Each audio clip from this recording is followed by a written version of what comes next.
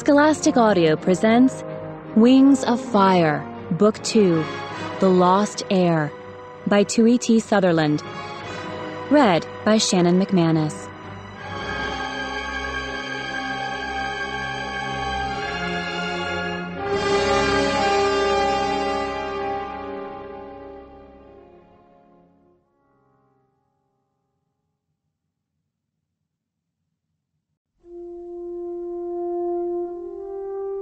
The Dragonet Prophecy. When the war has lasted 20 years, the dragonets will come. When the land is soaked in blood and tears, the dragonets will come. Find the SeaWing egg of deepest blue. Wings of night shall come to you. The largest egg in mountain high will give to you the wings of sky. For wings of earth, search through the mud for an egg the color of dragon blood. And hidden alone from the rival queens, the sandwing egg awaits unseen. Of 3 queens who blister and blaze and burn, 2 shall die, and 1 shall learn.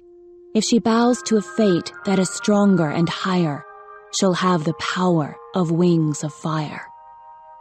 5 eggs to hatch on brightest night, 5 dragons born to end the fight. Darkness will rise to bring the light. The dragonets are coming.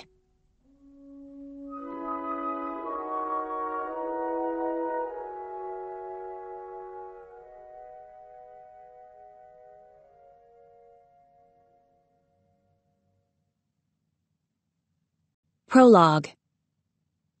Underwater, Webbs couldn't hear the screams of dying dragons. Underwater, the battle was as far away as the 3 moons. Fire couldn't touch him. Talons couldn't scar him.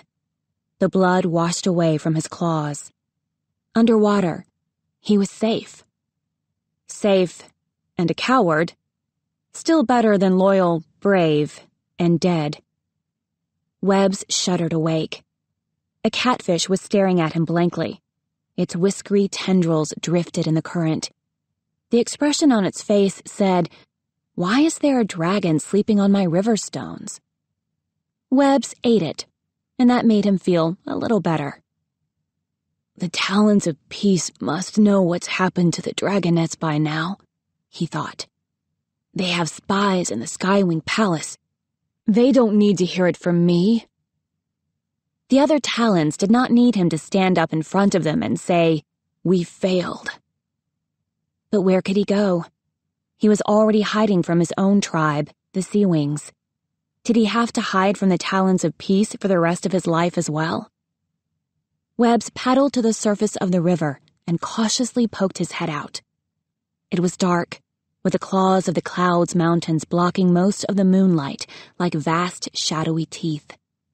He'd been swimming downriver for days. The Sky Kingdom was far away now.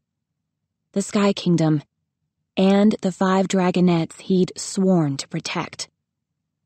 Webbs dragged his long, aching body out of the water and took 3 steps into the forest before he noticed the dark shapes waiting for him. He spun around, but a new dragon loomed out of the river to block his escape. Black spiral patterns marked his green scales, and his teeth gleamed in the moonlight. "Webbs," said the other SeaWing, in a pleasant voice. "I thought you would never wake up." Webbs drew his talons through the riverbank mud. "Nautilus," he said. He hated the tremble of fear in his voice. "I have important news for the Talons." "You don't say," said Nautilus. "I suppose you got lost on your way to the usual meeting place." "So we thought we'd come find you," said one of the dark figures, in a voice like icicles dripping. Cirrus, Webbs thought. It was never a good sign when Cirrus the Icewing appeared. "The SeaWings found our cave," Webbs said. "Just tell the truth. It's not your fault." "And Queen Scarlet took the dragonets." Yes, said Nautilus dryly. We gathered that much from how she's practically been standing on the tallest mountain shouting, "I have the dragonets of destiny. They're all mine." Tell us everything, Cirrus hissed. How did they find you? Well, Webbs said slowly, it started when 2 of the dragonets tried to run away. Maybe 3. He wasn't sure where Glory had been on the night he could only find Starlight and Sunny, but he knew she couldn't have gone into the river with Tsunami and Clay. Why would they run away? Nautilus asked sharply. What did you do to them? Webbs felt his gills flare. We kept them alive, he snarled, and trapped them underground, and chained Tsunami, and planned to kill Glory because she wasn't part of the prophecy. But what choice did we have? Surely you caught the runaways and brought them back, said a voice in the shadows. Webbs recognized Crocodile, a mudwing new to the Talons of Peace. His hopes rose. In his few meetings with her, she'd been sympathetic. Perhaps he had one ally here. Webbs said. No, not exactly. They kind of came back on their own. To get the others. He cleared his throat. We weren't expecting that. Kestrel thought they'd be long gone as soon as they hit the sky. It sounds as if they felt like prisoners, Nautilus said in a soft hiss. You told us to keep them underground, Webbs protested. That was a decision made by all the Talons. But we wanted them agreeable, not rebellious, said Nautilus. That was the entire point, wasn't it? A murmur went around the circle of dragons. There were 7, including Nautilus, as far as Webbs could tell. He wondered if he could fight his way past 7 dragons. It wasn't our fault, he muttered. Maybe there's something wrong with them. What does this have to do with the SeaWings? Cirrus hissed. The SeaWings followed Clay and Tsunami back to the cave, Webbs explained. That's how Queen Scarlet found us. We tried to fight back, but she killed Dune and took Kestrel along with the dragonets. Will she make them fight in her arena? Asked Crocodile. Can they win? They're only dragonets, Cirrus growled. Of course they won't survive the arena. Surely she'll spare the SeaWing at least, Crocodile said. Webbs flinched. He had never been brave enough to confess to the Talons of Peace that they'd lost their SeaWing dragonet and replaced it with a rainwing. But now that the dragonets were out in the world, everyone would know soon. You know what Queen Scarlet did to all the SeaWing dragonets who hatched on the brightest night, Cirrus hissed. Mercy is not exactly in her nature. Webbs raised his head and looked around at the eyes that glittered in the dark. Can't we go get them? He asked. Maybe if all the Talons attacked at once. His voice faltered. Who was he kidding? He wasn't about to go rushing into the SeaWing Palace to die, and he was closer to the dragonets than any of the Talons, who hadn't even met them.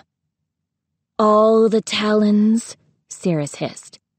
40 dragons against the 100 SeaWing Palace guards, a brilliant plan. No wonder we left the dragonets in your capable claws. His diamond-shaped head darted up and snapped a bat out of the air. Tiny bones crunched in his teeth. A suicide mission may not be necessary, Nautilus said. Something happened in the SeaWing Palace yesterday. We don't have any clear reports yet, but one spy said he thought Queen Scarlet was dead. Killed by the dragonets. Webbs flared his wings in surprise. By my dragonets? He asked. Maybe they have a talent for escaping, Nautilus said, although another spy was sure they all died trying to fight their way out. Webb's stomach felt as if it were full of poisonous jellyfish. The dragonets couldn't be dead. Not after all he'd given up for the sake of the prophecy. And to save my own scales, a small voice whispered inside him. If they are loose in Pyria, how do you suggest we find them? Nautilus asked. Non-suicidal suggestions only, please. Well, for us. You may feel free to kill yourself whenever it's convenient. I don't know, Webbs admitted. He had no idea where the dragonets might go. He didn't understand why they would want to be on their own, cut off from their protectors. The worst 10 days of his life were the ones between the battle where he had abandoned his queen and the day the Talons had found him. Alone, with no tribe to support them and no Talons to protect them, how would the dragonets survive? If we can't get the dragonets back, Nautilus mused, I suppose we'll have to consider our backup plan. He scratched his gills thoughtfully. What backup plan? Webbs asked. The one you don't get to know about, Cirrus said. But we have to get them back, Webbs said. They're the dragonets. They're the only ones who can stop the war. Have a little faith in the prophecy, Webbs, Nautilus said. Yes, don't worry, Crocodile said reassuringly.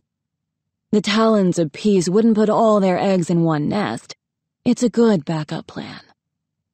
Webbs looked from one shadowed face to the next. Apart from Crocodile, he saw nothing friendly in the eyes staring at him. I don't understand, he said. Was there another prophecy he didn't know about? Of course, Nautilus said. That means you would be a problem. Webbs barely had time to say, "What?" before Cirrus was suddenly on his back, pinning him to the ground. His wounds from the SeaWing soldiers flared up with bright new pain. One wing was twisted behind him, and he could feel the ice wing's serrated claws digging into his scales. What are you doing? Webbs yelped. I'm one of you. I've been with the Talons of Peace for 7 years. And you failed us, Cirrus hissed. Now, Nautilus said, then paused. No, that's fair.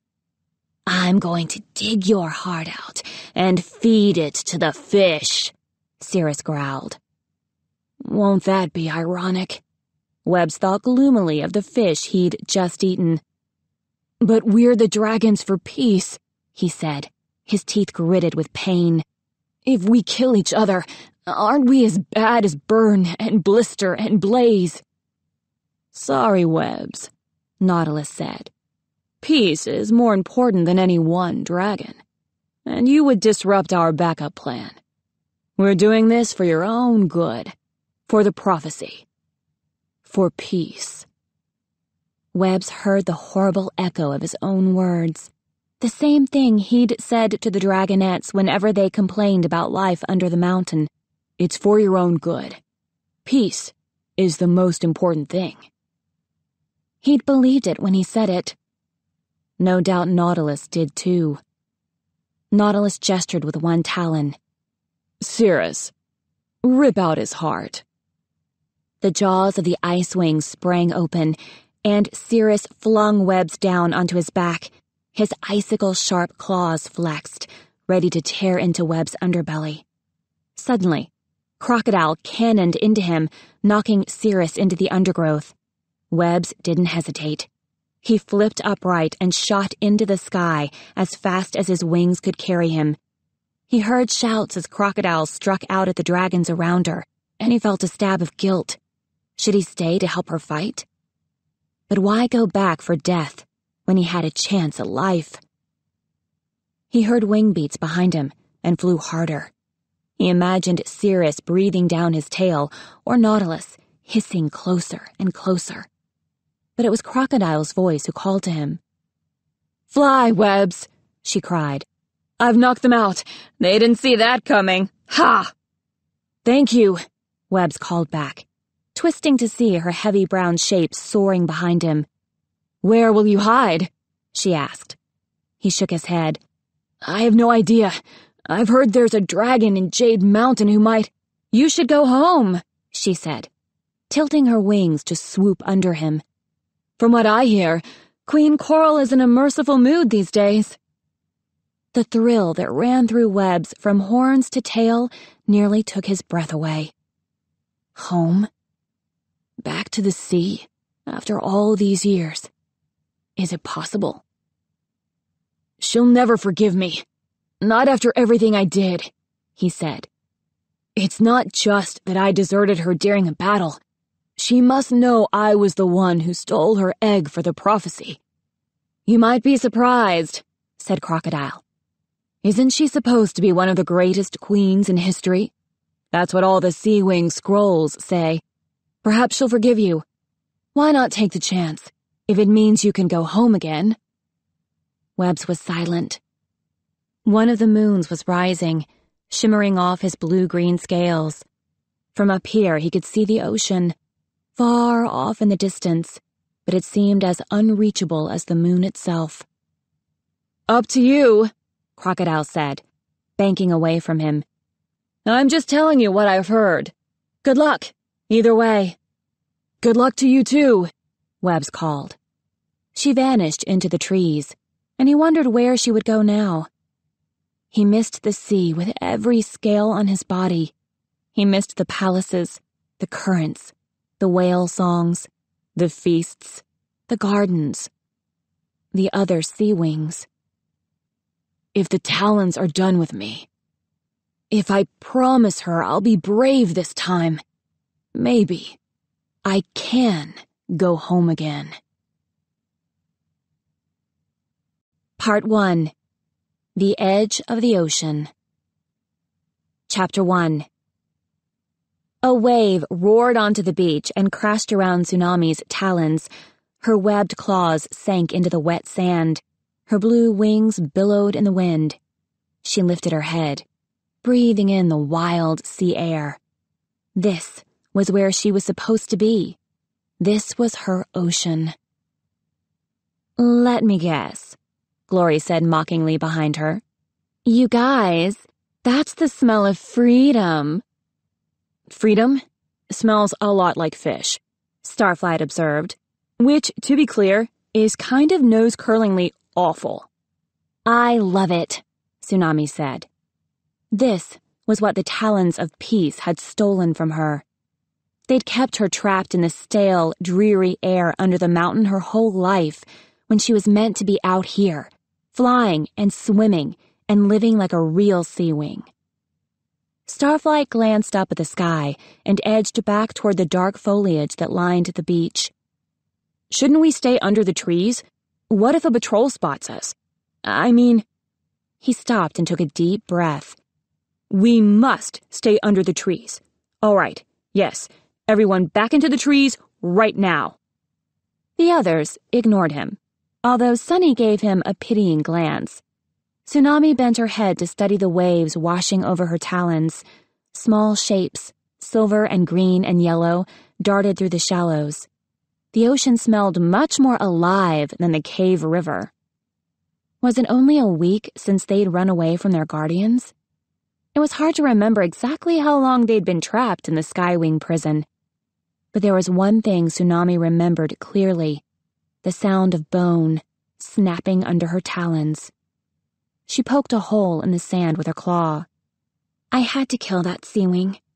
Queen Scarlet forced us to fight. There was no other way out of the arena. He was crazy. It was him or me." The same thoughts kept circling in her head like lame-winged dragons. She shook her head and flared her wings.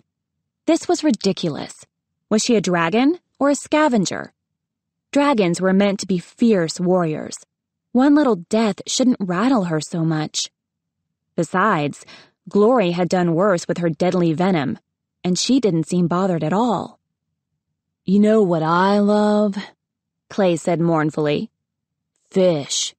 Lots of fish. Big fish I can eat, not these little wriggle scraps. The mudwing sat down on the sand beside Tsunami. His stomach growled loud enough for all of them to hear. Sunny giggled. Clay, it's only been a day since you caught that enormous pig for all of us. Wasn't enormous, Clay said. He sighed, his wings drooping. That was the smallest pig in the whole world. You should have eaten my carrots. Sunny clambered up to sit on his back and peer out at the ocean. The sun was just rising in a peach-pale sky, casting broken paths of light across the water. 2 of the moons, barely slivers like thin claws, were vanishing behind the mountains. I'm serious, everybody, Starflight said. It's not safe out on the beach.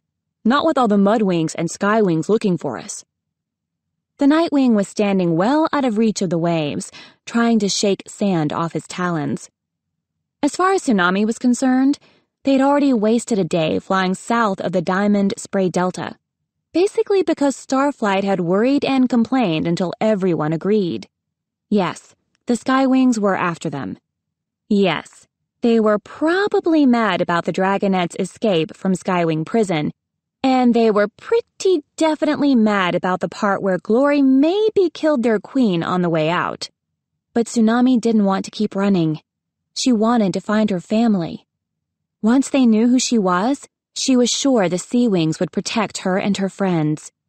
Most of all, she really wanted Starflight to stop fretting, complaining, and bossing. It made the others nervous and harder to organize. She almost wished the Nightwings hadn't given him back. Why are you so worried? Tsunami asked him. If they do recapture us, won't your Nightwing friends come swooping in to rescue you again? Starflight fluttered his wings indignantly. I'm not worried for me, he said. I'm trying to keep all of us safe. He glanced at Sunny and ducked his head. I'm keeping us safe just fine, Tsunami protested. When have I ever led us wrong? Well, Glory pointed out, there was that one time we got captured by Skywings and their queen nearly killed us all. Tsunami smacked her tail into the water to send a cold wave over Glory. The rainwing hissed and jumped away from the sea. Stop it, Sunny said. Stop fighting, all of you. Clay, stop them. She patted the top of his head to pull his attention back from the tiny fish swimming around his feet. Oh yes, let's hear from our big wings, Glory teased. Her scales this morning were gold, like Sunny's, but with drifting splashes of ocean blue. She sat down and yawned at Tsunami, displaying her venom-spitting teeth. Hey, Clay said, nudging Tsunami's wing with his own. It's all right for Starflight to worry. We don't even know if Queen Scarlet is alive or dead. But, he added quickly, I know you want to find the SeaWings as fast as possible. So let's find them instead of fighting about it. And then we can get to safety sooner. Tsunami shot one more narrow-eyed look at Starflight, then turned back to the ocean. Clay was right. The important thing was to find her family and a safe place for them all to hide. Aw, Glory said, so wise and big. I think he is, Sunny said, wrapping her forearms around Clay's neck. Starflight sat down, flipping his tail around his talons unhappily. Glory settled her sun-colored wings. So now what? Should we shout, "Hey, SeaWings, we've got your missing princess," and wait for dragons to bound joyfully out of the ocean? With a feast, Clay cried, startling a seagull into the air. There was a feast at the end of the story. When the missing SeaWing princess got home, her parents were so happy they made a feast. I remember the feast. They ate a whole whale. That was a good feast. I bet I could eat a whale. Do you think we'll get a feast? The missing princess was just a story in a scroll, Starflight said. We have no idea what we'll actually find in the Kingdom of the Sea. That's true. Clay's wings drooped. It might not be what you're hoping for, Tsunami. Like finding out my mother sold me for a cow. Hey, said Glory. It was at least 2 cows. Comforting, said Clay. It wouldn't be like that for Tsunami. She was sure of it. Maybe Clay's dreams of his family had turned out all wrong, but hers would be perfect, especially now that she knew her egg had been stolen from the royal hatchery. She was the daughter of the SeaWing Queen. Not only that, but according to Starflight, none of the Queen's other female dragonets had survived to adulthood. Tsunami was the only living heir to the SeaWing Kingdom. One day, she would be Queen of the SeaWings. True, that meant one day she'd have to fight her own mother to the death to become queen, but that day could be as far off as she wanted it to be. Not something she had to think about now. She spread her wings and breathed in the salt spray air again. Out of the corner of her eyes, she kept seeing tiny creatures pop out of the speckled sand and then vanish again. I could just dive in and look for the SeaWing Palace, Tsunami suggested. Out there? Starflight sounded alarmed. He spread his wings and shook sand off them, blinking anxiously. Where else do you suggest I find the SeaWings? She asked. Swimming in the ocean is not like swimming in an underground cave river, Starflight lectured. There are strong currents and unpredictable waves and big things with teeth. I'm a big thing with teeth. Tsunami grinned at him. He didn't laugh. It's not safe, he said. What if we lose you? Tsunami wanted to poke his wrinkled-up, worried snout with her sharpest claw. Starflight, cheer up, Sunny interjected. Tsunami can do anything. And how is she supposed to get home to her family if she can't go into the sea? Oh no! Clay heaved himself to his feet, scattering sand and nearly dislodging Sunny, who grabbed his neck with a yelp. Sand and seashells and tiny, astonished crabs flew through the air as he lashed his tail. Ow! Stop that! Glory commanded, covering her eyes. What about us? Clay's big brown wings flapped. I didn't think of that. Tsunami, we can't go with you to the SeaWing Palace. We can't breathe down there. How can we stick together if you're underwater? He clawed at the water, leaving deep gouges in the wet sand. What are we going to do? Tsunami kind of adored Clay when he was in a tizzy. She also adored that it had taken an entire day for it to occur to him that the Kingdom of the Sea was underwater. Seriously? Glory said to Clay. All of those geography lessons and not a single one sunk in? Clay turned in a confused circle. Crabs scurried out of the way of his giant talons. What? The SeaWings have an above-water palace, too, Starflight said in his, "See, you should have studied more," voice. So they can receive guests, like their sandwing ally Blister. It's on an island somewhere in the Bay of 1,000 Scales. Oh. Clay sat down with a whooshing sigh. Sunny patted his shoulder. I didn't remember that either, she offered. So, we go there, right? Not easily, Starflight said. Both SeaWing palaces, underwater and on land, are well hidden. That's how they've lasted so long in this war. Even though they don't have fire like the other tribes, nobody can find them to attack their homes. Sounds like the Nightwings, Glory sniped. It's nothing like the Nightwings, Tsunami cried. SeaWings aren't trying to act all mysterious and pretentious. They're just being sensible about guarding their home. There are over 1,000 islands to search, but it's still probably... Starflight stopped mid-sentence and glanced at the sky again. Does anyone else smell fire? 3 moons, Starflight. I'm not hiding in the trees every time some little thing spooks you, Tsunami said. Wait, I think he's right, Sunny said, lifting her head. I hear wing beats. I do too, Starflight said. The spiny ridge along his back stood up in alarm, and he bolted for the trees, running as fast as he could. From this far away? Tsunami said skeptically. I don't see anything up there. But just as she said it, she spotted a cluster of red specks like spattered blood in the sky, winging down from the mountains in the northwest. A SeaWing patrol was coming their way. Chapter 2. Quick, into the water, Tsunami ordered. It was closer than the trees and would hide them just as well. No way, said Glory. She sank to the ground, spreading her wings, and shifted color. Her scales flowed into the rocky, sandy pattern below her until she was impossible to see, especially from the air. It happened so fast, Tsunami nearly lost track of where she was. Glory was getting better at that trick. Fine. Come on, Sunny. Tsunami reached for the little sandwing. I'd rather not, Sunny squeaked. I can make it to the trees. I'll fly really fast.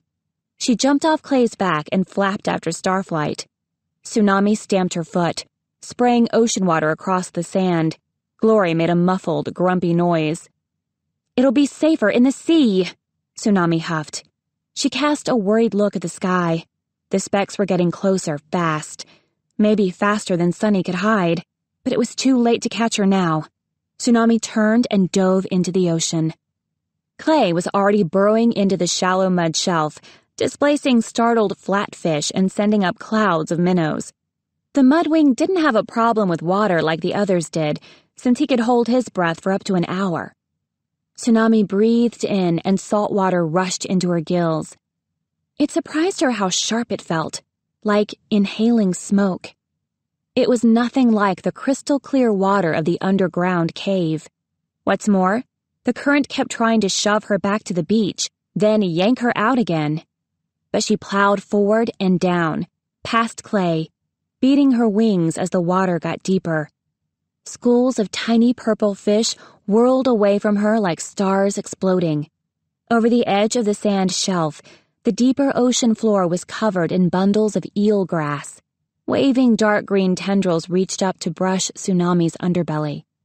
She glanced up at the sky above her, still empty, and decided to risk surfacing. She had to be sure Sunny was safely hidden. The thunder of wing beats echoed in her ears as she poked her head out and turned toward the beach. The little sandwing was almost to safety. Tsunami could see Starflight standing under the trees, reaching his front claws out to pull Sunny in. Overhead, an orange shape shot past, flying at full SeaWing speed, faster than any other tribe could fly. A red dragon flew close behind the first, followed by 3 more. Their enormous wings nearly blotted out the sun as they whooshed over the dragonets' heads. Tsunami sank a bit lower in the water, but it seemed like the patrol was going too fast to notice a lone SeaWing in the ocean. Maybe these soldiers weren't hunting for the escaped prisoners. Then she saw the last dragon, sunset orange, flames flickering from his nose, with a jagged tear on the tip of his left wing. He flew slower than the others, bringing up the rear, and his head swung back and forth, dark eyes searching the ground below them. Tsunami found herself holding her breath. The SeaWing's snout swung toward the trees just as Sunny's tail whisked out of sight. He paused, beating his wings back to hover in the air for a moment. Was he staring at the trees? Had he seen Sunny? What if he called the others back? The patrol dragons were several wing beats away already, but one shout could bring them hurtling around at lightning speed. Sunny and Starflight were no match for 6 full-grown SeaWing soldiers. Actually, they were no match for 1 SeaWing soldier. The 2 of them together would probably have trouble fighting a sleepy bat.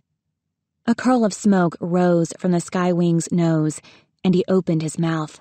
If there was any chance of saving her friends, Tsunami had to shut him up. She burst out of the water in a great leap, smashing her tail behind her for momentum.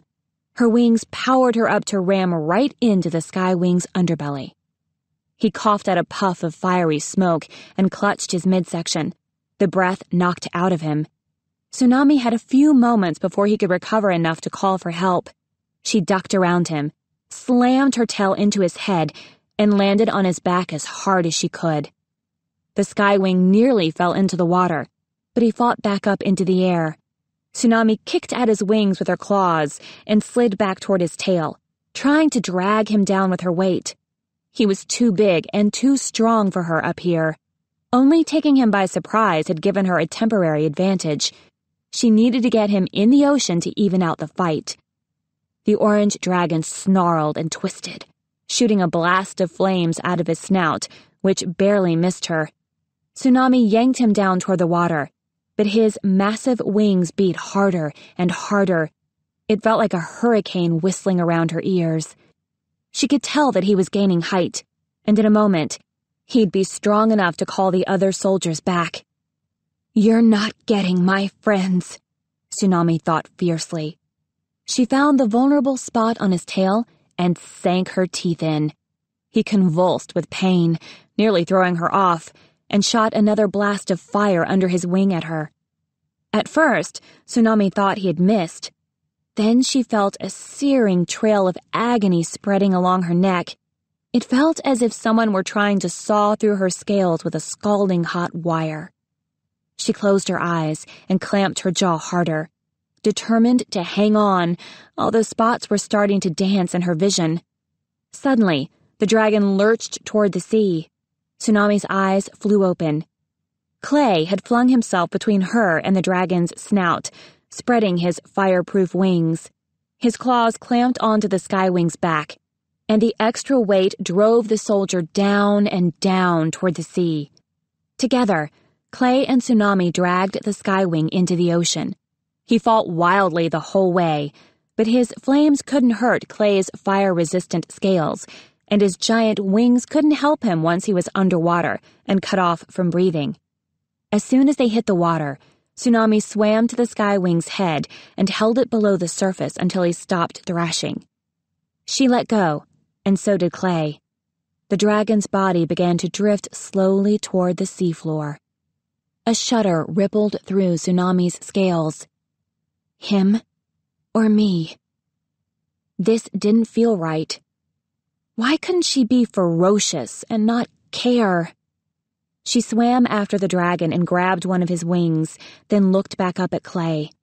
He met her eyes, and to her relief, didn't even hesitate before swimming to the other wing. They dragged the SeaWing up onto the beach.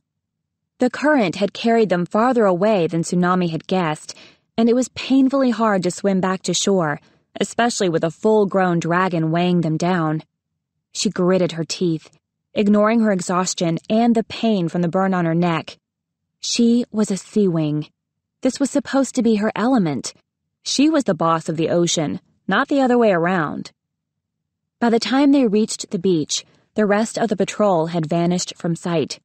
She wondered how long it would be before they noticed this one missing and came back to look for him. Tsunami collapsed onto the sand beside the SeaWing. Clay peered into the dragon's snout, then started thumping his chest. "What is wrong with you?" Glory's voice snapped. The rainwing materialized from the sandy background, turning her scales a darker shade of brown so they could see her. She glared at Tsunami. "Why did you do that?" "Oh, you're welcome," Tsunami said. "Just saving your life as usual." "By attacking random dragons?" Glory cried. "In another moment they would have been gone. And what are you doing?" She jabbed Clay in the side with one of her wings. Clay mumbled. "Fixing him." He kept thumping the SeaWing's chest. "What?" Glory yelped. "You can't let him live?" She tried to grab one of Clay's forearms, but Tsunami shoved her away. "We don't have to kill him," Tsunami said. "We'll tie him up and leave him here." "Great," Glory said. "How about a trail of cow parts, too, and a map of where we're going? Or perhaps we could set this part of the forest on fire, just to make sure everyone knows how to find us. Would you like me to spell out dragonets was here in giant rocks?" "Fine," Tsunami said. Here he is. You kill him. Glory looked down at the unconscious dragon and hesitated. I don't kill dragons who can't fight back, she said finally. Why not? Tsunami said. Just splat some venom on his face and melt him, if it's that easy for you. Glory sank her claws into the sand, scowling. Bubbles of dark purple began spreading across her scales. Sunny and Starflight landed on the beach beside them. Sunny gave the SeaWing a horrified look, and Tsunami remembered that she'd been trapped in another part of the palace during the arena fights. She'd never seen her friends battle another dragon. Is he all right? Sunny asked Clay. Try this, Starflight offered, coming over to help. Clay shifted aside, and they rolled the dragon onto his stomach. Why did you attack him? Sunny blurted at Tsunami.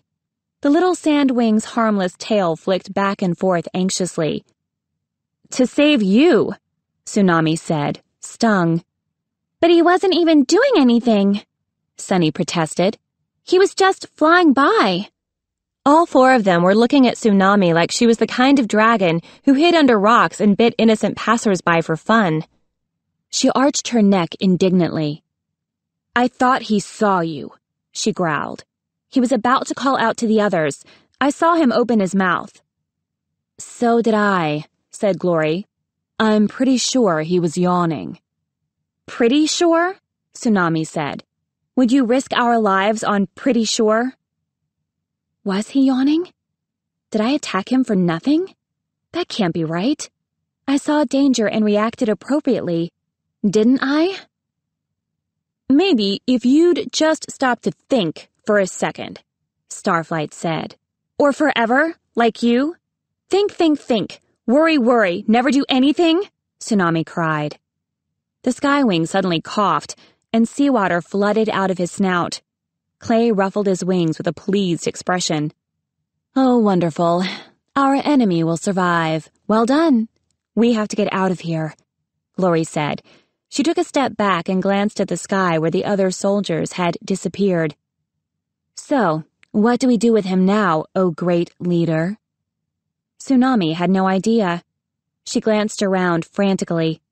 Maybe if they could find some vines to tie him up with. There's a tree, Starflight said, jumping to his feet. In the forest. No way, Glory said. A tree in the forest? Being sarcastic is not helping, Tsunami snapped at her. I mean, a fallen tree, Starflight said. We can use it. Glory, stay and guard him. Clay and Tsunami, come on, quick. Clay charged up the beach behind him. Tsunami paused for a moment. She didn't like leaving the soldier, even if he wasn't fully awake yet. She also didn't particularly like taking orders from Starflight. Go on, hurry, Sunny said, nudging her with one wing. Not far into the forest, a large tree had fallen, with the top of its branches brushing the sand. Clay and Tsunami shoved and rolled it onto the beach and dragged it back to the SeaWing, while Starflight flapped around squawking instructions.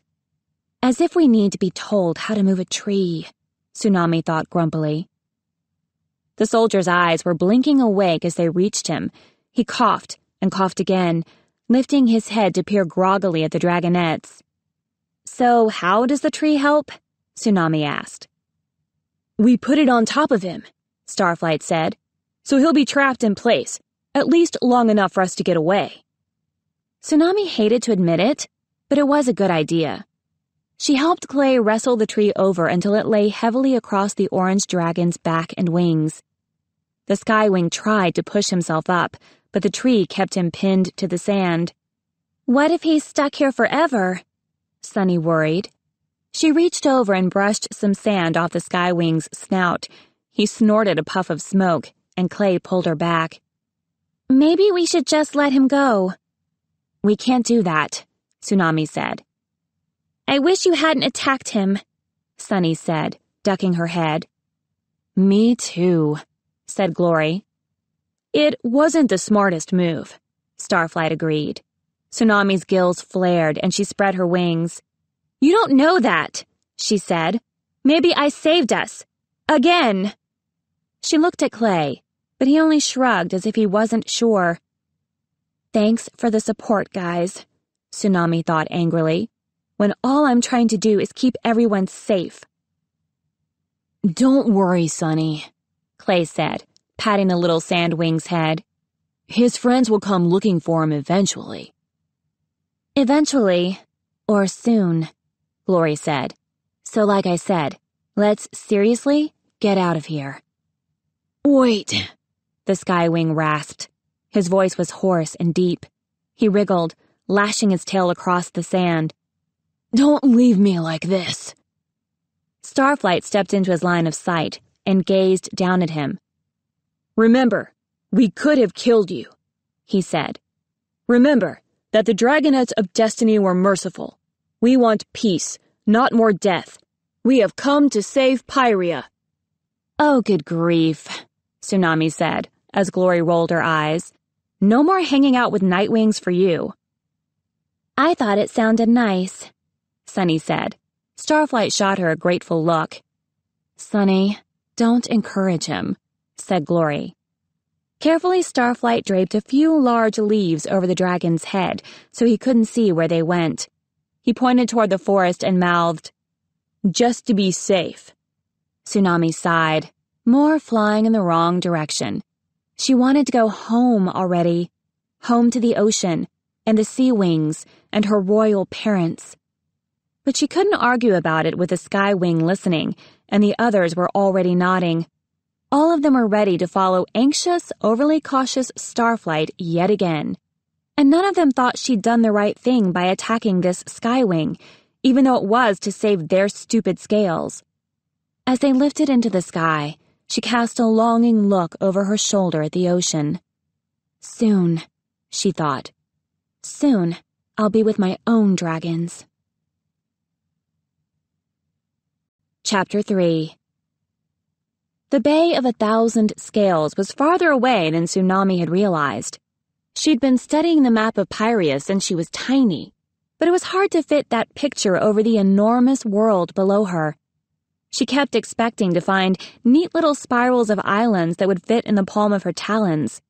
Instead, she found herself flying over vast expanses of empty ocean, dotted here and there with a solitary outcropping of rock. After they took a long detour inland to convince the SeaWing they'd gone in the opposite direction, they circled around south and flew out to sea. They managed to make it to a small rocky island shortly after night fell, but according to Starflight, they were still a long way from the Bay of 1,000 Scales. He'd calculated the distance and their speed and had a long, boring lecture ready to explain it all. The rest of them fell asleep halfway into it, and he spent the next day sulking about that. Still, Tsunami had to admit, if only to herself, that it was useful having someone with all the geography and flight plans in his head. For a few days they stopped whenever they saw an island, ate a seagull or fish if they could catch any, and then flew on. Tsunami tried diving into the ocean several times, and was disappointed to discover she couldn't swim as fast as she flew. The only good news was that the ocean water helped to heal the burn on her neck. It was 4 mornings later when Tsunami finally woke up on an island that was officially part of the 1,000 Scales. She started awake from a dream in which their cave had collapsed and was slowly crushing her to death, and discovered that Clay had rolled over on top of her in the middle of the night. Grumbling, she wriggled out from under him and let his tail flop over onto Starflight's head. The 5 dragonets were packed into a cavern, halfway up a tall sea cliff. It was cramped and uncomfortable and smelled of seagull droppings. Clay had barely been able to scrunch his wings low enough to crawl inside. And why were they sleeping in this horrible spot instead of on the nice, white, sandy beach below? Tsunami sat down in the cave entrance and glared at Starflight, which wasn't very satisfying since everyone was still snoring away. Clay was stuffed against the back wall with Sunny between his front talons, and Starflight curled up alongside. Even Glory had her tail draped over Clay's. Her scales glinted orange and gold in the light of the rising sun, with bursts of red when she shifted sleepily. Starflight had been acting so weird since the Nightwings gave him back. Suddenly it seemed like he wanted to argue with Tsunami about everything.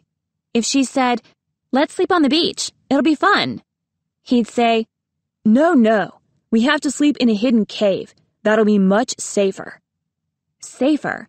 As if there was anything to worry about all the way out here, in the middle of the night. But everyone was still mad at her about attacking that soldier, so they all voted with Starflight. She didn't like that development at all. Tsunami watched them sleep for a moment. It was so hard to lead effectively when everyone kept questioning you and complaining about everything. She only wanted what was best for them. Didn't they know that? She'd always figured she would fight 100 SeaWings to protect them. But maybe I shouldn't. Maybe my friends don't want my protection after all. Maybe they wanted Starflight to be their leader instead, even though he'd never risked one scale on his body for them. Tsunami glanced down at the sea, sparkling aquamarine below her. Somewhere, in those blue-green depths, was her family, her parents, her kingdom, everything that should have been hers if the talons of peace hadn't stolen her away and ruined her life. Perhaps the problem with her friends was that they were from different tribes, all stubborn and muddled up, instead of sensible like SeaWings. Maybe her own kind would understand her better. They'd appreciate her instead of yelling at her. Well, she didn't have to sit here waiting for everyone else to wake up. It wasn't like they'd be much help when it came to searching anyway. Tsunami stretched her wings and then tipped forward out of the cave opening. Wind whistled past her snout, tugging at her tail as she plummeted down the cliff. At the last moment, she snapped her wings open and sailed across the top of the water, skimming it with her claws. Joy tingled through her scales. She spun and dove into the water. The sea was warmer here, and busy with underwater life. Her splash sent what seemed like thousands of fish scattering away, several of them disappearing into a pinkish-orange coral reef that curled out of the sand like a petrified forest. A blobby, dark blue octopus goggled at her from the branches. Tsunami kept seeing flickers of bright yellow and silver at the edge of her vision as fish fled from her webbed claws. No welcoming committee of delighted SeaWings, though. No glowing jellyfish marking a path to Queen Coral's castle. No cavalcade of bowing seahorses and bejeweled lobsters to lead the way. Not that she'd been picturing the homecoming scene from The Missing Princess or anything. Tsunami swam along the coral reef, peering at the creatures hiding in the nooks and holes. A hideous thing she thought might be an eel stared back at her. Little orange and white fish nestled in the waving lavender anemones. She still wasn't used to swimming in the sea, and that frustrated her. Unexpected currents kept knocking her off balance. The salt water felt like it was scraping roughly against her gills. Where were her natural SeaWing instincts? Her world was supposed to make her stronger, faster, tougher. Not pathetic. She swam all the way to the next island, fighting the currents. More of the pinkish coral reef stretched across the sand here as well, dotted with waving green fans and lacy dark purple ferns. Her wings felt sore and tired, so she spread them wide and floated near the surface, not far from the land. Something flashed below her in the shadows of the coral reef. Something very large. Tsunami had a brief vision of all the large, toothy things that might live in the ocean, then dismissed it. If it was a shark, she would kill it and bring it back to the others to eat, mainly so she could see the look on Starflight's face. She flicked her tail to swim closer. It was another SeaWing. A shiver rippled across her scales when she saw him, and part of her wanted to bolt right back to her friends. "Don't be a smoke breather," she scolded herself. "This is what you were hoping for, a dragon from your own tribe." She took a deep breath. The strange SeaWing had dark blue horns and sky blue scales several shades paler than hers. He was paddling by the reef, shifting his talons and wings slightly to change course. His head turned alertly from side to side. Well, it wouldn't hurt to follow him for a while first, Tsunami told herself. She crept along the top of the reef, peering over the edge at him. Her claws caught on small gaps in the coral. She accidentally poked an indignant black lobster, which came bustling out with its long whiskers bristling and pincers snapping. It took one look at her and hustled right back into hiding. Up here, the reef was covered in a layer of green, moss-like algae. Tsunami passed a couple of large sea turtles slowly swimming nearby. An enormous tentacled thing like a sea spider sat nibbling bits of algae. The tips of its 8 dark purple legs glowed orange-yellow, and so did its eyes. The SeaWing down below stopped suddenly and glanced around. Tsunami flattened herself against the reef. Knobbly bits of limestone poked into her underbelly. She peered through one of the holes at the other dragon. He spun slowly, staring into the ocean depths. Had he heard her? But he didn't look up. The dragon checked around him one more time, then lit up the stripes along his wings. Almost immediately, another dragon swam out of a cave in the coral reef. Tsunami thought. Much less handsome.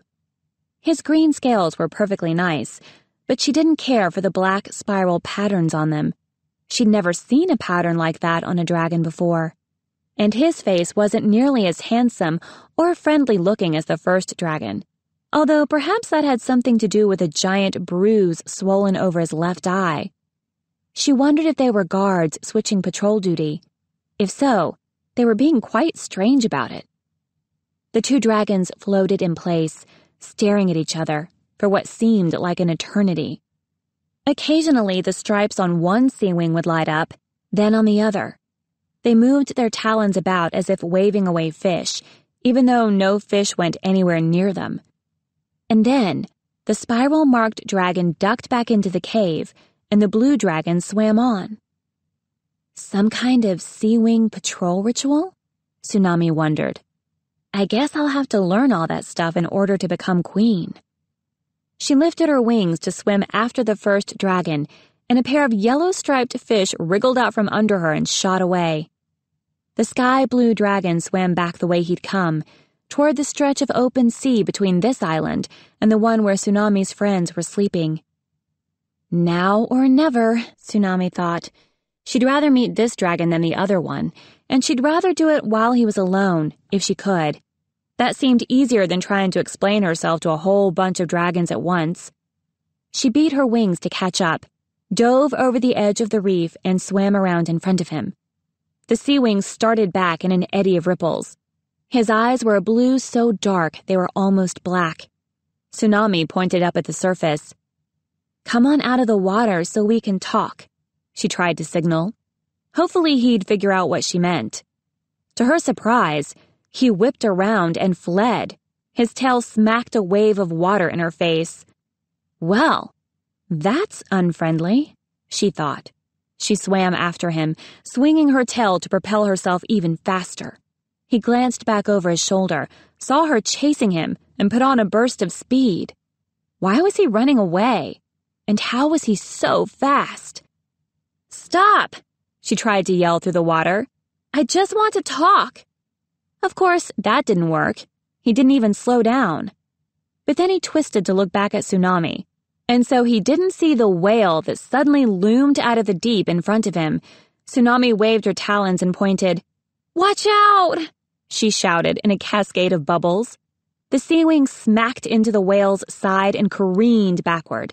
The whale was only slightly bigger than the dragon, with ridges all along its back and a flat, mild-mannered face. It made a weird, squeaking groan and blinked at the SeaWing in confusion. The dragon was still shaking his head, trying to reorient himself, when Tsunami caught up, grabbed his tail, and pinned him to the sand. The whale blinked again and swam on. Eddies rippled around the 2 dragons as it powered away through the water. Now what do I do? Tsunami thought. I have to get him to the surface to talk to him, but if I let him go, he might try to escape again. She frowned down at the dragon and pointed at the surface again. Flashes of sunlight shimmered above them, like pieces of broken gold-white glass floating on the water. The other dragon tipped his head to one side. Luminescent stripes lit up along his wings, flashing fast, then slow. All right, Tsunami thought. I can do that too. Maybe he's testing me. She lit up her own stripes, illuminating the ones on her snout, then the ones along her tail, and finally her wings. See? My stripes flash too. I'm a SeaWing. Now let's go up and talk. Slowly, she spread her wings and lifted up, prepared to grab him if he tried to bolt again. He scrambled upright but stayed with her. Encouraged, Tsunami swam a bit closer to the surface. He followed, but only for a bit before he stopped and looked around. His stripes flashed again, this time along his neck and tail. Impatiently, Tsunami lit up her stripes one more time, mirroring what he'd done. The SeaWing's wings flared open with a whoosh that scared fish into the reef. He lunged toward Tsunami, fast as a minnow. His front talons reached for her. Tsunami roared, blasting him in the eyes with bubbles, and sliced her claws across his snout. She didn't know why he was attacking.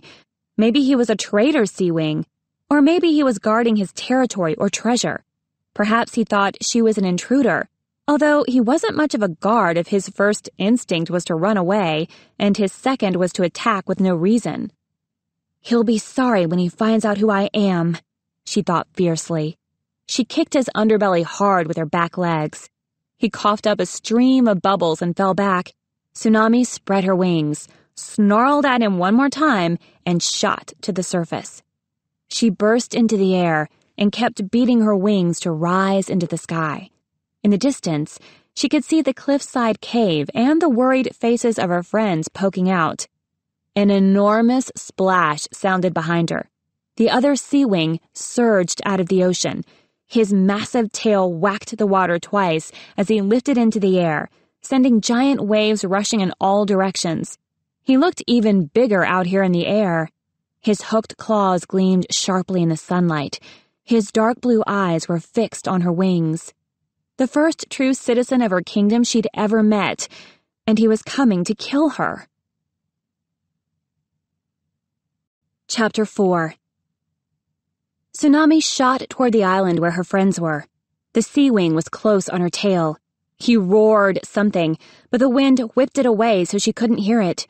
She saw Clay wriggle out of the cliff and take to the air. That's what she needed. Back up. With a quick twist of her wings, she aimed for the strip of white, sandy beach where she'd wanted to sleep the night before.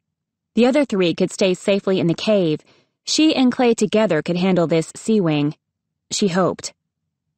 "Wait!" her pursuer yelled. "Where are you going? What's wrong?" Tsunami's wings missed a beat, and she nearly dropped into the ocean. She swung around, hovering over the sea between the cliff and the beach. Out of the corner of her eye, she saw Clay veer into a circle in the air, waiting to see what she would do. The other SeaWing paused as well. He kept the length of 2 dragons between him and her. The scratches on his snout were bleeding. "What's wrong?" Tsunami cried indignantly. "Didn't you just attack me?" "I certainly did not," he protested. Glowing lines flickered along his snout. "I thought you... That's the normal..." He seemed to be getting more and more embarrassed. "You said you liked me," he finally burst out. "I didn't say anything of the sort," Tsunami said, astonished. The SeaWing's brow furrowed. "You very clearly said you liked me, and you'd followed me all the way out here to tell me that." Tsunami just about fell out of the sky. "You are a delusional squid brain," she cried. "Well, maybe not in those exact words," he said. "All right, it was a little confusing. Maybe a lot confusing. But the message was in there. And why else would you be chasing me?" "When exactly do you imagine I said all this?" Tsunami demanded. "Shortly after you attacked me, perhaps?" The other dragon touched his snout gently and winced. You were the only one doing any attacking, he said. I was being friendly after what you said. Stop, Tsunami said. Maybe she'd misunderstood his actions. Maybe his approach had been a SeaWing greeting ritual she didn't know. In which case, his poor snout. She winced guiltily. Perhaps she shouldn't have gotten defensive so quickly. Tell me exactly what you think I said. He sighed. I said, what are you doing all the way out here? And you said... He paused, rubbing his front talons against his head.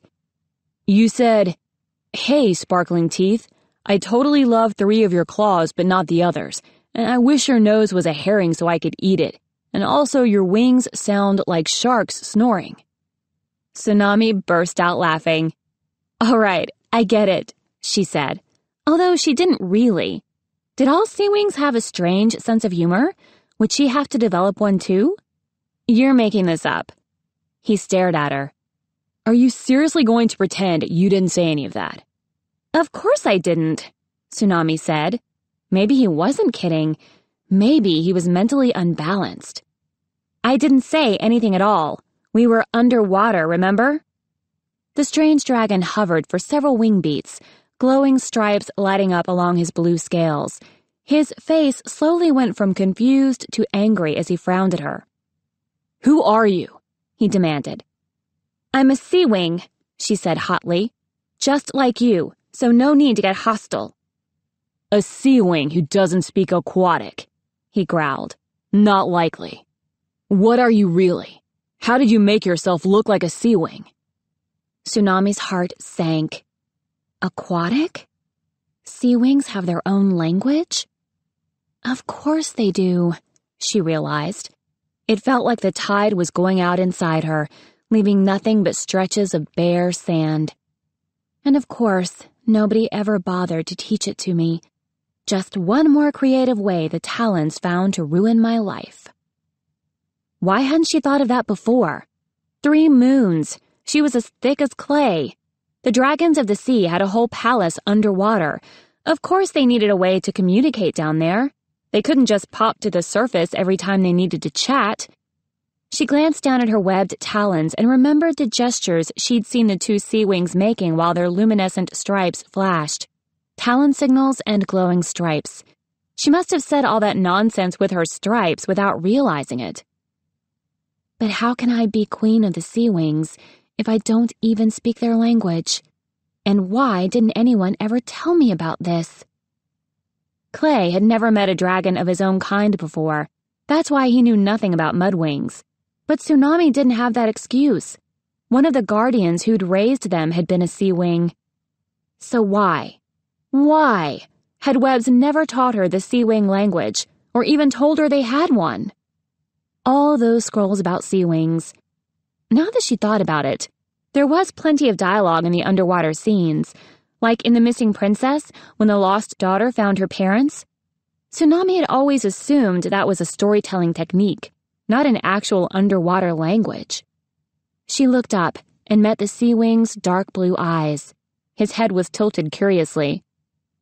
You don't look guilty, he observed. You look sad, and I imagine it would be hard to fake those. He nodded at the webs between her claws. So where did you come from? And what's wrong with you? Tsunami bristled. There's nothing wrong with me, she snapped. I just happened to have been raised by idiot... His gaze suddenly shifted behind her. Look out! He yelled. His tail whipped around and slammed into her, knocking her aside. She spun toward the water, dizzy and shocked. Her wings brushed the ocean waves as she righted herself and turned around. The strange SeaWing was grappling with Clay up in the sky. Tsunami gasped. The SeaWing was full-grown, bigger than Clay, and he was not afraid to lash out with teeth, tail, and claws. But she could tell Clay was holding back, worried about hurting a possible ally. He ducked his head between his front talons and tried to dive away, but the SeaWing seized Clay's tail and dug his talons viciously into Clay's scales. Clay howled with pain. The other dragon started to drag him down to the ocean. where he would have all the underwater advantages of SeaWings, and Clay would eventually drown. "Clay!" Sunny shrieked, launching herself out of the cliffside cave. Tsunami got there first.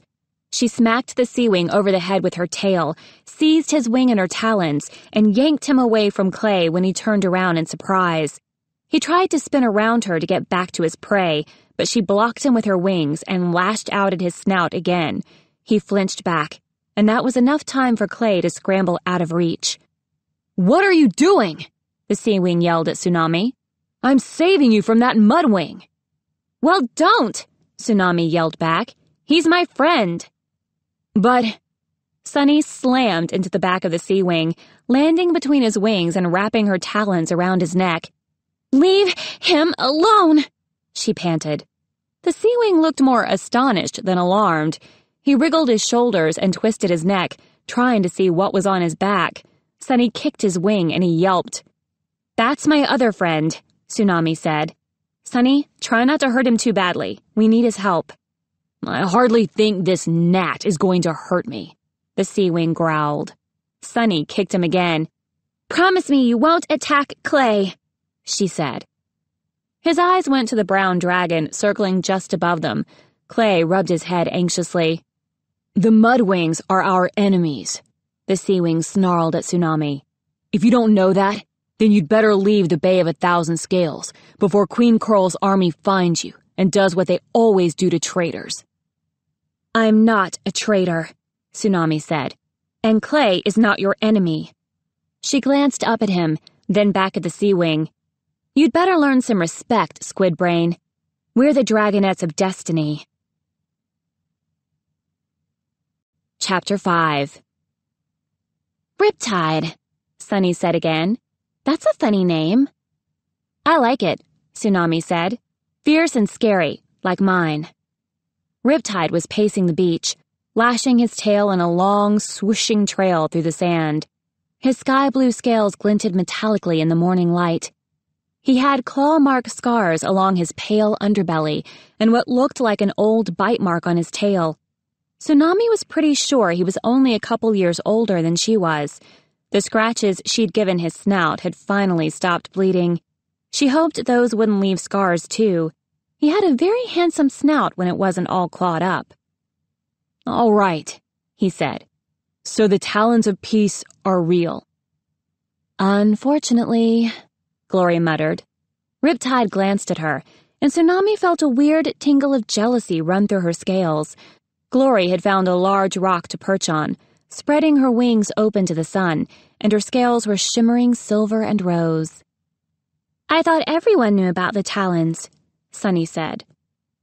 "Just rumors and whispers," said Riptide.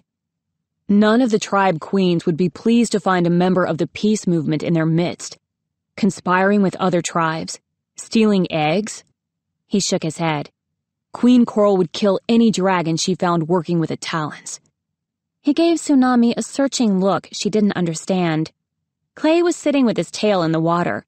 He had muddy sand packed over the spot where Riptide had clawed him. Sunny sat next to him, giving Riptide fierce looks whenever he paced too close to Clay. "And you're the dragonets of destiny. For real. The ones in the prophecy. That's real." Riptide stopped, inhaled deeply, and blew out again. "And you're here, in SeaWing territory. Just like—" He glanced at Tsunami again, then went back to pacing. "I know, it's thrilling," Tsunami said, "but we're really looking for somewhere safe to go. The talons of peace treated us terribly, and I figured the SeaWings would welcome and protect us." "I suppose," Riptide said, not very reassuringly. "So you were all raised in a cave?" He stopped in front of Tsunami. "With no ocean? Never. You never went into the ocean?" This seemed to be the hardest part for him to believe. "Not until we escaped," Tsunami said. "But that's awful," said Riptide. "Thank you," Tsunami said, flaring her wings. "I know it was. I've always said our life was miserable, but these dragons keep arguing with me." "Not me," Glory said. "I can't believe the talons did that to you." Riptide said, clawing the sand. Tell me about it, Tsunami said. They really are the worst. Even Webs? Webs didn't take you to the ocean? Riptide asked. You know about Webs? Sunny asked. Riptide ducked his head and frowned at his talons. He's pretty infamous in the tribe. We all know he deserted during a battle, and later he came back and stole one of the queen's eggs. At least, Queen Coral was sure it was him. But nobody knew if he stole it for the Talons of Peace or for his own reasons. We're not really supposed to talk about the Talons of Peace rumors. Didn't anyone think he might have stolen the egg to be part of the prophecy? Starflight asked. Riptide nodded. Some of us did. But again, nobody talked about it. Queen Blister doesn't like hearing about the prophecy, so that's also been a forbidden topic. Tsunami wrinkled her snout. Blister gets to decide what SeaWings can talk about? Riptide shifted uncomfortably and picked up a large conch shell. He twisted it between his talons. You'll want to call her Queen Blister when you meet her, he said. Not until we decide she should be queen, Tsunami said stoutly. That's up to us, remember? It looked for a moment like Riptide was trying not to smile. Well, Starflight stammered, she is a pretty good... she's the smart one. I think we'll probably... Tsunami tilted her head at him. What was he rattling on about? He snapped his mouth shut and went back to picking sand out of his scales. Did you know Webs? Clay asked Riptide. The SeaWing dropped his gaze. Not really. He ran away during a battle when I was only 2 years old, but I've been hearing about his treachery my whole life. He sighed. I really can't believe he never took you to the ocean in all that time. It's true, Tsunami said. And he never taught me aquatic. I wish I had all the Talons of Peace here so I could bite them. To be fair, the Talons were just keeping us safe, Sunny interjected. They needed us to survive to fulfill the prophecy. Tsunami snorted, and Sunny gave her an injured look. But the prophecy, Riptide said. He pointed at Glory. It calls for a SkyWing. She's not a SkyWing. It's a little complicated, Tsunami said, as a hint of sea green rippled across Glory's scales. Anyway, I'm not sure we really care about the prophecy, but we do care about finding the families we were stolen from. I care about the prophecy, Sunny protested. She poked Clay's side and he nodded agreeably. Starflight cleared his throat, but Tsunami hurried on before he could start lecturing again. His egg hadn't been stolen. The Nightwings had handed it right over. So maybe he didn't care about getting home, but she certainly did. Only a few days ago, I found out I was stolen from the royal hatchery, Tsunami said. So I thought maybe my parents were looking for me. Like in The Missing Princess? Do you know that scroll?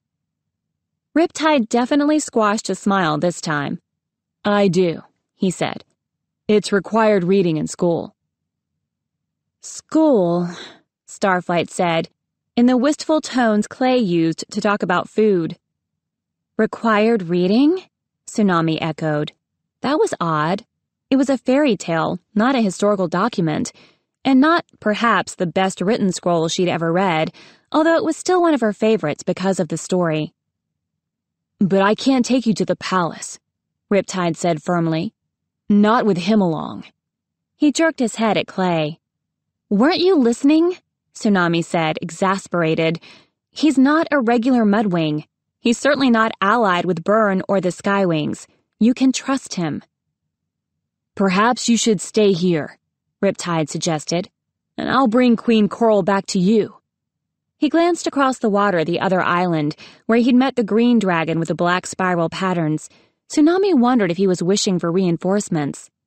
Nope, she said. We're all coming with you. I'm in enough trouble with Queen Coral, Riptide protested. That's why I'm stuck patrolling all the way out here. If I bring a Mudwing back to the palace, I might as well pull out my own teeth. Ew, Sunny cried. That's not a real punishment, is it? Tsunami didn't want to know the answer to that. She wanted to meet her mother without images of horrible things in her head. Think of it this way, she said quickly. What happens if Queen Coral finds out you met her missing daughter and didn't bring her back to the palace? Riptide squirmed and wrinkled his snout. Can't I bring you and leave the others? He asked. At least until Queen Coral gives her permission? No, she said stoutly. We all go together. She'll understand once she realizes we're the dragonets of destiny. Riptide sighed.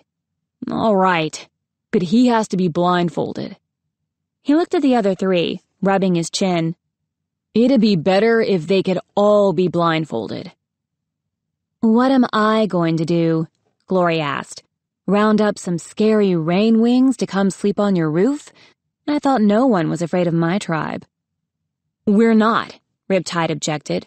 Afraid of rain wings? Pfft, what a thing to say. More streaks of pale green appeared along Glory's scales and then faded away. Wonderful, she said. So, no blindfold for me then. She tossed her head and turned back to the ocean. Riptide looked doubtfully at Starflight and Sunny. The Nightwings know everything, Starflight said loftily. It's no use trying to keep secrets from them. I mean, us. I could just use my powers to figure out where your palace is. Tsunami rolled her eyes. Starflight had no powers whatsoever, as far as any of the dragonets knew. But if he wanted the SeaWings to think he did, maybe that could be useful eventually. Please don't argue with him, Tsunami said to Riptide. Once he starts yammering on about how amazing Nightwings are, we'll never get him to shut up. Starflight ruffled his wings in outrage. Riptide muttered something under his breath and started poking around in the shallow water below the rocks. You can blindfold me, Sunny offered. I don't mind. If you do that, she can ride on my back, Tsunami suggested. She missed having the little sandwing come lean against her trustingly. Sunny was still acting jumpy and nervous around her. 4 whole days after her fight with a Skywing soldier, as if Tsunami might suddenly attack someone out of nowhere for no reason. Or my back, Starflight jumped in quickly. Tsunami frowned at him. Why was he trying so hard to take her place? You think you're strong enough? She challenged. Sure he is, Sunny said. I'll ride with him and you can lead Clay. Well, fine then, Tsunami thought. I guess everyone's giving the orders now. Riptide came stomping back with several long strands of thick black seaweed. Sunny immediately looked like she was regretting her offer, but she let the big SeaWing wrap the seaweed tightly around her head, covering her closed eyes. Ew, she said, shivering. It's all wet and slimy. I like wet and slimy, Clay said, ducking his head to make it easier for Riptide to blindfold him.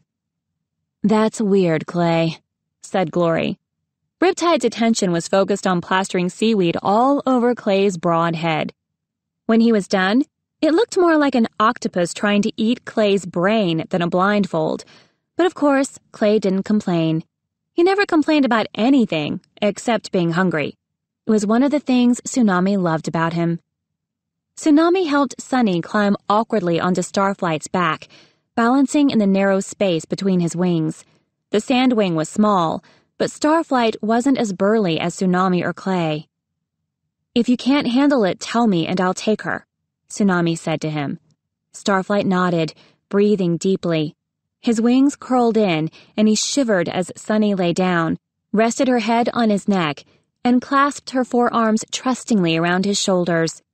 Tsunami turned to Clay and brushed one of his wingtips with hers. Can you feel that? She asked. If I do that in the air, can you stay with me? I think so, Clay said doubtfully. I'll fly on your other side, Glory said, hopping down from her rock. She reached up and nudged his other wing. That way, we can steer you together. Clay shook his head a little, and a loose flap of seaweed went glop-flop against his neck. This is really strange, he said. It's as dark as the underground river. Only with breathing, so better. I'm in favor of breathing. Definitely better than not breathing. Just don't go too fast and listen to me, Tsunami ordered. To us, Glory chimed in. "And we promise not to drown you." She gave Tsunami an arch look. "If I do decide to drown somebody, I know who's at the top of my list," Tsunami thought, shooting a glare back at her. "All right, let's go," she said to Riptide. The sky blue SeaWing waved his talons in front of Clay's face to make sure there was no reaction. Finally, he sprang into the sky with the dragonets close behind him. Tsunami forgot to be mad at Glory and Starflight as they flew over the bay. Green and white islands glowed like scattered jewels in the ocean below them. Several of them were shaped like claws, curving neatly through the water. From up by the clouds, she could see part of the spiral pattern in the archipelago, and when they swooped down close to the sea, she saw pearlescent pink dolphins leaping in the clear water. Glory told Clay about the dolphins, and his head went up hopefully.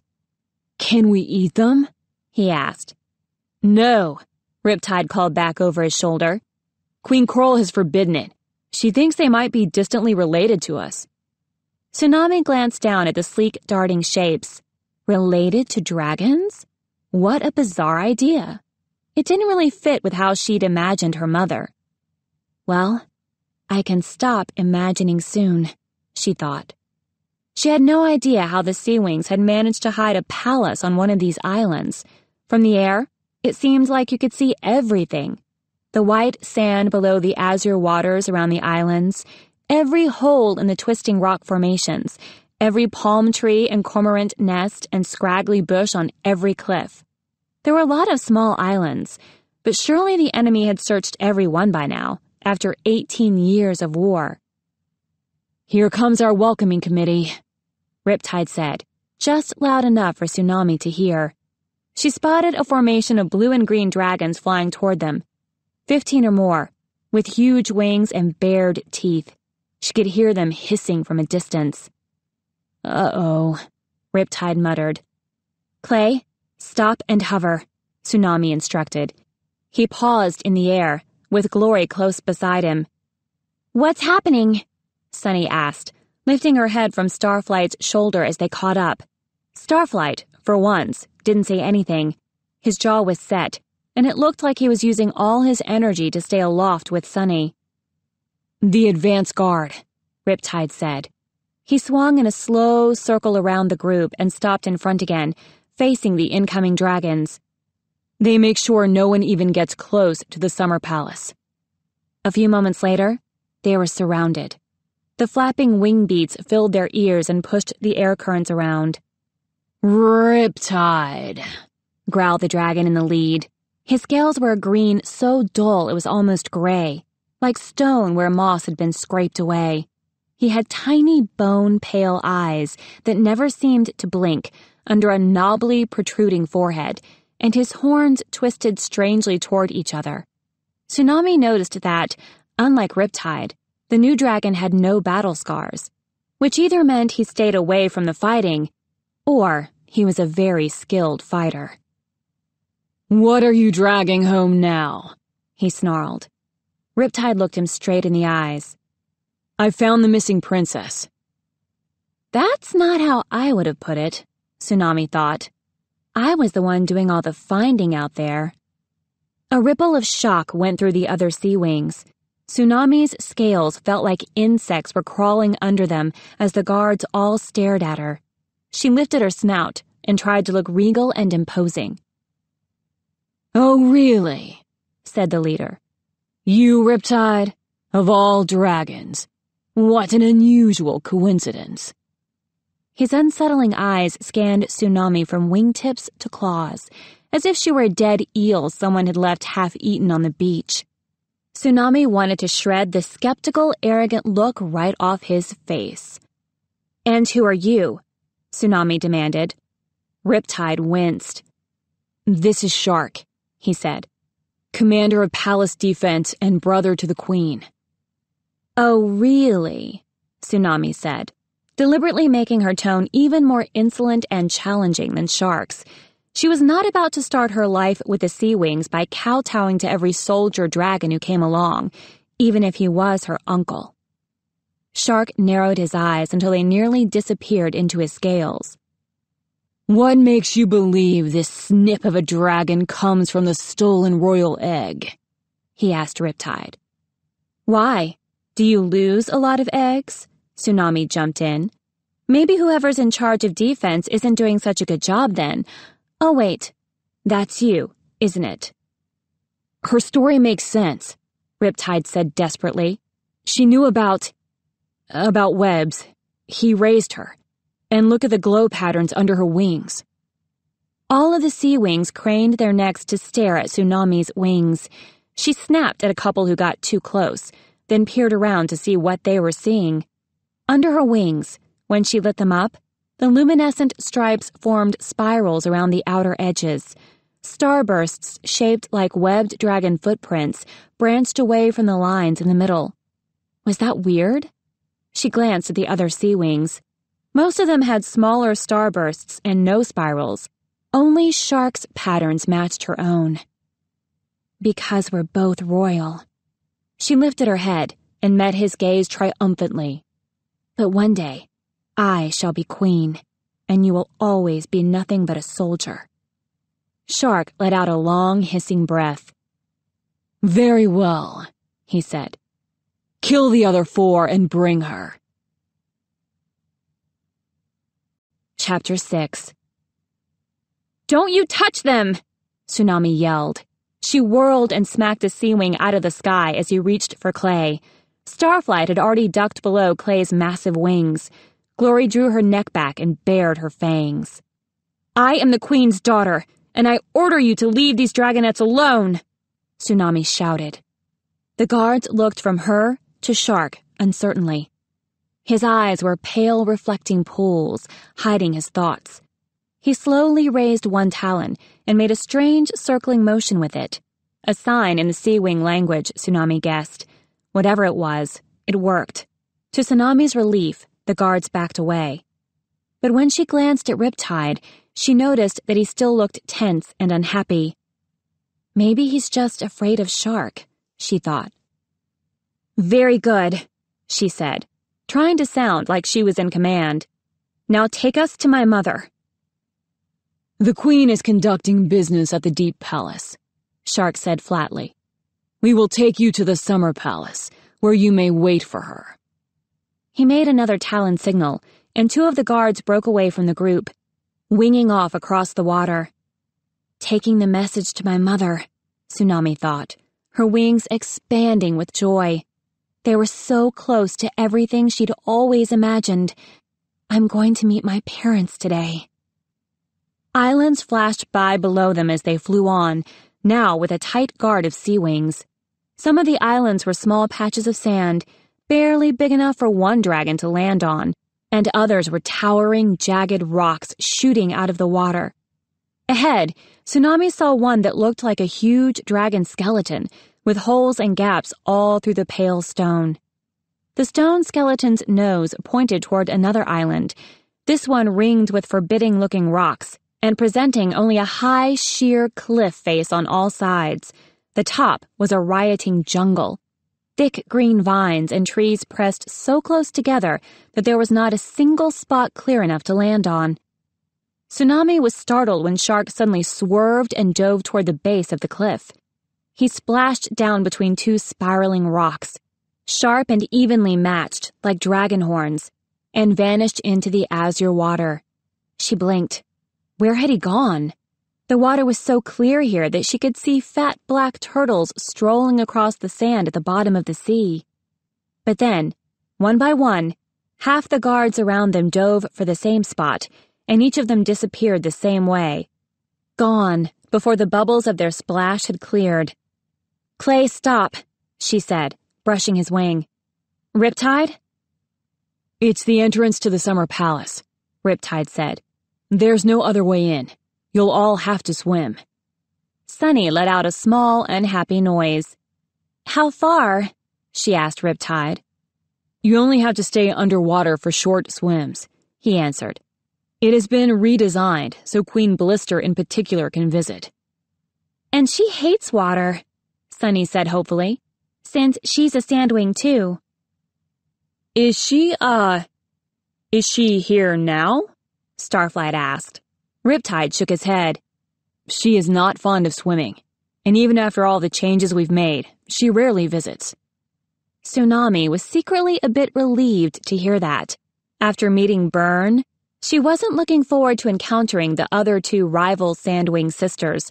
What if they were all equally dangerous and crazy and controlling? But eventually, the dragonets would have to choose one of the three to win the war. To be fair, Tsunami thought they probably needed to meet both Blister and Blaze. Then again, if Tsunami's mother liked Blister enough to alter her palace to accommodate her, surely that was a sign in Blister's favor, wasn't it? Maybe they didn't have to meet Blaze. Maybe supporting the SeaWings and Blister would be the obvious right thing to do. Stay close behind me, Riptide said. I'll light up my stripes so you can follow, and I'll flash them to signal you to surface at the breathing spots. Clay said. So, about this blindfold, any chance? Once we're in the tunnel, Riptide answered. He turned and dove for the Dragonhorn rocks. Tsunami flipped her tail into Clay's front talons and dove after Riptide, towing Clay behind her. Her scales tingled with excitement. Deep breath, Clay, she called. She was not far behind Riptide when he dove into the water, but even so, she nearly lost him in the fizz of bubbles that swarmed up in her face as she splashed down. She blinked frantically, searching for a hole or a tunnel entrance. Long, sun-colored tendrils of kelp grew up from the sandy floor, glowing an orange gold in the light filtering down from above. They were clustered around the base of the cliff, waving like a forest of octopus arms, as tall as the 5 dragonets laid end to end. The hole in the cliff must be hidden by the tendrils, but where? Then Tsunami saw Riptide's glowing tail knocking the golden kelp curtain aside, and she plunged after him. It was hard to swim as fast as she wanted to with Clay clinging to her tail. She could feel him trying to beat his wings and kick helpfully, but he kept accidentally whacking into underwater boulders and slowing her down. She poked her head into the forest and felt the tendrils of kelp slide and slither around her snout. Up close, she could see little clear globules growing on them. These were surprisingly sticky, while the rest of the tendril was slippery smooth. It felt like gigantic golden inchworms were swarming around her. She had to swim through a thick patch, following the glimmer of Riptide's lit-up tail before reaching the cliff wall. Suddenly, the tendrils slithered away and popped her out into a dark underwater tunnel. Not entirely dark. Riptide was directly in front of her, his luminescent stripes all glowing. He reached around her, guided Clay into the tunnel, and unwrapped the seaweed blindfold. Clay blinked and rubbed his talons against his eyes, then immediately turned back toward the faint sunlight, searching for the others. Glory came through next, her snout wrinkling as she pushed tendrils off her wings. Tsunami noticed that her scales had ripples of the orange-gold color crisscrossing the silver that had been there before. She wondered if Glory had done that deliberately, or if her scales automatically tried to match their environment when she was stressed. After a long pause, Starflight burst through after her. His face was puffed up like he was about to explode, and, on his back, Sunny was shivering violently. Riptide flashed the lights in his tail and shot upward, aiming for a hole in the tunnel roof not far inside the entrance. Tsunami was expecting more of a swim, and was surprised when her head almost immediately popped out into air. It wasn't much air, a tiny cavern, barely lit by a faraway gleam of sunlight up a long, narrow chimney.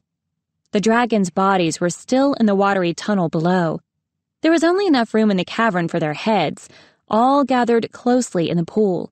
Tsunami could see right away that there was nowhere to climb out. This was a place to stop and breathe, nothing more. Sunny and Starflight both gasped for air like they hadn't breathed in months. Clay fumbled in the dark to pat Sunny's head and pulled her blindfold off as well. Good thing this breathing hole is here, Clay remarked to Riptide. So close to the entrance, I mean. Riptide inclined his head in a sort of nod. Queen Blister insisted on it. Tsunami felt the whoosh of several SeaWing guards swimming past below them. She knew there would be a few of them bringing up the rear, making sure none of the dragonets ran off to spread the news of the Summer Palace's secret location. She couldn't keep her wings still.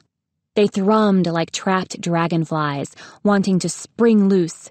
She was so close. This was her palace. Her dragons were only a few wing beats away. After 6 years of imagining what this would be like, she didn't think she could stand another minute of waiting. "Let's go," she said, splashing the others enthusiastically with her tail. "Good grief," Glory said with a shake. "It's like you've been possessed by Sunny or something." "Come on, we're almost there." Tsunami flashed her stripes happily, and the other dragonets covered their eyes. "I can swim from here," Sunny said to Starflight. "Or I'll hold on to Clay if you all go too fast." Starflight looked disappointed and relieved at the same time. Riptide sank below the surface, and Tsunami ducked after him, too excited to wait for the others. Now it was easy to follow Riptide's glowing scales. The tunnel twisted up and down and around corners, with frequent stops like the first for breathing. Too frequent, if you asked Tsunami. Each one made her want to bang her head into the cliff walls. She lost count after the 4th stop, but there had to be at least 10. How long was this tunnel? Then suddenly, finally, there was light ahead. Real light, not glowing scales.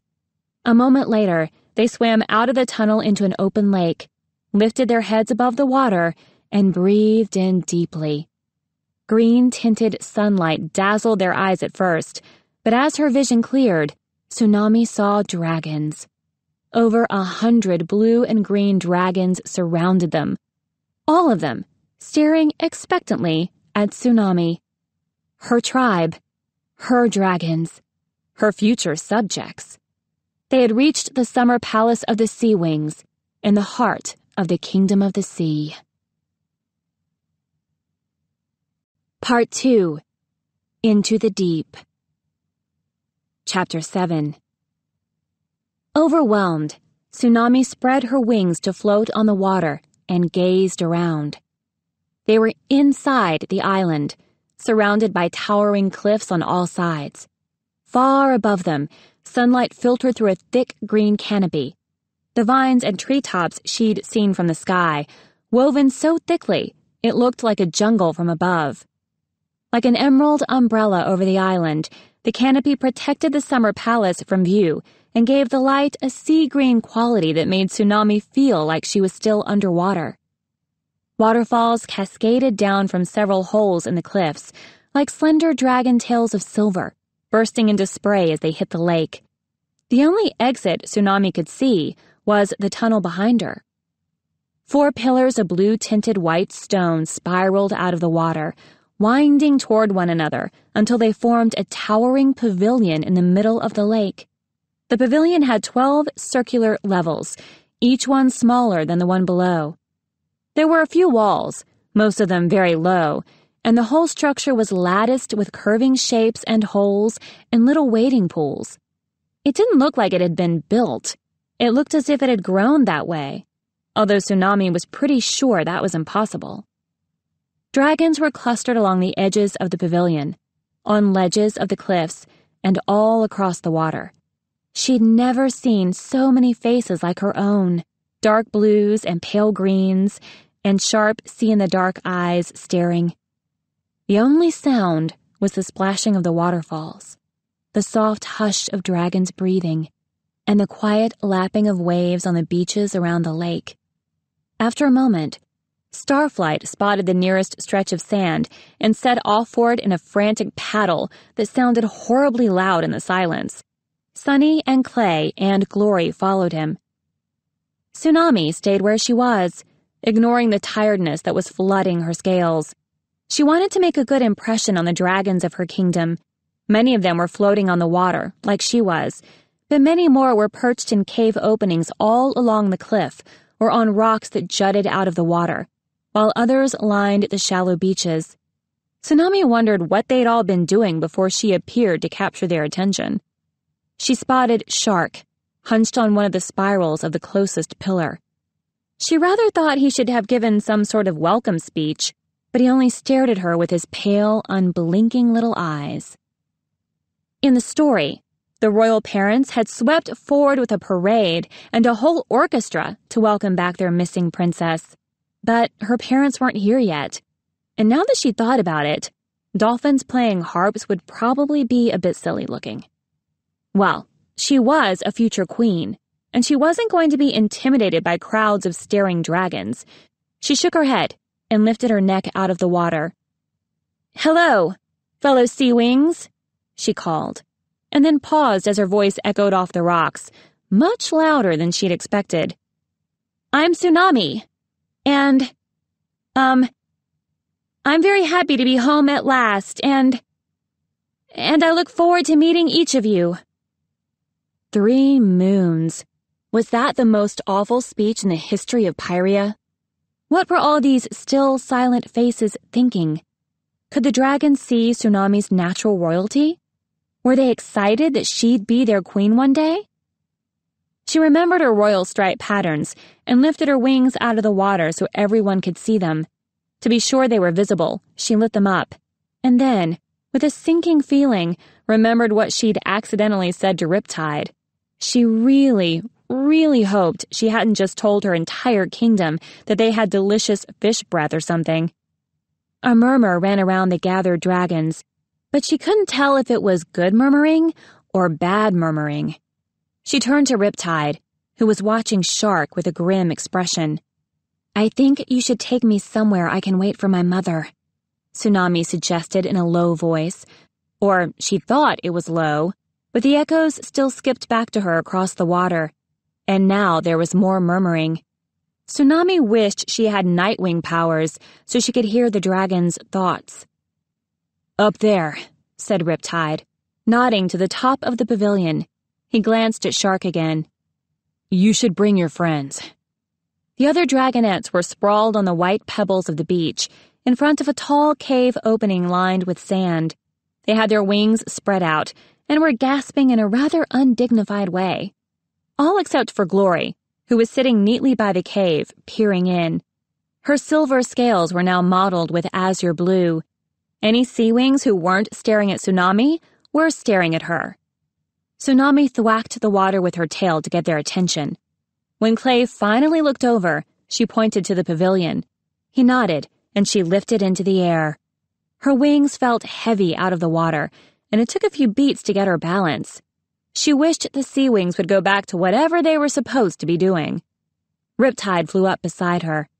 He looked uncomfortable with all the scrutiny as well. "Tell me about the Summer Palace," Tsunami said, trying to distract herself. He flicked his tail at the cliffs. "Guest rooms are in the caves. Queen Blister usually stays in the one closest to the tunnel. We brought in extra sand to line the floor for her, and it's the only cave where fire is allowed." His snout turned toward the pavilion as they flew higher. "She meets with Queen Coral on the 2nd level from the top, which is only for visiting royalty. Each level has a different purpose. For instance, there's a floor for dragonet school visits, one for celebration spectacles, and one for war planning. When they are here instead of the deep palace, the council meets on this level, halfway up." He paused, beating his wings, so Tsunami could look across the middle level. 12 dragon-sized pools were arranged in a circle, with small channels running from one to the next and crisscrossing the center. Glittering emeralds the size of fish eggs, which were embedded in the stone, spelled out words by each pool. Tsunami saw one marked Treasury, one labeled Defense, and another that said Secrets and Spies. Before she could read any further, Riptide turned to fly higher. "Council?" Tsunami said, catching up to him. "They prefer the deep palace, as does the queen," Riptide said. "Only Shark and Lagoon are here at the moment." Tsunami had no idea what he was talking about, but she didn't want to reveal how ignorant she was of SeaWing politics. She wondered if there was anything about a council in Starflight's favorite scrolls. "So, which level is for missing princesses?" she joked. "I think the top pavilion would be best," Riptide said. That's for new visitors, and we hardly ever have any of those. Queen Blister was probably the last. Oh no, it was that Nightwing. He landed gracefully on the uppermost ledge of the pavilion, his claws catching on polished ridges in the bluish-white stone. What Nightwing? Tsunami asked, landing beside him. This level was bigger than she'd expected. A spiraling starburst of webbed talon print shapes was carved into the floor and filled with glittering water, lined all along the bottom with tiny pearls. Tsunami realized the pattern was the same as the one on her wings. I don't know, Riptide answered her. He only spoke with Her Majesty and Queen Blister, and all I heard was that he wanted to fly out through the canopy instead of the tunnel, but of course they wouldn't let him do that. He looked big and bad-tempered. Sounds like Marosier, Tsunami muttered, although she didn't exactly have a lot of other Nightwings to compare him to, but he seemed more meddlesome than the rest of them. While most of the tribe hid in their secret location, being all mysterious and unhelpfully powerful, Marosier kept turning up, delivering the dragonet prophecy, inspecting the dragonets, trying to get Glory killed, saving Starflight, but no one else, from the SeaWings, then giving him back once everyone had escaped. Tsunami could easily imagine him poking around here, although she couldn't guess why. Riptide glanced down at the dragons below, including Shark, who hadn't moved from his spot on the pillar. I can't believe you spoke to Shark like that, he whispered. I've never seen anyone talk back to him, apart from the Queen and Queen Blister. He deserved it, Tsunami said, settling her wings. Arrogant blowfish head. When I'm queen, I'll make him go sit in a lagoon and grow seaweed. Riptide coughed hard to cover a laugh. Don't talk like that, he whispered. Don't you know the difference between brave and reckless? Shark will eat you and your friends for lunch if he thinks you're a threat to him. Poof, Tsunami said. He can try. She shoved away the creepy memory of Shark's unblinking, malicious eyes. By the moons, you make me nervous, Riptide said. One end of the top floor was raised and carved into a magnificent dragon throne, studded with emeralds and sapphires, and shot through with gold lines in the shape of waves. Beside and below the throne was another, smaller throne carved to match, with the same patterns made of tinier gemstones. Tsunami tilted her head at the second throne. It looked too small to be for a king. So, was this for her? Had Queen Coral prepared a throne for her missing daughter, waiting all these years for her to come fill it? She took a step toward it, her heart pounding with excitement. A throne of her own! Already! The arrival of her friends stopped her, as the 4 dragonets crashed down around the ledge. Sunny landed lightly, avoiding the channels of water, but Clay somehow stumbled as his claws hit the stone and nearly somersaulted right off the other side. Glory darted in his way and pushed him back, then made another loop around and landed close to the throne. Her green eyes studied it closely. She looked almost ready to climb onto it herself. Starflight arrived last, catching onto the side and pitching forward as if his wings had barely been strong enough to carry him. He lay there, like a woeful black puddle for a moment, taking deep breaths. Sunny hopped over a watery footprint to nudge his wing gently. Tsunami managed not to roll her eyes, but really, couldn't everyone at least try to act a little more impressive? This is a really big thing, Clay said to her and Riptide. His tail accidentally splashed Glory, but she was too busy looking at the throne to snap at him. I mean, this thing we're standing on? What do you call it? It's really tall. Taller than our prisons in the Sky Kingdom, I think. He peered over the edge, missing Riptide's sharp look. Tsunami realized they hadn't told him about being captured by Queen Scarlet and the SeaWings. I like it, Clay went on, sitting down and splashing Glory again. Of course, it's much nicer to be this high when your wings are free. But at least the SeaWings gave us a pig sometimes. Do you have pigs? Octopi would be all right instead if you don't. Or squid. Or manatees. I could go for a manatee right now. Or a whale. I'm not fussy, is what I'm saying. Say, how did you make this big thing? Did it take forever to build? Riptide blinked for a moment, following Clay's train of thought. The pavilion? An animus SeaWing designed it, many generations ago, and magicked the stone to grow this way, Riptide said. Even so, it took nearly 10 years to reach this form. Wow, said Clay, and Tsunami couldn't help being impressed too. She hadn't realized animus dragons had that kind of power. In their lessons, Webbs had told them animus dragons could enchant chess pieces to play themselves. Sometimes they left curses on their jewels to poison anyone who tried to steal them. But making a whole pavilion grow from stone? That seemed like strong magic, more powerful than anything the Nightwings could do. Starflight was clearly thinking the same thing, judging from his disgruntled snout. Tsunami hurriedly interrupted before he could begin a lecture. This top level is where Queen Coral meets new visitors, like us, she said importantly to her friends. So when she arrives, everyone please act like dragonets of destiny instead of half-drowned seagulls, for goodness sake. Sunny looked wounded, and Starflight sniffed loudly, while Glory turned up her snout like she wasn't taking any orders from Tsunami. Clay poked his nose over the edge and blinked at the lower pavilion tiers. Which level is the feasting on? He asked. You do have feasting, right? His wide brown eyes turned to Riptide. No reason, just wondering. Sure, sometimes we have feasts, Riptide said, especially when Queen Blister is... A commotion from below interrupted him. Tsunami sprang to the edge and gazed down at the lake. A huge blue SeaWing, exactly the color of Tsunami's scales, burst out of the tunnel. Vines of pearls were woven around her horns and neck and wings, and a twisted white horn with a wicked-looking point was attached to the end of her tail. She had odd black stains on her claws, but she was the most beautiful sight Tsunami had ever seen. All over the palace, dragons were folding down into low bows.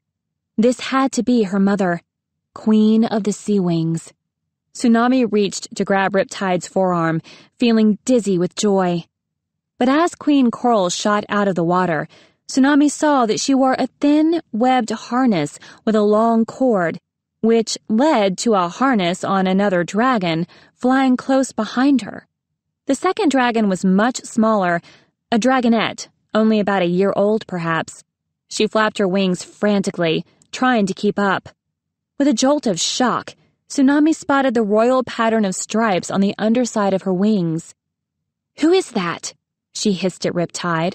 He was backing away to the edge of the floor, the farthest spot from the throne. That's Anemone, he said, blinking in surprise. Your sister. Chapter 8. An enemy. Anemone. An enemy. It took Tsunami a few moments to realize what Riptide had actually said. Her skin prickled, hearing, an enemy, until it sank in that he'd been saying a name. Anemone, Tsunami's sister, another heir to the throne. So much for being special. So much for her guaranteed future kingdom. Uh-oh, Glory said, echoing her thoughts. Looks like you've got some competition. Maybe you're not destined to be queen after all. Tsunami whirled toward Starflight, her gills flaring. You said I was the only one, she cried. You said none of the others survived. That's what I read, he protested. He spread his black claws. Blame the Talons, not me. Our scrolls were often old and outdated. The royal lineage of the SeaWings from the Scorching to the present must have been written before this one was hatched. He nodded at the little dragon flapping behind the queen. Anemone was a pale, pale blue, almost white, like an icewing, with hints of pink along her wings and ears and horns. She looked a little bit like the dolphins they'd seen earlier, and Tsunami wondered grumpily if that was really why Queen Coral had forbidden SeaWings to eat them, in case one of them ate Anemone by mistake. Anemone's eyes were large and blue, and tiny strands of pearls were woven around her neck and tail, as if to match her mother's. That could have been me, Tsunami thought. I could have been the one with matching pearls and a matching throne and a mother who loved me, if the Talons hadn't stolen me from my home. She didn't have a chance to notice anything else, because suddenly, Queen Coral was landing and running toward her. "My baby!" Coral cried. Enormous blue wings whooshed around Tsunami, enveloping her in a hug that smelled of sea air and starfish. Pearls pressed into Tsunami's face as Coral cuddled her close. Her wet scales were warm, and her talons were gentle as she stroked Tsunami's head and back and wings. "I knew you'd come back to me," she said. "I knew you were out there, trying to find your way back. I never stopped searching for you." It was exactly what Tsunami had always wanted to hear. Actually, it was word for word what the Queen said in The Missing Princess, but Tsunami shoved that thought aside. She leaned into her mother, feeling elation flood her from horns to claws. Someone does want me. I have a place in the world. "Mother," whined a tiny voice from behind them. "Ow! That was too fast. I think I hurt my claws." Queen Coral let go of Tsunami, whirled around, and tugged Anemone closer with a harness cord. The little dragonet crept under her wing and held out her front talons with a pitiful expression. "I'm sorry, sweetheart," Coral said, carefully examining Anemone's claws and then giving them a quick lick with her forked tongue. "Is that better?" "I guess," Anemone said, flexing her talons mournfully. "Look, darling, it's your sister, the one I told you about, who was stolen 6 years ago." Coral reached out and slid one webbed talon over Tsunami's snout. "Isn't she gorgeous?" Anemone blinked at Tsunami. She was really tiny, no taller than a scavenger, and she didn't look very strong. Maybe I don't have to worry about her, Tsunami thought. She'd be easy to defeat, and obviously I'd make a better queen. Then she felt a stab of guilt for thinking about something like that on her first meeting with her real family. She held out one of her front talons to Anemone, and after a small pause, Anemone pressed her own talon against it. "Hi," Tsunami said. "I'm Tsunami." "Ah," Queen Coral said, "a good name. Webbs did one thing right." Her green eyes narrowed. "Where is he now? I have been planning his punishment for years." She glared over Tsunami's shoulder, but when Tsunami looked around, the only dragon there was Riptide. He had his head ducked and his wings folded as low as he could get. "I knew he was a coward and a deserter," Coral said, "but after he returned to steal my egg, well, let's just say it won't be a quick death." "Oh no," Sunny squeaked. "Please don't hurt him. He was the only one who was really nice to us." "We don't know where he is anyway," Tsunami said, as Queen Coral turned to stare at Sunny. "He escaped when—" "What are you?" Coral asked Sunny. Her gaze fell on the other dragonets, and her tail lashed dangerously. "Why is there a mudwing in my summer palace?" She took a step toward Clay, gills flaring. "These are my friends," Tsunami cried, leaping in front of Clay. "You can trust them, I promise. We were all stolen from our homes as eggs. We're the dragonets of destiny, from the prophecy." "Ha," muttered a voice, and Tsunami realized that Shark was now perched on the rim of the ledge along with 9 other very large dragons.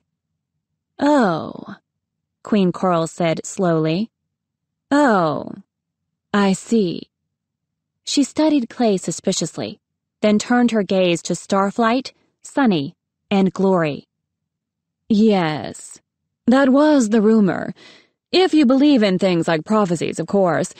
Dragonets of destiny.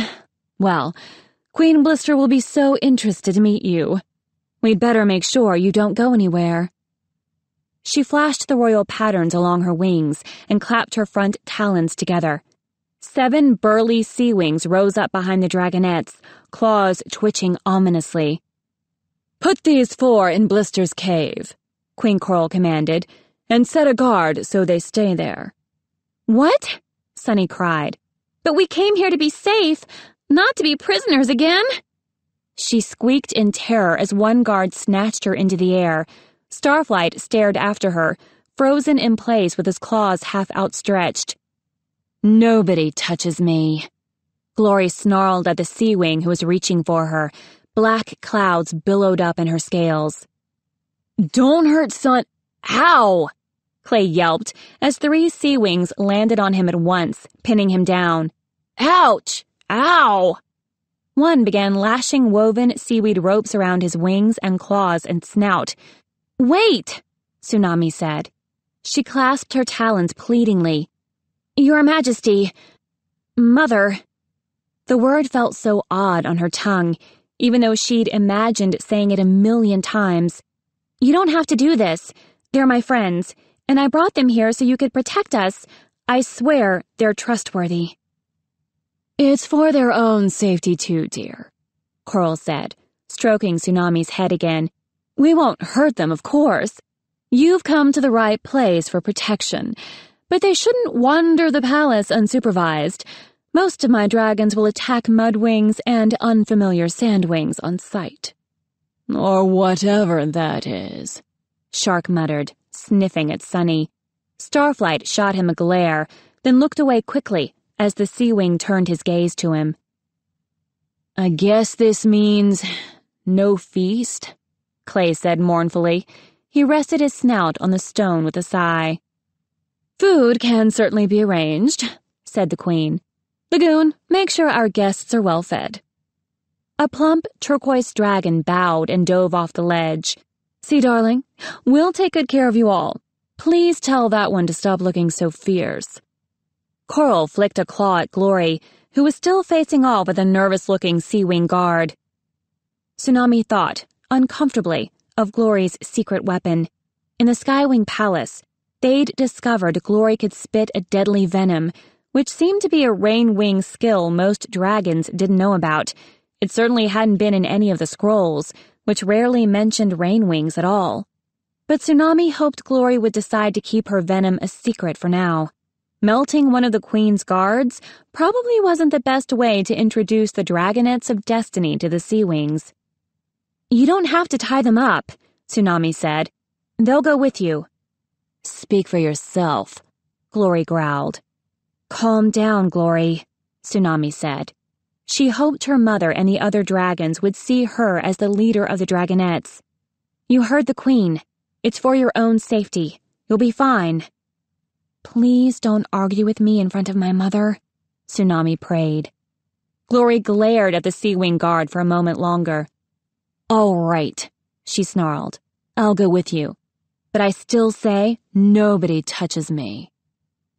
"Fair enough," Queen Coral purred with another gesture and flash of her stripes. "Off you all go, then. Tsunami, darling, come sit with me and let's talk." She swept over to her throne, towing Anemone behind her. The tiny dragonet settled onto the small throne, flicking her pearly wings and watching Tsunami's friends with big eyes. "It'll be all right," Tsunami said to Clay as the guards hefted him into the air. "I'll come join you very soon." He nodded, still looking rather anxious. Another guard tentatively tried to shoo Starflight off the edge. The Nightwing backed away from him unhappily, then turned and flew after the guard who had Sunny. Tsunami watched her friends spiral down to the cave by the entrance, brown and gold, black and silver, all of them so out of place here. She saw them vanish into the dark hole, and then the guards emerged and planted themselves outside. It didn't look like the way you'd treat guests. "At least it's better than the SkyWing Palace," she thought. "At least we're not being forced to fight to the death. My mother is keeping us safe. She's really being welcoming, in her own way. She glanced up at her mother's warm eyes. Especially to me. Her mother reached out her talons to her, smiling. She was perfect, just what Tsunami had always imagined. Her friends would be all right, Tsunami was sure. They were in the SeaWing Palace now. She was home, with her family. This was her lifelong dream. There's nothing to worry about, she told herself. Nothing at all. Chapter 9. Here, Queen Coral said, taking a strand of pearls off her own horns. You are so unadorned, my beautiful dragonet. I have to start making up for all the presents I missed giving you. She leaned forward and draped the pearls around Tsunami's neck. They were heavy and smooth, sliding coolly across Tsunami's scales. My first treasure. It was a strange thrill, having something of her very own. All dragons loved treasure. It was the only thing they had in common with scavengers. But this was more than a shiny, beautiful thing. It belonged to Tsunami and nobody else, and it made her look even more like her mother. Tsunami stroked the pearls with her claw and tucked her tail around her back talons. She wished Anemone would stop staring at her. She must hate me, she thought. I would if I were her. She must know I want the throne she thought was hers. But not yet. Now was the time for getting to know her mother. Can we talk alone? Tsunami asked. The 10 dragons were still perched like creepy sentinels, with Shark the creepiest of all. Of course, said the queen. Council, you are dismissed. Moray, send a message to Queen Blister and see how quickly she can get here. As for you, creature, go back to your guard outpost and stay there until someone actually wants to see you. Riptide crouched, nodding, and dove over the edge. Tsunami leaned out to watch him swimming into the tunnel. What's wrong with Riptide? She asked, as the other 10 dragons also flew away in a thunderclap of wing beats. I thought he was nice. Oh, no, Queen Coral said with a shudder. He can't be trusted. Webbs is his father. Their bloodline is tainted with betrayal. Tsunami felt like a giant wave had just knocked her over. Webbs is his father? But she'd liked Riptide, and all along he was the son of her kidnapper, which he'd carefully never mentioned. What else hadn't he told her? Nasty family, Coral went on. She lashed her tail, nearly hitting Anemone in the head. Not fitting company for royalty by any means.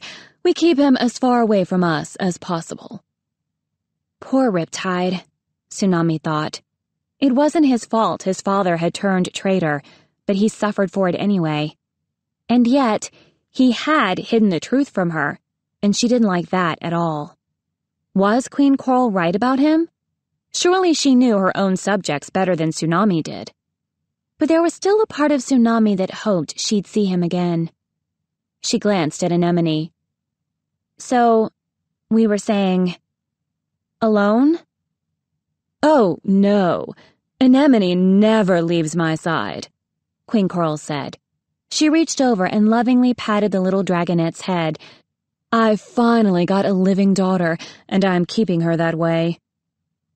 By watching me every second, Anemone said. She widened her eyes at Tsunami, who wondered if she'd imagined a hint of sarcasm in her sister's words.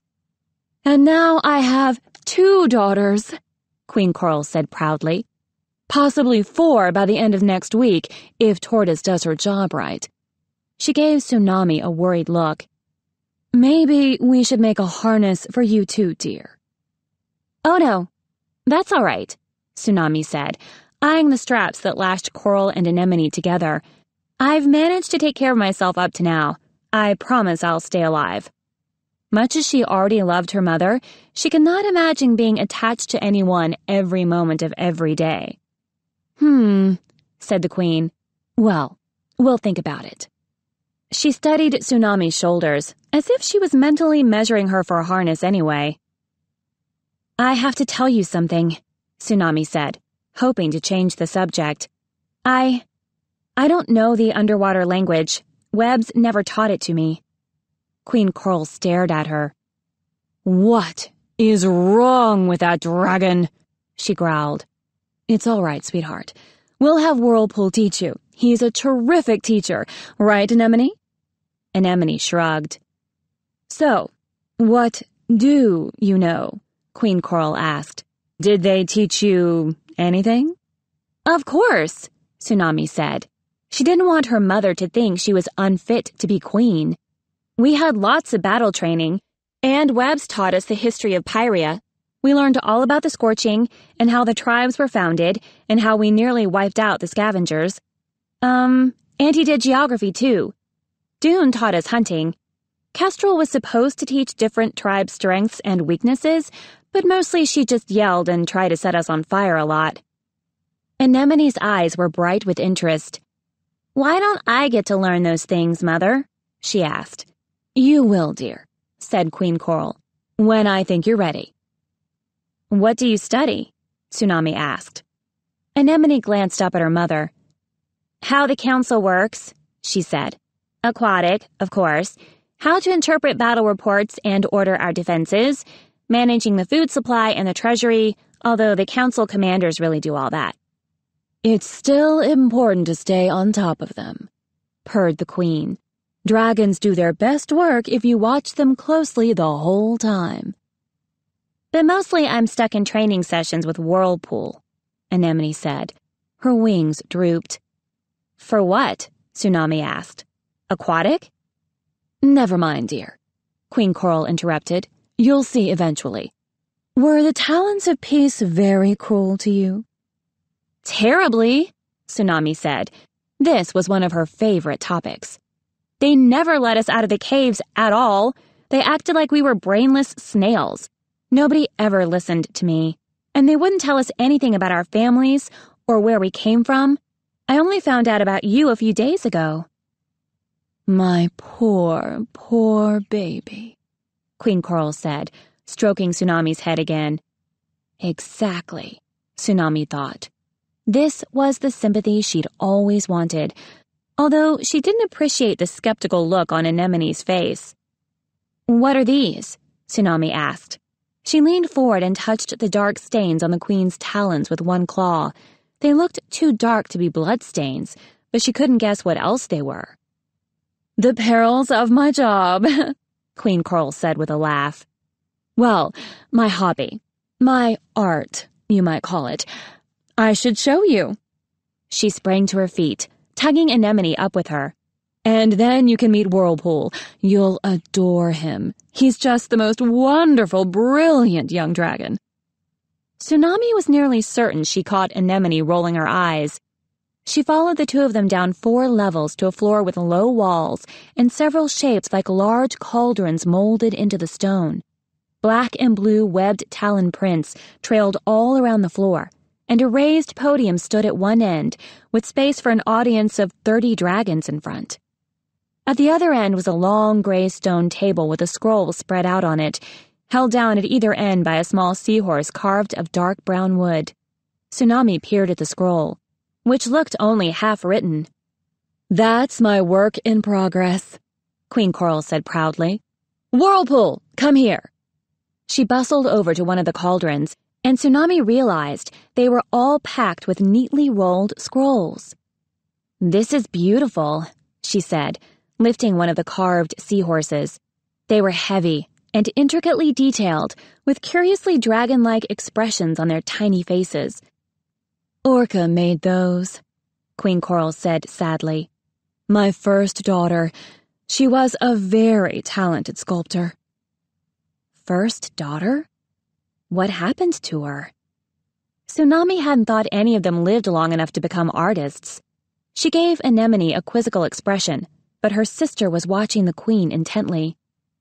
I'll ask Starflight later. Orca must be in that lineage scroll he was going on about. A dark green dragon with pale green eyes rose up from the council level.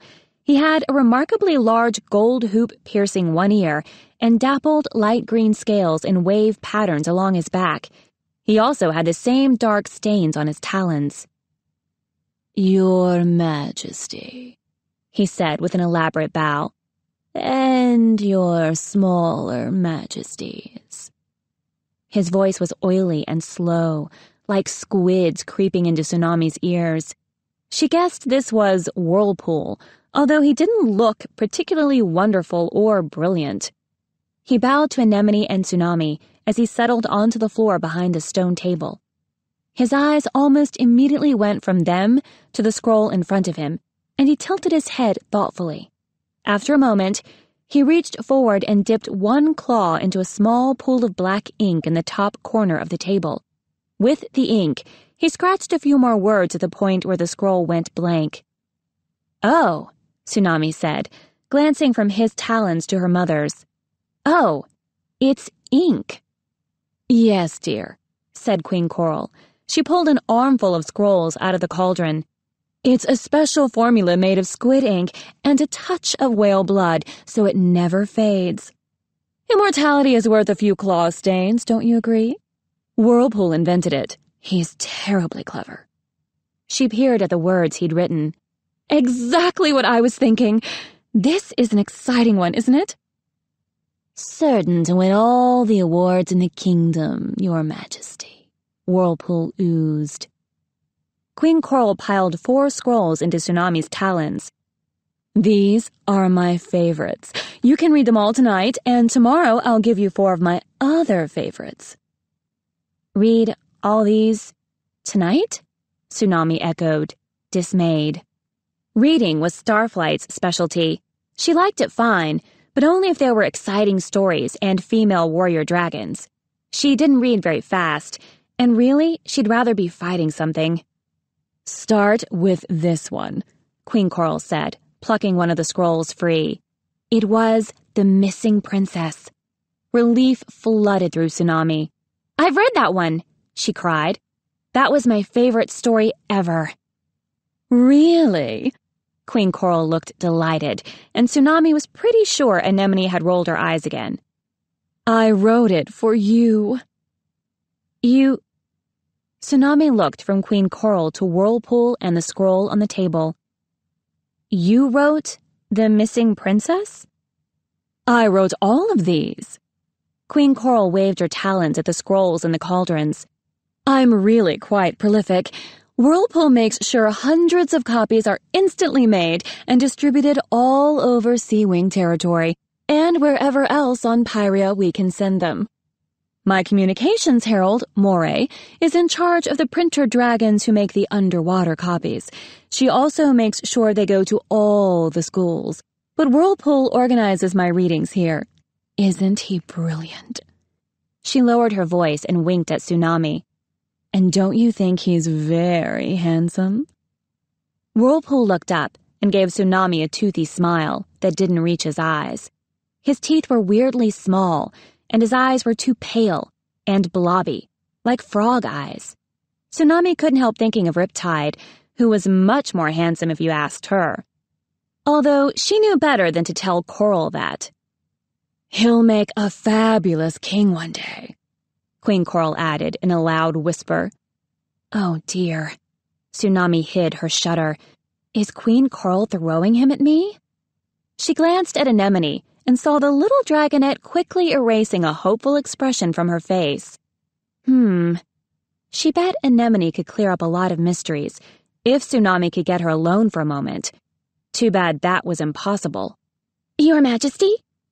They all turned and found another council dragon hovering in the air behind the queen, with a smaller dragon beside her. "I'm sorry to interrupt, but Urchin just arrived with strange news. I knew you'd want to hear it right away." "Of course, Moray," said Queen Coral. "You always know what's best." Moray's scales were the same dull gray-green as Shark's, and her eyes were also small and colorless. Tsunami wondered if they were related. The council dragon pressed her snout into a brief, smug look. "That's because I have had excellent training at the side of the most wonderful queen in Pyrian history," she said. Oh my word, Tsunami thought. This time she was able to catch Anemone's eye, behind the queen's back, to make an "is she serious?" face. Anemone looked startled for a moment, then made a face back that Tsunami was pretty sure meant, "Believe me, it gets worse." Moray went on. "Apparently, a dead dragon has been found only a few islands from the Summer Palace." "Oh, how sad," said Queen Coral with a little yawn. She glanced at her scrolls as if she wanted to get back to them. "What happened to him?" "Her," said Moray. "And we don't know yet, but the strange part is that it's not a SeaWing. It's a SkyWing." "What?" Queen Coral leaped to her talons. "That close to the palace?" She snapped at the air and spread her wings. "Get Shark and Piranha and take me to the body, now." The queen shot into the air, with Anemone flapping wildly to keep up.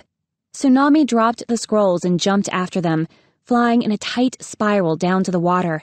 This was her chance to see the queen in action. She thought she heard someone shout her name as she splashed down. Sunny? Or Clay? The water rushed into her ears, muffling the cry. They didn't have to worry. She wouldn't be gone long. They'd be safe here. Shark whipped past, churning up the water as he charged into the tunnel ahead of her. He was between her and Coral now, but Tsunami wasn't going to let that stop her. She swam after them as fast as she could. She felt another dragon close on her tail, but didn't turn around or slow down. It felt like only moments later, when Tsunami's snout emerged into the golden kelp curtain, she followed the eddies left by the dragon tails ahead of her and realized they weren't going to the surface. So they weren't flying to the body, they were swimming there. Which made sense. They were SeaWings, after all. "All right, I can do this." Tsunami ignored how tired her wings felt and beat them harder, determined to keep up.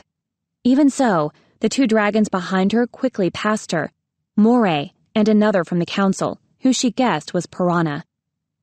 She saw both dragons dip down in the water and suddenly speed up. Despairing, she tried to do the same thing, tipping her wings to dip down to the same level. A fierce current immediately caught her up and shoved her along after them. For a moment, Tsunami struggled against it. She didn't like being caught by anything stronger than her. But then she realized the other dragons were using it to travel faster, and she'd have to do the same thing if she wanted to stay with them.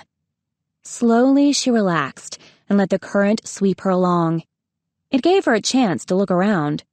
A school of black fish with silver speckles shot by overhead, like a flock of crows or nightwings, spinning and whirling in shifting formations. Large, translucent mushrooms sprouted from the ocean floor, with tiny orange fish clustered around them. A pulsing, reddish-pink octopus wobbled by, and Tsunami wondered if they were delicious. They were definitely slow enough to catch.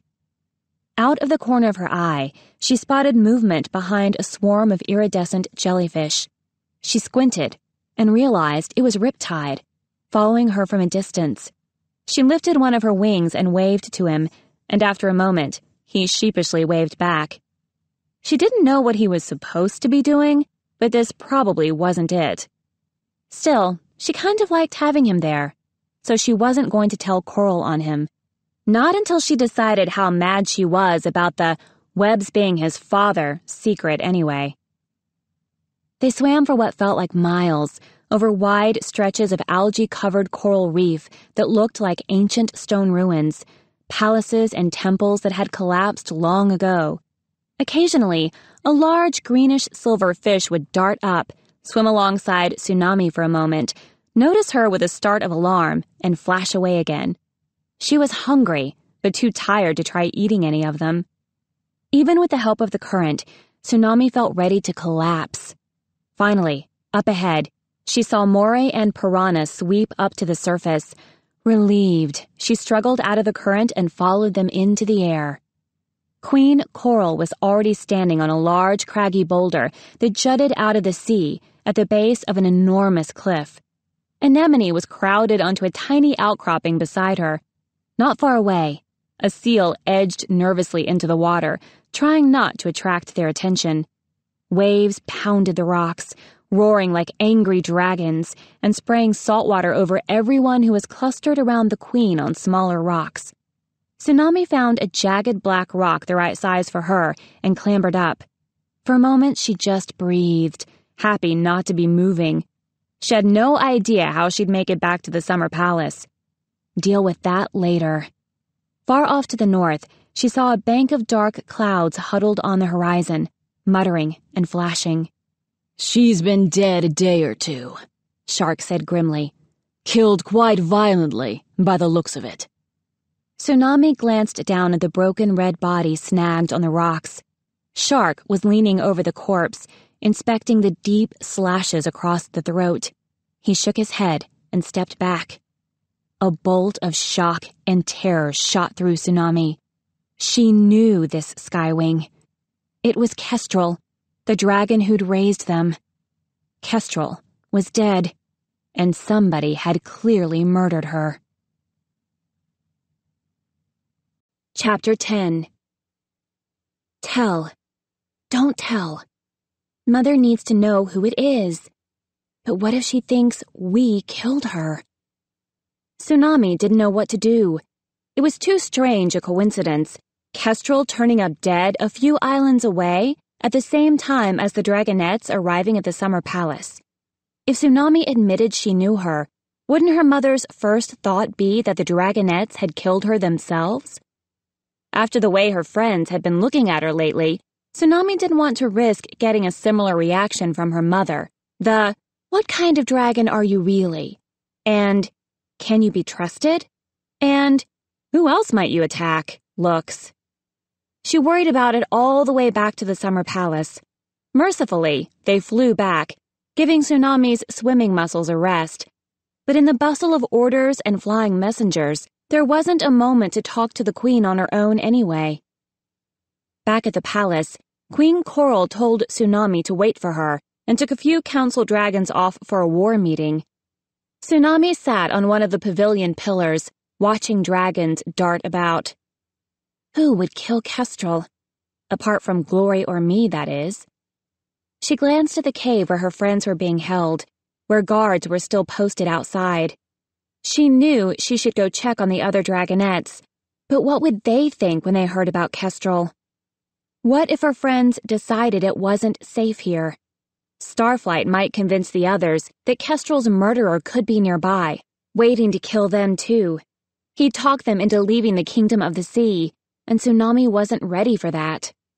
They were all too mad at her right now to listen to sense, and they were probably pretty grumpy about being stuck in a guarded cave all afternoon too.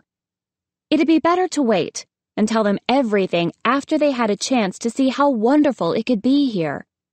Tomorrow, she'd ask her mother to bring them out for a feast or something, and that would cheer up at least a couple of them. Yes, that's a better plan. Avoid them until tomorrow, then tell them everything. Besides, she was so tired. Darkness had fallen as they flew back to the summer palace, and now the cavern was lit only by trails of glowing jellyfish in the water below. Not that it mattered to SeaWings, who could see in the dark, but her friends probably wouldn't be too thrilled about having no light either. Another argument that could wait until tomorrow. She was relieved when the queen finally came down from the council level and led her across the lake. Queen Coral's chambers at the summer palace were in a vast underwater cave below one of the waterfalls, lined with waving tendrils of forest green and brilliant gold anemones. Stone carvings of dolphins danced around the entrance. The walls were studded with emeralds and pearls, and the beds were soft expanses of bubbly seaweed. A bed was already made up for Tsunami next to anemones. She collapsed onto it with a sigh. Sleeping underwater on comfortable seaweed instead of a hard ledge of stone was even more wonderful than she'd ever imagined. She fell asleep to the sound of the waterfall splashing overhead and didn't wake up until the next morning. When she opened her eyes, she found the pale pinkish-blue head of an anemone leaning over her. Tsunami yelped and leaped back, crashing into the stone wall and bouncing off it in a stream of bubbles. She had a wild, brief moment of thinking Anemone had been about to kill her, and then her sister waved her talons and made a shushing gesture. Anemone pointed at Queen Coral, who was still asleep. She clasped her talons in front of her and flashed some of the stripes along her wings and tail. "Sorry, little sister." Tsunami spread her front talons and shook her head. "I wish I could." Anemone flashed her stripes again, then smacked her head, remembering that Tsunami didn't know aquatic. She frowned in frustration. Tsunami felt equally frustrated. They couldn't sneak off to the surface to talk. Anemone was trapped here by the harness tethering her to the queen. And Tsunami couldn't communicate underwater. They'd never have a chance to talk privately. She swam over to her sister and studied the harness. It was made of a stretchy, gummy, clear material that seemed to cling to Anemone's scales, as if it had grown along with her. It probably has, Tsunami thought, wondering if the poor dragonet would have to wear this until she was Tsunami's age, or even older. When Tsunami tugged on it lightly, Anemone shook her head. She mimed trying to wriggle out of the harness and pointed to the queen again.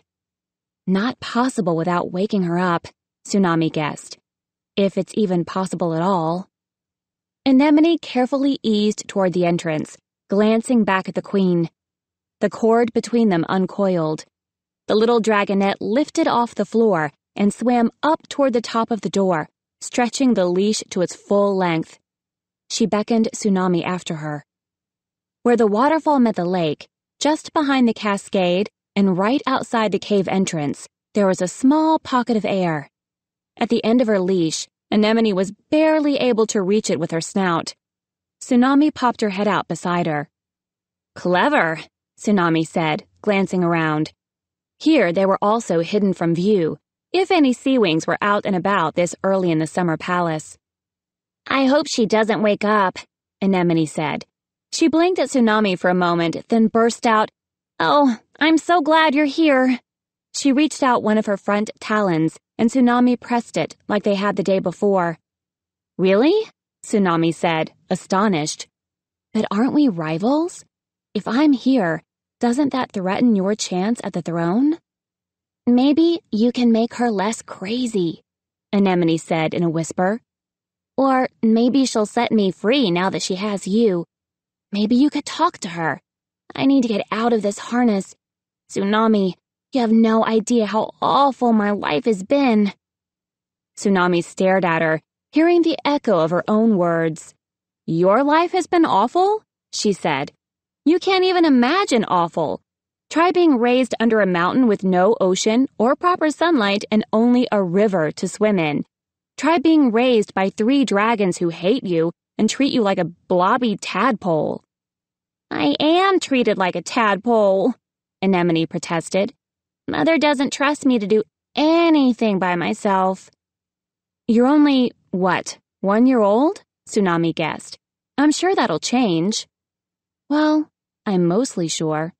Halfway sure. And at least she cares about you." "She cares about me way too much," Anemone said. "I never get to do anything except whatever she's doing. At least you have friends. I never even see any other dragonets." "Well, I was sort of stuck with those 4, Tsunami said. "And they're always arguing with me or getting mad about something." She felt a pang of guilt about not visiting them the night before. They must be wondering where she'd gone. Well, maybe if they miss me for a while, they'll be more pleased to see me when I do show up. "They seem great," Anemone said wistfully. "I always wanted brothers and sisters." "Don't you have brothers?" She snorted. "Yes, but Mother thinks they play too rough, and she won't let them near me. My cousins are all possible suspects in her mind, except Moray, who's perfect and boring and old and can do no wrong. And non-royal dragonets aren't special enough for me to play with." Anemone sighed, blowing bubbles across the water at Tsunami. "I guess my friends are all right when they're not complaining," Tsunami admitted. "They complain a lot, though."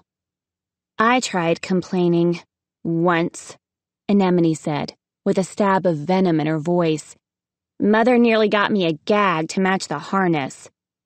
"At least somebody loves you," Tsunami said. "And you're with your own kind, and you know your own stupid language." "She loves you too," Anemone offered. She paused, glancing down into the cave. Queen Coral was still fast asleep, her blue scales rising and falling smoothly. "I hope you'll take Whirlpool," Anemone blurted.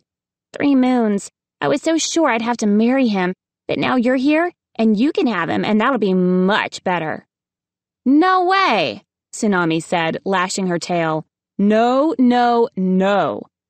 An image of Riptide flashed in her head, which was ridiculous because she hardly knew him either. "Absolutely not. First of all, I don't have time to get married. I have to stop the war and save the world. Or learn how to be queen of the SeaWings. Second of all, that dragon? No, thank you. I'd rather have my tail nibbled off by snapping turtles." Anemone giggled. "He's dreadful, isn't he?" "Your smaller majesties," Tsunami smarmed, imitating his fake grin and tiny bow. Anemone had to stick her head under the water so her giggling wouldn't shake the harness and wake the queen. "Anyway, Mother can't decide who we marry," Tsunami said. "Really?" Anemone said doubtfully. "She gets to decide everything else." "We're royalty," Tsunami pointed out, meaning we do whatever we want. "Gosh, that is not what I've seen," Anemone said. "More like, we're royalty, so we only get to do what historical SeaWing queens would approve of us doing for the good of our subjects, for the honor of the throne, for the yawn, claw me to death already." Tsunami laughed, but her gills felt choked, and her scales prickled uncomfortably. She'd never thought of royalty that way. Did queens really have to worry about honor and other dragons' approval? What would happen if a SeaWing queen, or potential queen, decided to, say, marry someone the rest of the tribe disapproved of, or chose not to get married at all? It would be harder to rule subjects who didn't respect you. Tsunami had enough trouble with her usual 4. She imagined a whole grumbling tribe full of glories and starflights. But no one would dare argue with the queen, would they? Maybe it depended on the kind of queen you were. No one argued with Scarlet in the SkyWings, that was for sure. But Scarlet was murderous and insane. Not exactly the role model I want to follow.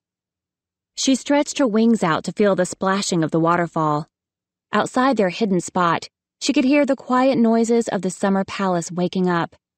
Dragon wings fluttered overhead. Bubbles burbled up from underwater caves where most of the SeaWings were sleeping. Pots clattered on the kitchen level of the pavilion, reminding her of how hungry she was. "Uh-oh," Anemone whispered, glancing down. "I think she's waking up. We'd better go back in." Tsunami hesitated. Should she go visit her friends now? But what would her mother think if she woke up and found Tsunami gone? "All right," she said. "But I have one more question. What happened to Orca?" If Anemone could tell her, she could put off going to ask Starflight about it. Anemone's pink-tinted wings shivered under the water. "She challenged Mother for the throne when she was only 7 years old," she whispered. "Everyone says it was horrible. She nearly won, but Mother killed her in the end." She glanced down again. "It's weird. Mother worships her and misses her, but lots of dragons still hate Orca for nearly killing their queen. Don't ever mention her name around Moray." "Moray," Tsunami echoed. "She seems drippy, fatuous, about as interesting as sea slime." "I was going to say odd," Tsunami laughed, "but those work too." "Uh-oh." Anemone vanished below the water. Tsunami followed her, swimming back to her bed a few moments before Queen Coral opened her eyes. The queen sat up and stirred the water with her wings as she stretched. She beamed at Tsunami and Anemone, reaching to stroke their heads gently with her talons. The queen gathered her strands of pearls from the coral branch where they'd hung during the night. Carefully, she draped them around herself again, then decorated Anemone the same way. Tsunami hadn't taken off the one she'd been given the day before. Her mother smiled at this and produced another long strand of pearls, these a shimmering pale purple and oddly shaped instead of round. With expert talons, Queen Coral wound them around Tsunami's chest and wings. They were beautiful, but it was strange to have something weighing her down. Tsunami felt almost as if she was wearing a harness of treasure. She wasn't about to complain, though. The talons of peace had never given the dragonets beautiful things. Finally, the queen beckoned for them to follow her to the pavilion. Tsunami wasn't sure how she felt about being treated the same as Anemone, a 1-year-old dragonet, but she did like how her mother kept patting her, as if she wanted to make sure Tsunami was real. As they flew up to the pavilion, Tsunami saw several guards clustered on one of the lowest levels, half of them sleeping, and half of them drinking something steaming out of handheld cauldrons. She noticed that they looked well-fed, well-rested, and content, not thin and grumpy like Queen Scarlet's guards in the SeaWing Palace. Proof that my mother is a better queen than Scarlet, Tsunami thought. When Queen Coral landed on the council level, a flurry of wing beats sounded all over the palace. Council members swept down from caves or surged up from the water below. Coral settled herself in the largest pool, which was labeled Queen. She tugged Anemone into the water with her, although it was a bit of a squeeze, and the little dragonet had to curl under the queen's wing. "Mother," Anemone protested, "quit squashing me." She wriggled around until there was a little more space for her. Small turquoise dragons darted in with platters of food, laying them all around the pools as council members slipped into their places. Tsunami stood awkwardly to the side. She felt like her tail and wings were in the way of everything. "Oh," said Queen Coral, finally noticing. "Tsunami, you can sit there.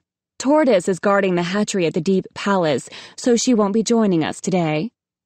The queen pointed her claw at a pool 2 down from hers, labeled Dragonet Care in tiny emeralds. The wet stone was chilly under Tsunami's talons as she climbed into it. The pools on either side of the queen said Defense and Communication. Shark splashed down in the first one, and a moment later, Moray landed in the other.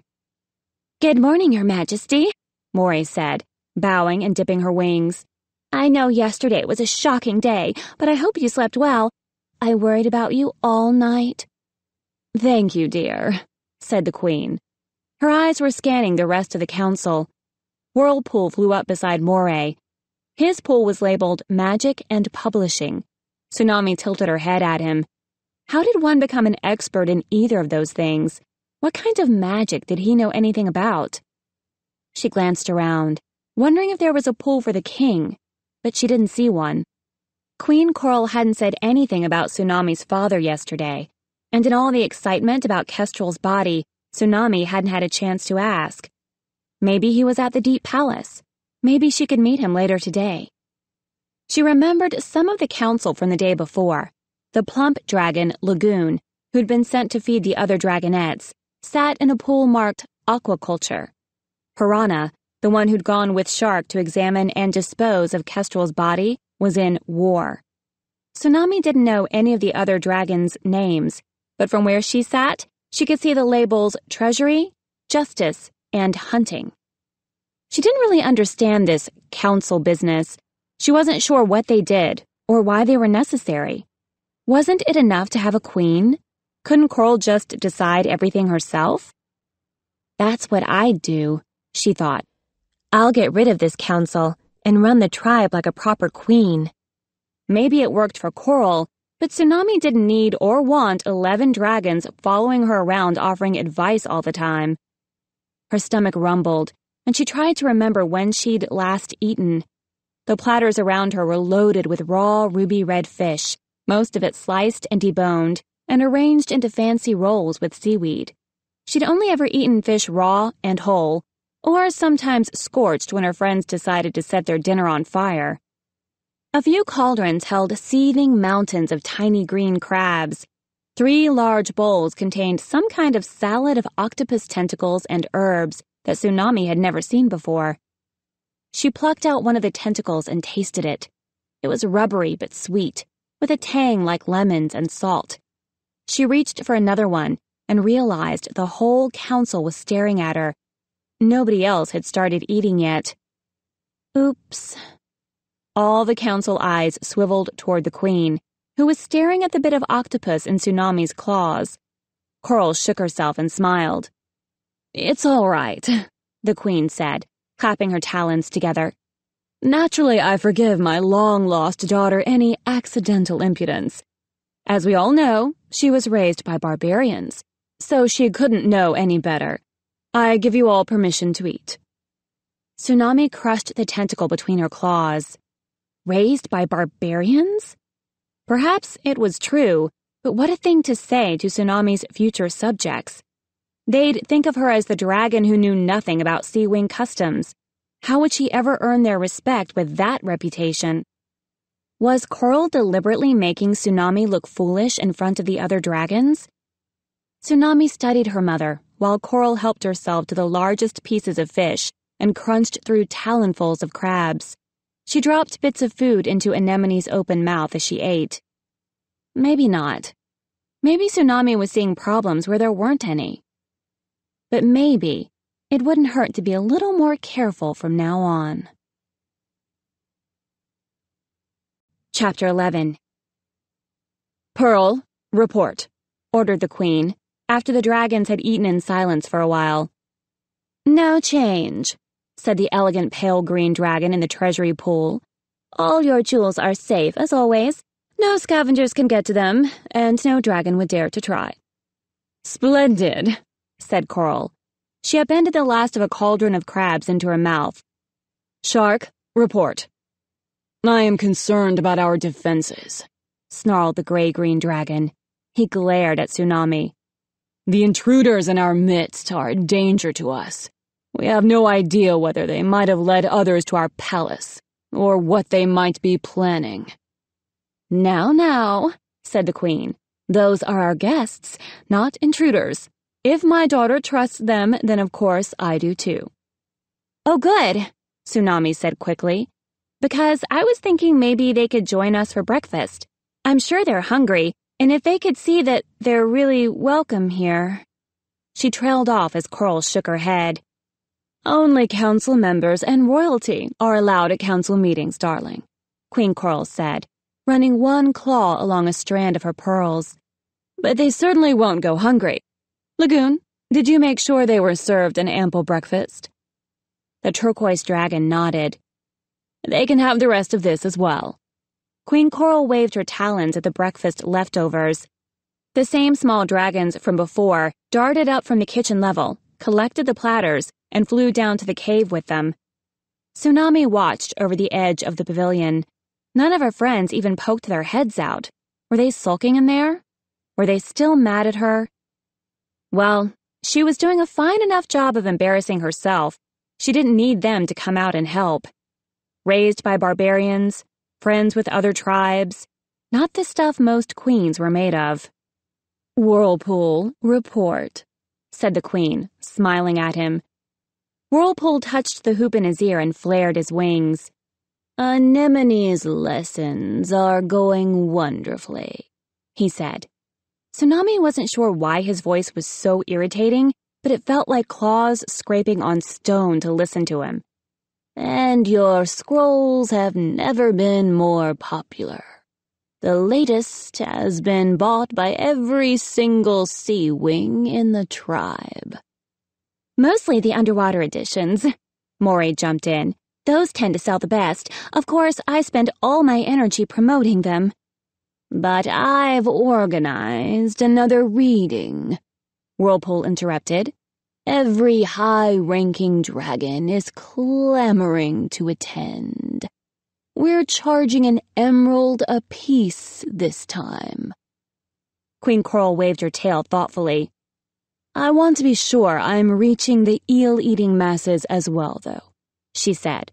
"I mean, my writing should be shared with everyone, not just those who can afford it." "Of course," Moray said. "That's why the schools have all changed their curriculums again, to be sure the dragonets have enough time to read everything you've written.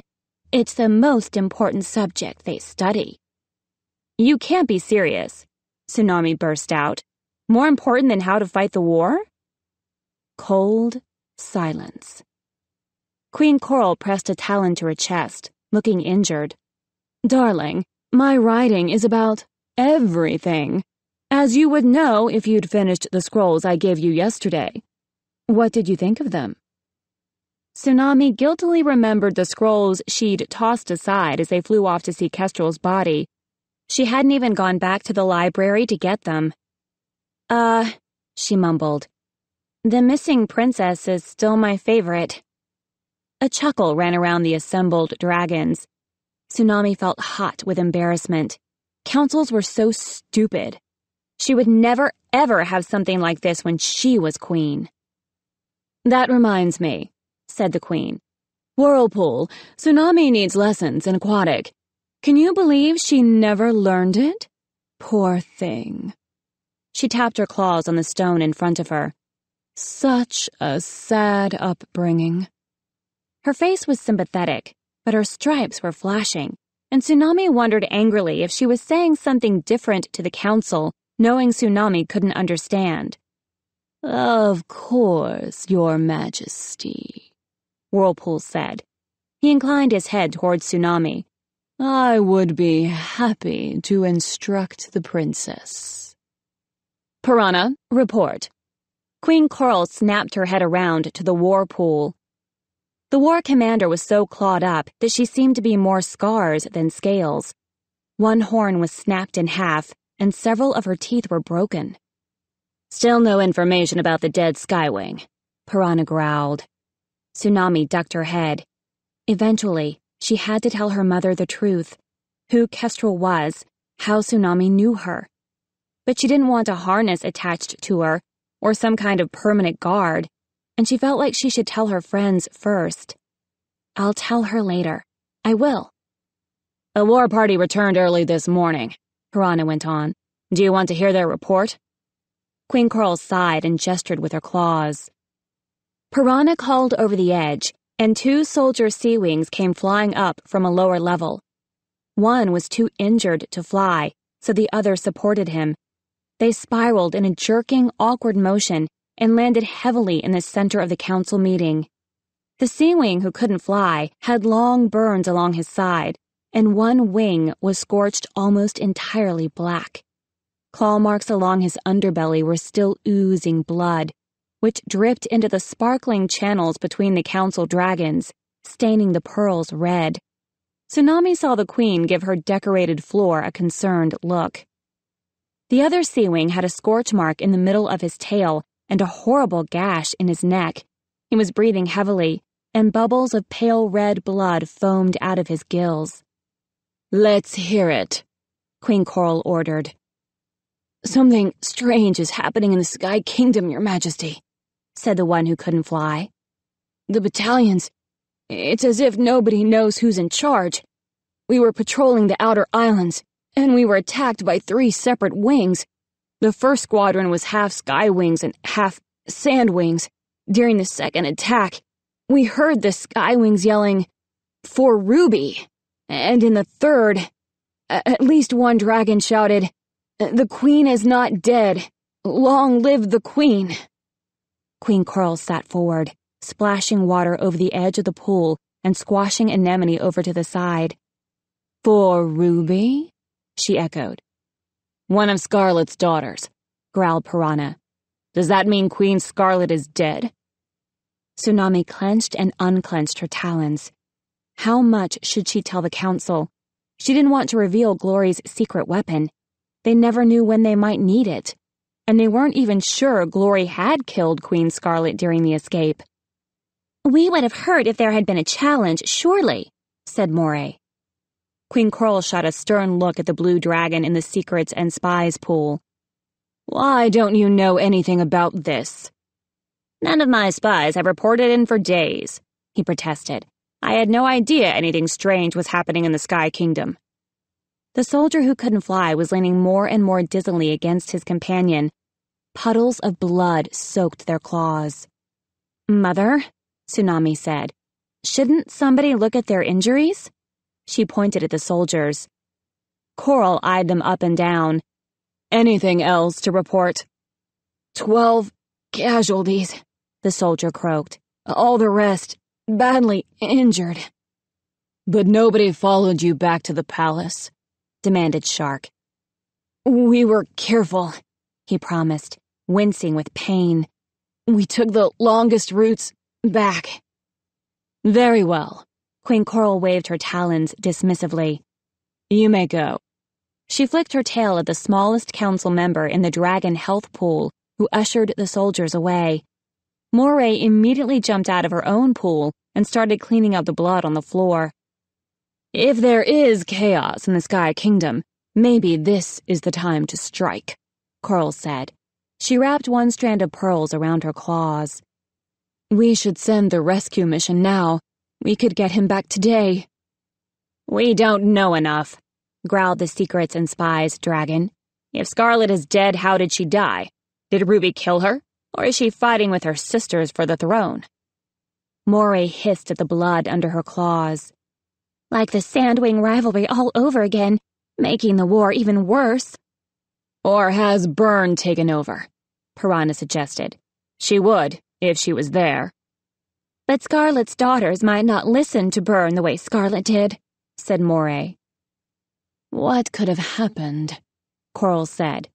"Queen Scarlet was so strong." Tsunami shifted uncomfortably, feeling the cold water seeping through her scales. She couldn't hide what she knew, not when her mother needed the information so much. Or at least she could share some of the dramatic highlights. Tsunami said. The entire council turned to stare at her. "That might have been us." There was a shocked pause. "You!" barked Piranha. "Ridiculous," snarled Shark. "Queen Scarlet found us under the mountain," Tsunami said. "She held us prisoner in her palace, and when we escaped, we sort of might have killed her. Maybe. I'm not sure. I will say we tried." She quite liked the horrified look on Shark's face at that bit of news. Starting to respect us a bit more, she thought. "You were at the SeaWing Palace?" Coral lunged out of her pool, swarmed across the stone, and seized Tsunami's front talons in her own, clutching them so hard it was a little painful. Behind her, Anemone was yanked half out of the pool with a squeak of protest, but Coral didn't seem to notice. "Did you see a SeaWing named Gil?" the Queen cried. "Green scales, big and powerful with brave eyes." Tsunami felt sick. Gil. Yes, she remembered Gil, but not the way Queen Coral described him. She'd been forced to fight Gil in Scarlet's gladiator arena after he'd been deprived of water for months and driven mad with thirst. He'd been covered in scratches, as if he'd tried to drink his own blood. The sound of dragon bones snapping between my talons. "I did see him," Tsunami said slowly. A gasp went up around her, whispers traveling from one council member to the next. Shark's pale, unfriendly eyes were like octopus arms coiling around her neck. "Can you tell us where he is?" Queen Coral asked urgently. "We've been planning a rescue mission, but he's not in the regular prison with the others, and we've got to get him back, Tsunami. You have no idea how important it is." Tsunami curled her tail in close to her talons. She wanted to dive into the lake, crawl down to the bottom, and stay there forever with her wings over her head. "He's..." Her voice cracked. She swallowed and started again. "He's dead."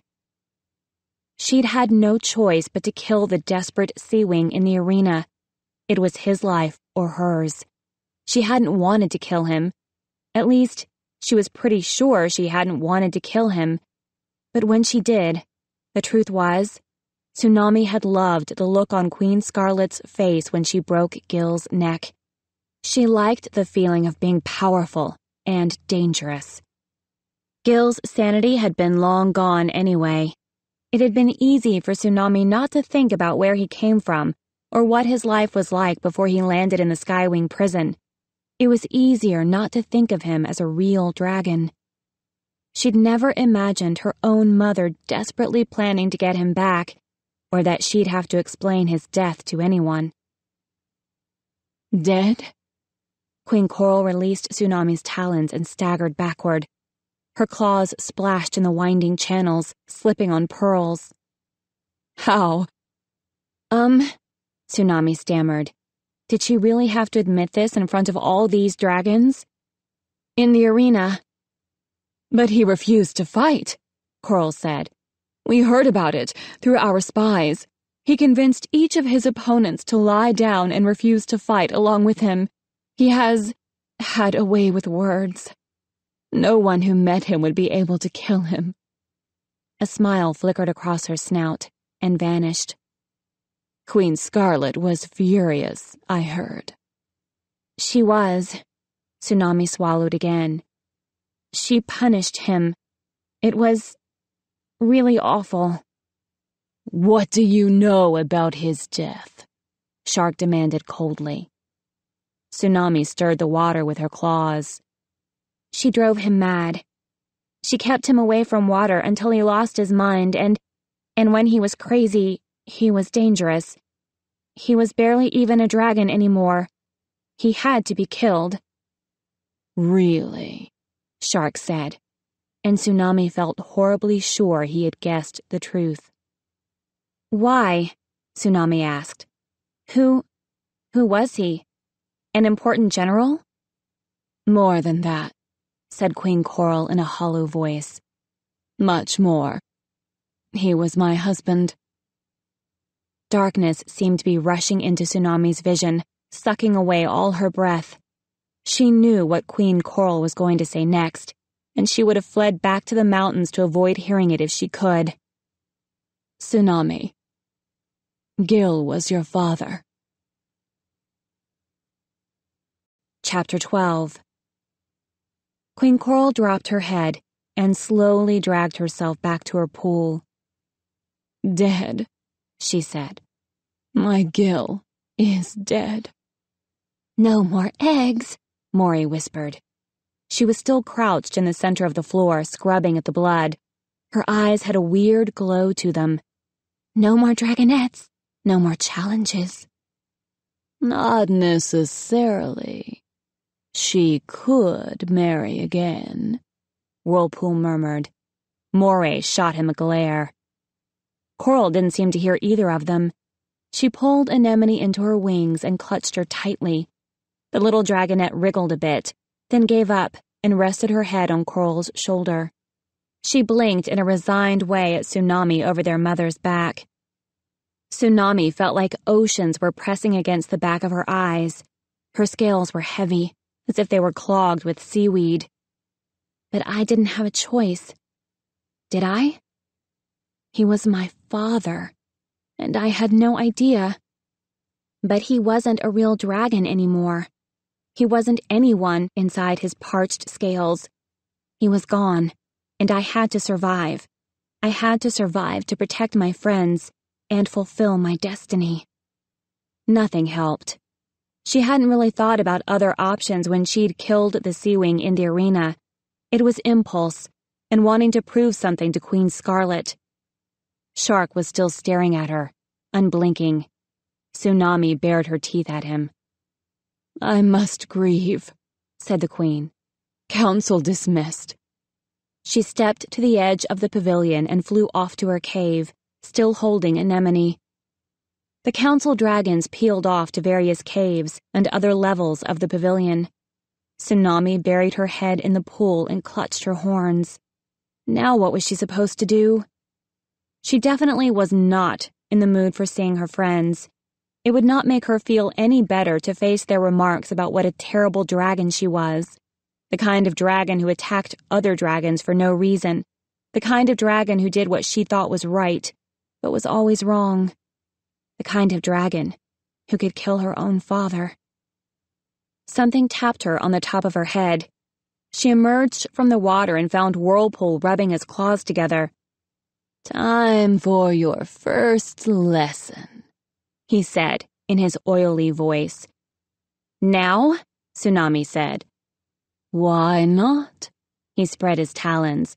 It is never too soon to begin filling our minds with knowledge. Tsunami hissed softly under her breath. This was not going to be fun, but perhaps it would be distracting. Come, he said, strutting to the edge and diving over. Tsunami reluctantly followed him into the cavern lake. He was hovering several lengths below the surface, flashing his stripes at her. Tsunami sank to his level and watched him. She kept her own scales dark. She most definitely did not want to say something to him like what she'd said to Riptide. If Anemone was right about Coral's plans for him, Whirlpool did not need any encouraging. After a few moments, Whirlpool swam up to the surface again. His pale green eyes seemed far too big for his eye sockets. "What's the matter?" he said. "Don't your stripes light up?" "Of course they do," Tsunami snapped. "But you haven't told me what we're saying or anything." "Just imitate me," he said officiously, and dove again before she could argue. "Rrrr," Tsunami growled. This time she imitated each flashing path of light, along her wings, her tail, her sides, alternating and sometimes flashing faster or slower. It seemed to go on for an eternity. Finally, Whirlpool nodded with satisfaction and rose to the air again. "Excellent," he proclaimed. "What's excellent?" Tsunami demanded, spreading her wings to float. "What did we just say?" "We recited the first chapter of the Queen's very first work, The Tragedy of Orca. It's extremely moving, glorious writing. You nearly repeated it perfectly." Tsunami wanted to splash seawater up his annoying snout. "But I didn't learn anything." "Oh, you will," he said. "With repetition comes perfection. Shall we go on to the second chapter?" "No," Tsunami said. "Teach me something I can use. How do you greet strangers? How do you warn other SeaWings of danger? How do you say, 'I'm sorry I killed my father'?" She shook herself. "For moon's sake, at least show me how to say I don't speak aquatic." "All knowledge can be found in the Queen's writing," Whirlpool insisted. "If we recite 3 chapters a day, we should get through her entire body of work in about 5 years. "I have to get out of here," Tsunami said, "before I tie your stupid tail around your stupid snout and leave you in a bundle at the bottom of the lake." She turned and swam toward the exit tunnel. It wasn't quite as dramatic as storming out of a cave, which she hoped would be the first and last time she missed anything about life under the mountain. "I am not impressed with your work ethic," Whirlpool called. "This may take us closer to 7 or 8 years if you—" Tsunami plunged her head under the water so she wouldn't have to listen to him anymore. The exit tunnel yawned ahead of her, and she shot into it as fast as her wings could beat. Outside the summer palace, the sky was gray and overcast, which suited Tsunami's mood perfectly. Wind whipped the sea into white-tipped peaks, knocking Tsunami around even more than usual. She tried paddling away from the palace underwater, but currents kept flinging her into the jagged boulders. She was sick of fighting with the ocean. Why wouldn't it welcome her like it was supposed to? Why couldn't she start over as a normal SeaWing with normal problems, instead of having her past mistakes suckered onto her tail like overgrown leeches? Frustrated, she swam to the surface and flew into the sky. It didn't make sense that flying should be easier for her than swimming. What kind of SeaWing didn't love the sea? The kind that shouldn't be queen, maybe, Tsunami thought. Looming out of the water ahead of her was the island of rocks shaped like a giant dragon skeleton. Tsunami banked toward it, studying the holes and gaps. She chose the cave where the eye should be and landed in cool semi-darkness. The stone was smooth like pearls under her claws. She flapped her wings to dry them and turned to look out the entrance. A dragon head popped into her view, then vanished again. "Wow," Tsunami said. "You are the worst at staying hidden. Has anyone ever told you that you should definitely never be a spy?" Riptide slowly poked his head around the mouth of the cave. "I think I'd make a splendid spy," he said with dignity. "Aren't you supposed to be patrolling the outer islands where we met?" Tsunami asked. "Perhaps, but as you can imagine, I don't have a very important job." Riptide made a wry expression. "Her Majesty can't trust me with anything vital." "You do seem like a shady character," Tsunami said, remembering that she was supposed to be mad at him too. She could yell at him. Her first instinct was to yell at him. Maybe I should stop listening to all my first instincts. She scooted back farther into the cave. "Come on in. I'm just recovering from an aquatic lesson with Whirlpool." "Oh, Whirlpool. Queen Coral's favorite instrument of torture," Riptide said. He climbed into the cave beside her, shaking water droplets from his scales. The cave was only big enough for 3 or 4 dragons, so they were closer together in the dark than Tsunami had expected. When she was much younger, Tsunami had had fleeting crushes on Clay and Starflight before she realized that Starflight could be massively annoying and that sweet, loyal Clay saw the other dragonets as brothers and sisters. But they were the only dragonets her own age that she'd ever met. Even though they weren't SeaWings, who else was she supposed to like? Now here she was, alone with a SeaWing who looked at her as if he didn't see a future queen, or a father killer, or anything but a dragon whom he liked very much. "Coral told me Webbs is your father," she said quickly, awkwardly. "Why didn't you say something when we met?" "It's not how I usually introduce myself," he said. He coiled his tail around his talons. "It makes dragons see me a certain way. I'm sorry, I should have told you. I was hoping you might, I'd like to know more about him." Tsunami shook her head, tempted to say, "No, you wouldn't." "Is that why you've been hanging around watching me?" she asked instead. His dark blue eyes caught the faint light from outside. "That and other reasons," he said. "I was worried about you. There aren't a lot of outspoken dragons in the Kingdom of the Sea." "I can say whatever I want," Tsunami said boldly. "I'm the missing princess. Mother loves me so much, she'll have a harness on me by the end of the day if I'm not careful." Riptide snorted. "I'd like to see any dragon try to put a harness on you." "Then they'd really find out how outspoken I am," Tsunami said. She opened and closed her wings, accidentally brushing against his. "Oops, say something, quick." "Webbs wasn't so bad," she blurted. "Not as bad as the other 2. He tilted his head. "We had 3 guardians. The other 2, Dune and Kestrel, hated everything," Tsunami said. "Except maybe Sunny. Nobody hates Sunny. She's too sweet and simple and lovable." "She sounds frightful," Riptide said, and Tsunami laughed. "But Webbs, he wasn't just trying to keep us alive. He taught us everything he could, except aquatic, I guess. He taught us history and geography and all about the prophecy, and he wasn't even that boring about it. When it was his turn to hunt, he tried to bring back prey he knew we liked. It would have been worse without him." She fell silent, thinking. She'd never tried listing good things about Webbs before. It was a lot harder than complaining about him, like she'd done her whole life. "It's all right," Riptide said. "You can tell me the truth." The end of his tail flicked up and down. "I want to hear the bad stuff too. It's good for me." Tsunami took a deep breath. "He should have protected us better," she said. "If he was the only one who cared, he should have stopped Dune and Kestrel from hurting us and telling us we were worthless.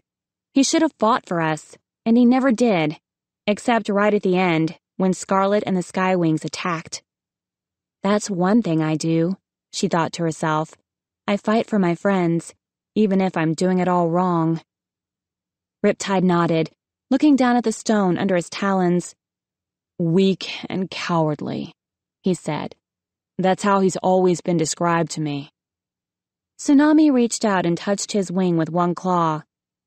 That doesn't mean you're anything like him, she said. It's not fair to punish you for what he did.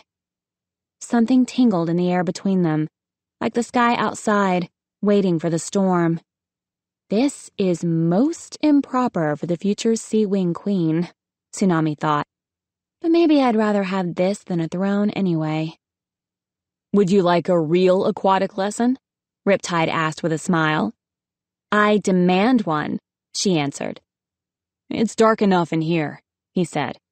All right, here's what you say to Whirlpool next time you see him. The stripe on his tail lit up 3 times. Uh-oh, Tsunami said, copying him. What did I just call him? A squid brain, Riptide said. My new favorite insult, thanks to you. I'm not sure this lesson is teaching me much more than his did, Tsunami pointed out. Hey, now I'm offended, he said. All right, you asked for it. He sat down and pointed to his snout.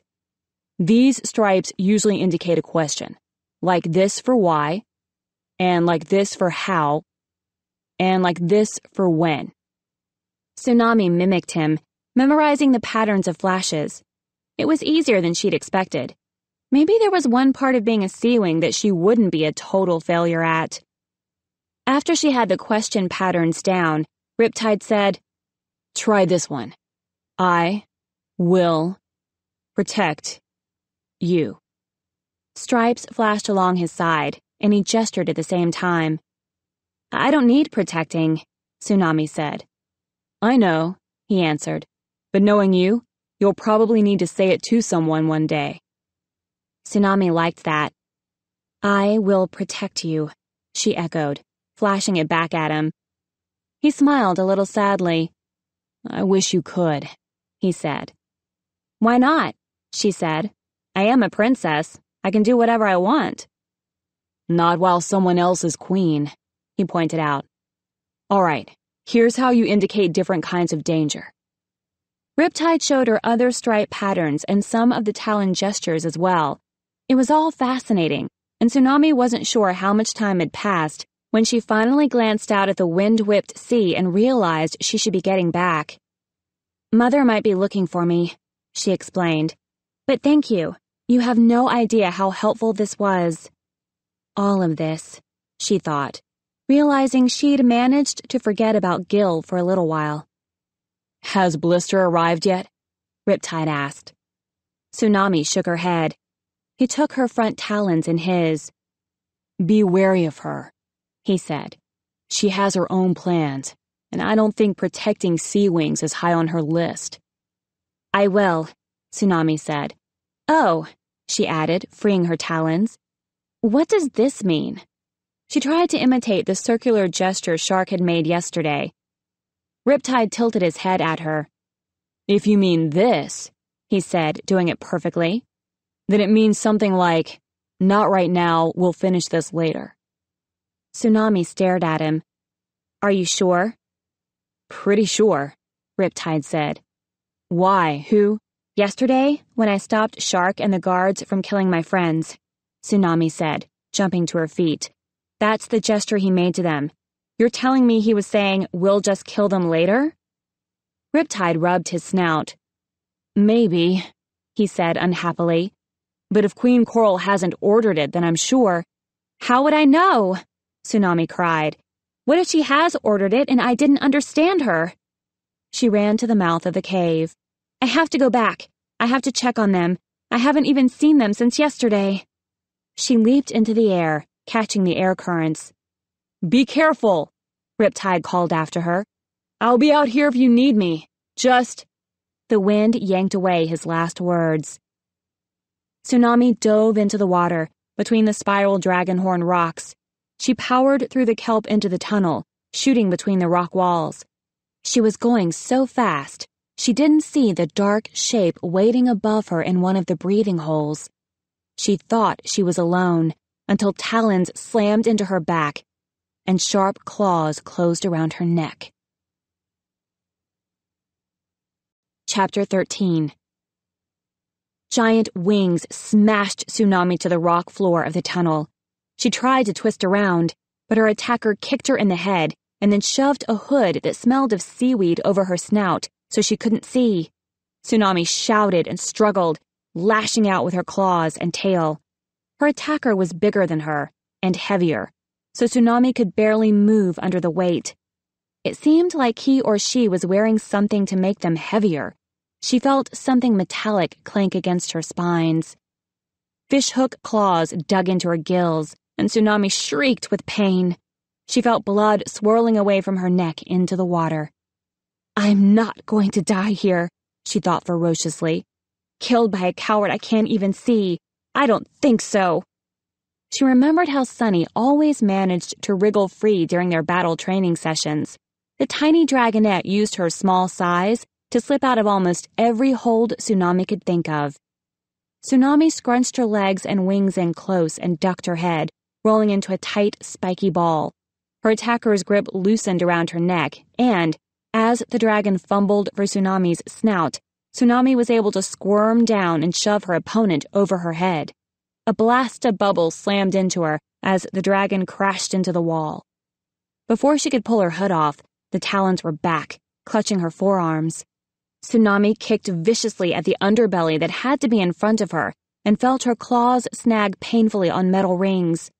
Her attacker made no sound, but a moment later, the dragon's tail hit Tsunami so hard she thought she heard bones crack. The other dragon's wings began to press her down toward the rock floor again. Whoever it was knew how to fight like a SeaWing.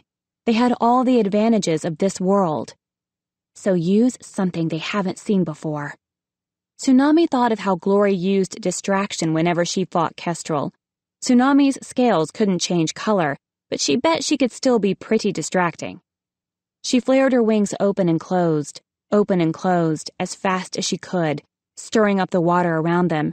She felt her attacker pause, as if confused. On her third flare open, Tsunami suddenly lit up all the stripes all over her body in what she hoped was a blinding flash.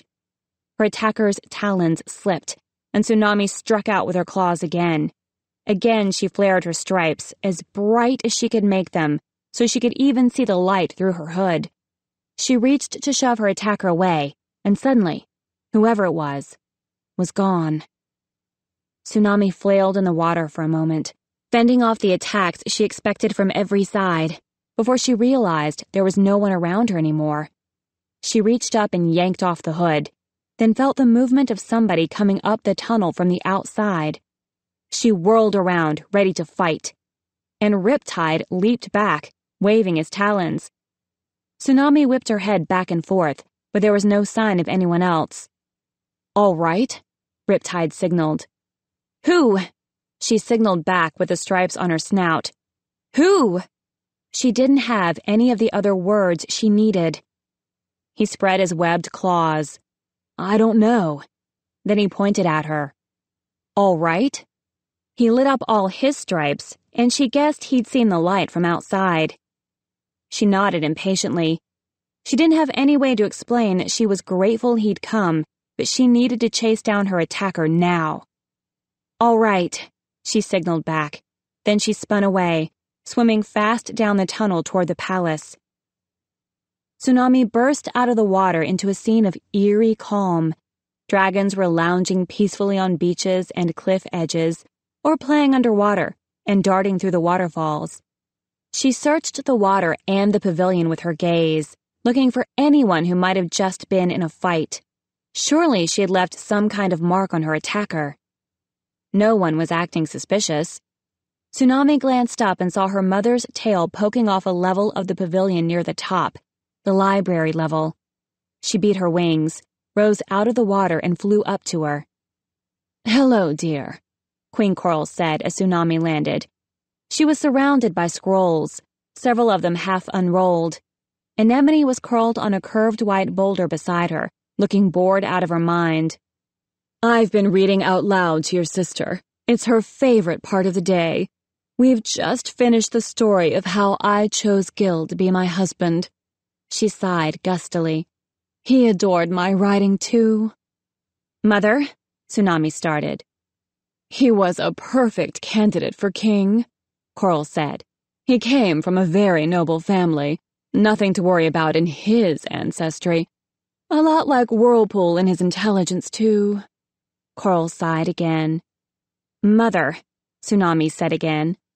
Luckily, you've arrived just in time for my epic poem on the differences between oysters and clams. It's an elegantly well-crafted metaphor about class differences and genetic superiority, as Whirlpool always says. Mother, Tsunami interrupted firmly. Someone just tried to kill me. Queen Coral sat up, scattering drops of ink from her claws. What? Who dared? I don't know, but they must be here now, Tsunami said. Somewhere in the palace. We should gather everyone and— The eggs! Queen Coral yelped. The eggs must be in danger. She started flinging scrolls back into cauldrons.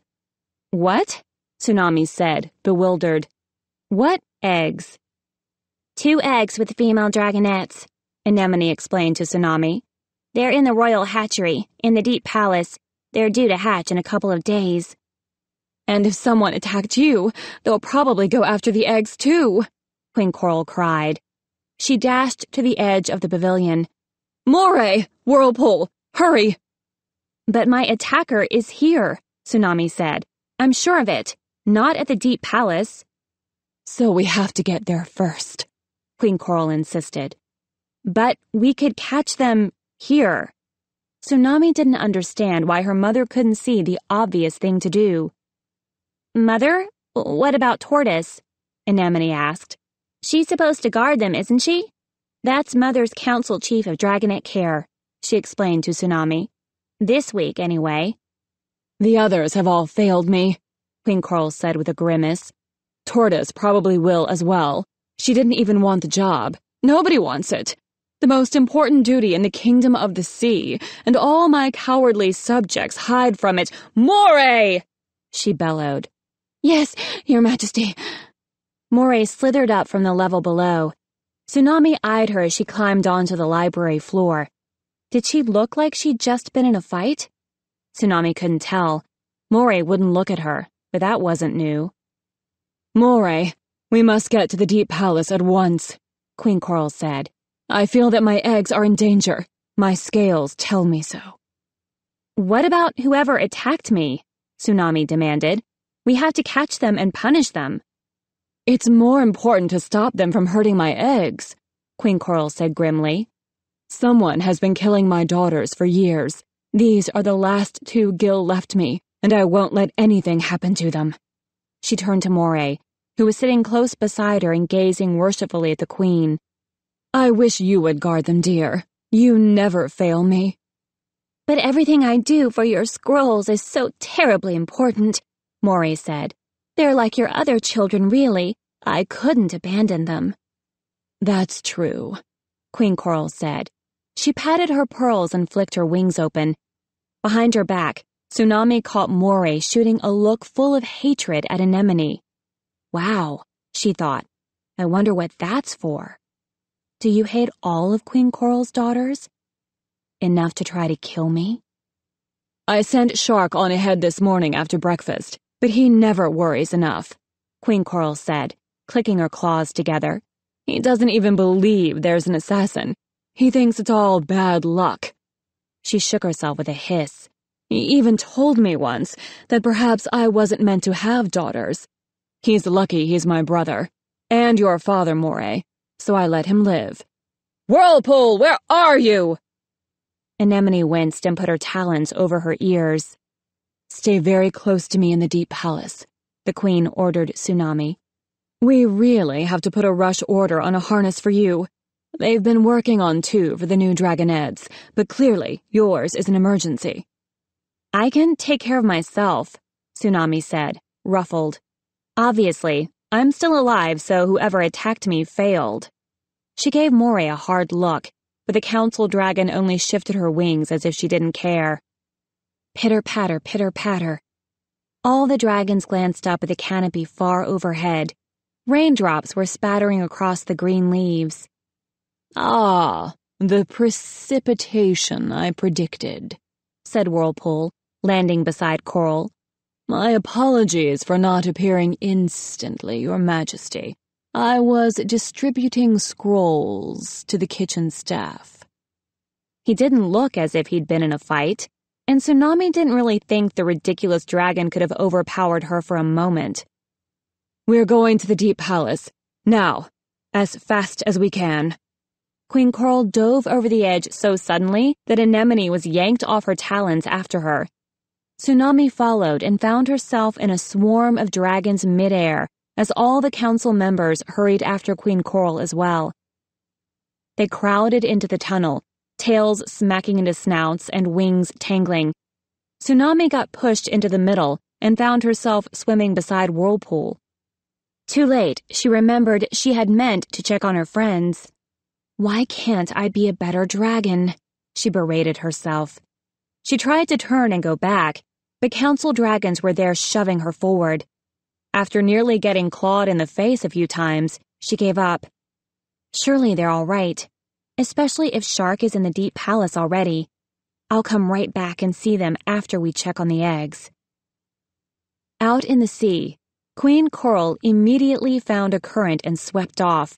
One by one, each of the dragons followed her. Tsunami glanced around, scanning the coral reefs and underwater boulders. Her heart jumped a little as she caught a glimpse of sky-blue scales. Riptide was still out there, watching for her. She waited a moment until she saw him dart from one rock to another. He was following them, following her, to the Deep Palace. Pleased, although she felt a bit silly about it, she swam into the current and let it carry her after the others. She was starting to get the trick of how to angle her wings so it could sweep her along as fast as possible. It was a bit like flying, but with a lot more to dodge. Then again, fish managed to get out of the way pretty fast when they saw the dragons coming. Above them, rain pattered down harder and harder on the water's surface. The light faded, and Tsunami imagined the dark clouds rolling in. She hoped her friends would be all right in the summer palace. Surely there were storms there all the time. At least they were in a cave so they wouldn't get wet. 2 giant sea turtles swam by, going in the other direction. They eyed the dragons warily, but nobody stopped to eat them. Explosions of tiny pink fish popped in and out of the waving anemones along the coral reefs. Something large and yellow was lying flat against the sand. It opened its eyes, stared at Tsunami, and closed them again.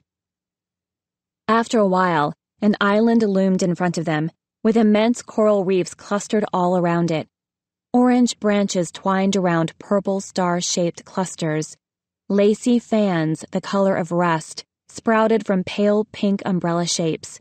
Blue and silver fish darted in and out of the holes. The SeaWings swam out of the current and around the bend of the reef, and then the lead dragons ducked into a canyon in the ocean floor. Tsunami followed them down. As her eyes adjusted to the growing darkness, she saw a vast expanse of white and green coral reef spreading along the sides and floor of the canyon. It curled into caves and towers and underwater gardens full of glowing colors.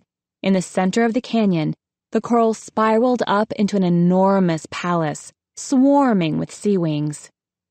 SeaWings were everywhere, swimming in and out of the windows and doors of the palace, shooting up to the surface and diving to the bottom of the canyon, tending the gardens, gently cleaning the coral, lugging large fish in from the hunt, or sitting in small circles with groups of dragonets, reading from thin stone tablets. The only signs of the war were a few troops drilling in formation around the palace, and a group of soldiers gathered in one of the gardens, each with terrible bandaged wounds. Tsunami saw 2 with missing feet, one with scorched holes where his eyes should have been, and several with black scars twisting their wings or tail. Several couldn't swim anymore, but had to be helped through the water by nurse dragons. As Queen Coral swam past, dragons snapped to attention, saluting or waving. She waved to each of them with a wide smile. Tsunami noticed that most of them waved to Anemone too, and the little dragonet smiled and waved back. Surrounded by council members, For once, Tsunami was able to sweep by without a whole lot of staring and pointing. For a little while, at least, nobody knew who she was. They swam through the wide front entrance into a coral cavern, sparkling with emeralds and sapphires. A statue of Queen Coral loomed in the center, her talons outstretched benevolently. SeaWing servants hurried in from all directions, their luminescent stripes flashing at the Queen. Coral swept past them all and charged down a tunnel at the back of the hall. Some of the council broke away to swim to other parts of the palace, but Moray and Whirlpool stayed with the Queen, and so did Tsunami. The tunnel curved down and around in a spiral, getting warmer and warmer as they descended. Tsunami felt warm jets of water bubbling up through the coral under her talons. At the bottom was a stone door, and in front of the door, a skinny seaweed-green dragon crouched, gobbling something hungrily in her claws. Her eyes went wide when she saw the Queen, and she dropped her octopus with a shriek. The remains floated up to the ceiling as she flapped her talons in a panic, flashing her stripes so fast she looked like a lightning storm gone mad. Queen Coral roared and threw the door open, smacking the green dragon back against the wall. The Queen shot inside, towing Anemone behind her. This is where I should have hatched, Tsunami thought, with a rush of confused excitement. She swam through the doorway and gazed around. The royal hatchery. The warm jets bubbled along every wall, heating the room, which was shaped like the inside of a large, pale egg. A SeaWing dragon carved from dark green marble stood in the center of the room. Garlands of blue and purple underwater plants were woven through her horns and along her wings. The base of the statue said, Orca. She looked tough and beautiful at the same time. Tsunami wondered if Queen Coral's first daughter had carved her own self-portrait, and if she'd known it would be a memorial one day. She glanced around and caught the hateful look Moray shot at the statue.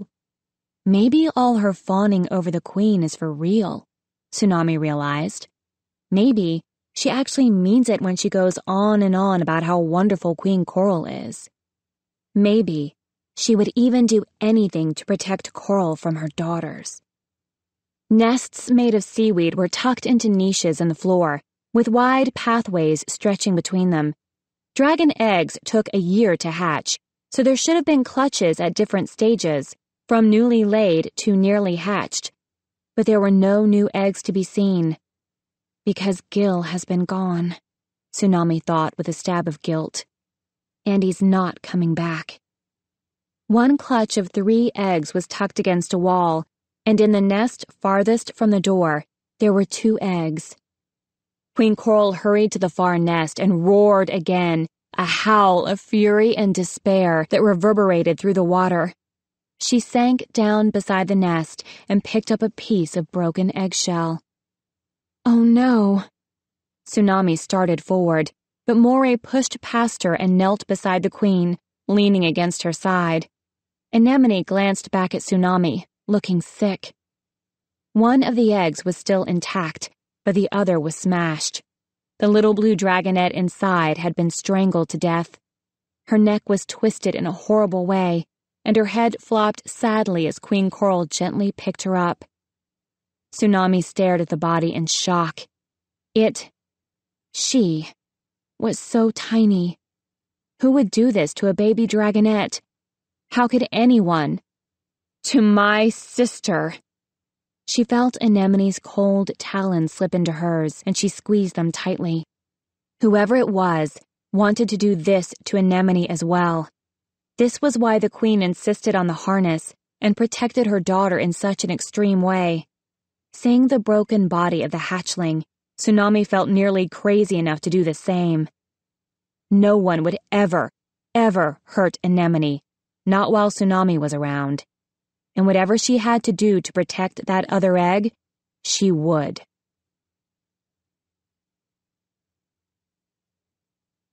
Chapter 14. Queen Coral rose to her feet, knocking Moray aside. She shot back across the cave to the door, but the skinny green dragon was gone. Anemone yelped a stream of bubbles as the queen blasted up the tunnel with her in tow. Tsunami started after them, then turned and looked down at the last egg. Moray had already followed Coral. Whirlpool was hovering uselessly in the doorway.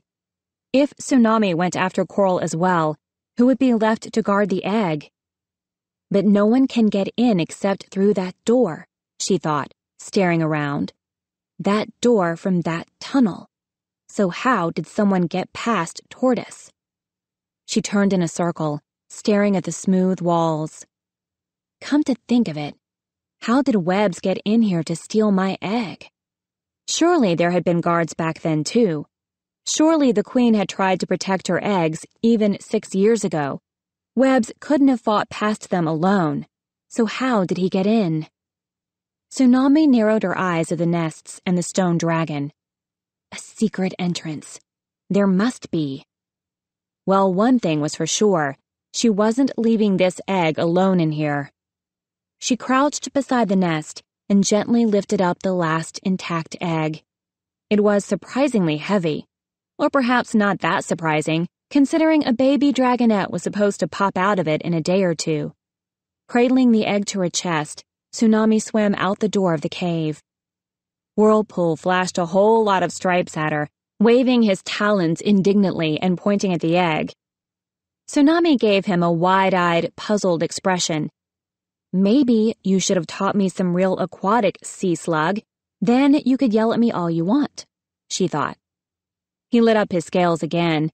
With a friendly smile, Tsunami lit up the same patterns back at him, then added, squid brain, with her tail stripes, like Riptide had taught her. She swam away up the tunnel, leaving him gaping in surprise behind her. As she swam up and around, she started to hear shrieks of pain echoing through the water. She hesitated, then beat her wings faster. In the main entrance hall, Queen Coral had Tortoise pinned under her talons. A crowd of SeaWings had gathered, watching in silence. The skinny green dragon was shrieking in one long, high-pitched scream. Tsunami stopped and pressed herself back against the wall, horrified.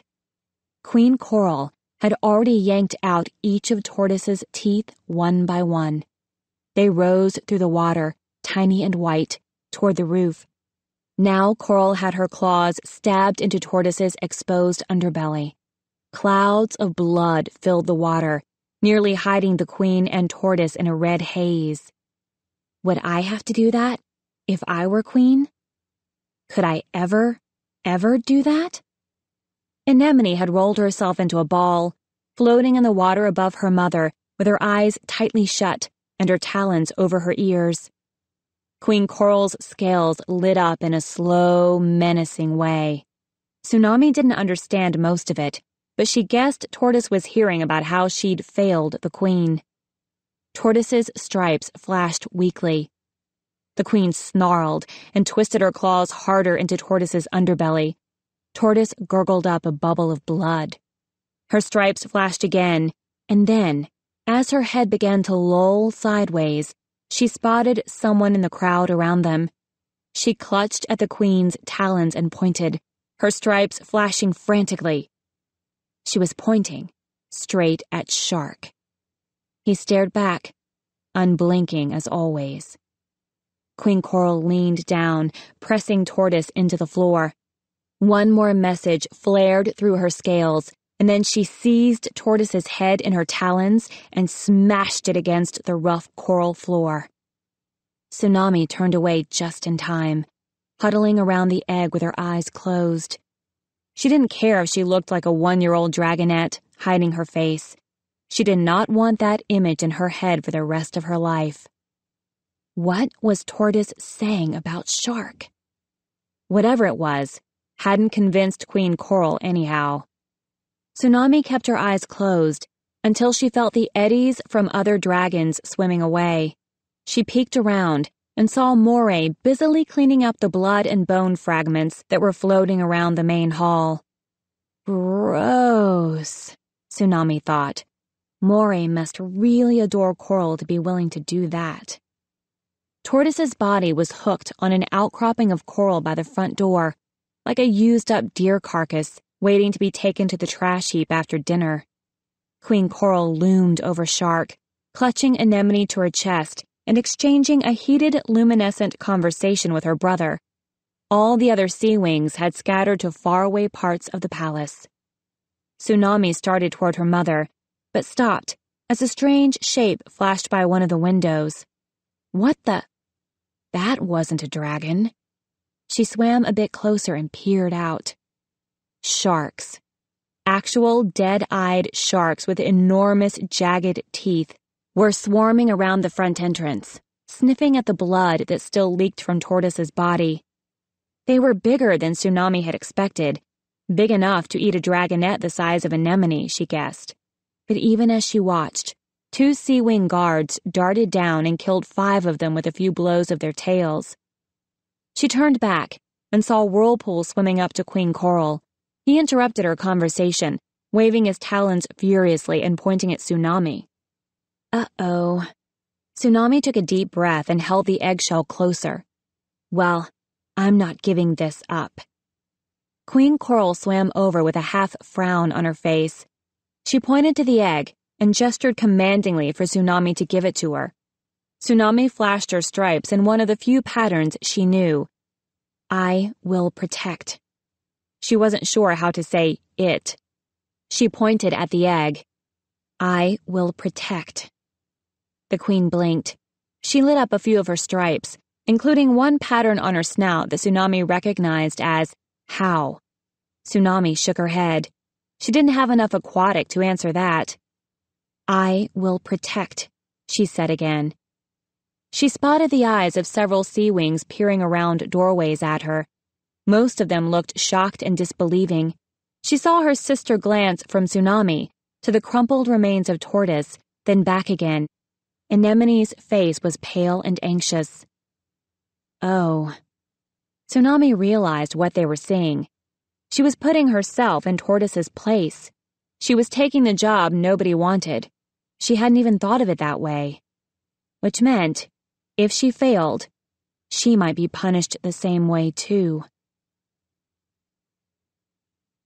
Chapter 15. Queen Coral tried flashing some more questions at Tsunami, but finally she flapped her wings and pointed to the surface. Tsunami pressed the egg to her chest and followed her mother up and up and up, through winding tunnels and cavernous palace rooms, through emerald-studded coral and pearl-laced curtains of golden seagrass. They swam to the top of the palace, where a guard stood watch over a view for miles underwater. He saluted to the Queen, and she swam up past him toward the gray light overhead, where raindrops pelted the surface of the water. Anemone paddled in her wake, glowing like a pale blue pearl in the dark sea. They emerged into a storm so fierce, it almost felt like they hadn't left the water at all. Tsunami faltered in the air as wind and rain tried to sweep her back into the ocean. The egg was slippery in her talons. Don't you dare drop it, she hissed to herself. This way, shouted the Queen, banking toward the nearest island. A large cave yawned open onto the beach. Rough, dirty, and muddy, it was still the driest spot they could see. The 3 of them huddled into its shelter. What do you think you're doing? The Queen demanded, as soon as Tsunami's claws touched the ground. Someone has to protect this egg, Tsunami said. It's not safe in the hatchery. It'll be safe in the hatchery if I put all my guards on it, Queen Coral fumed. Tsunami shook her head. Haven't you tried that before? Has it ever worked? She paused and glanced at her sister.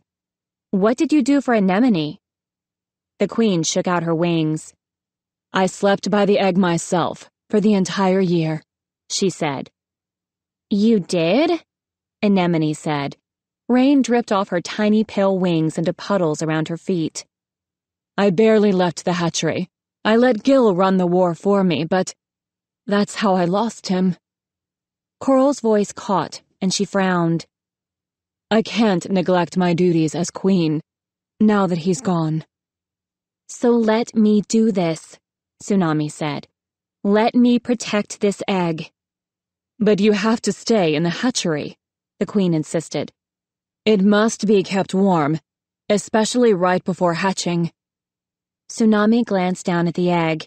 She didn't trust the hatchery. Anyone could sneak in to attack both Tsunami and the egg, especially if there was a secret entrance. Besides, she couldn't stay in the deep palace.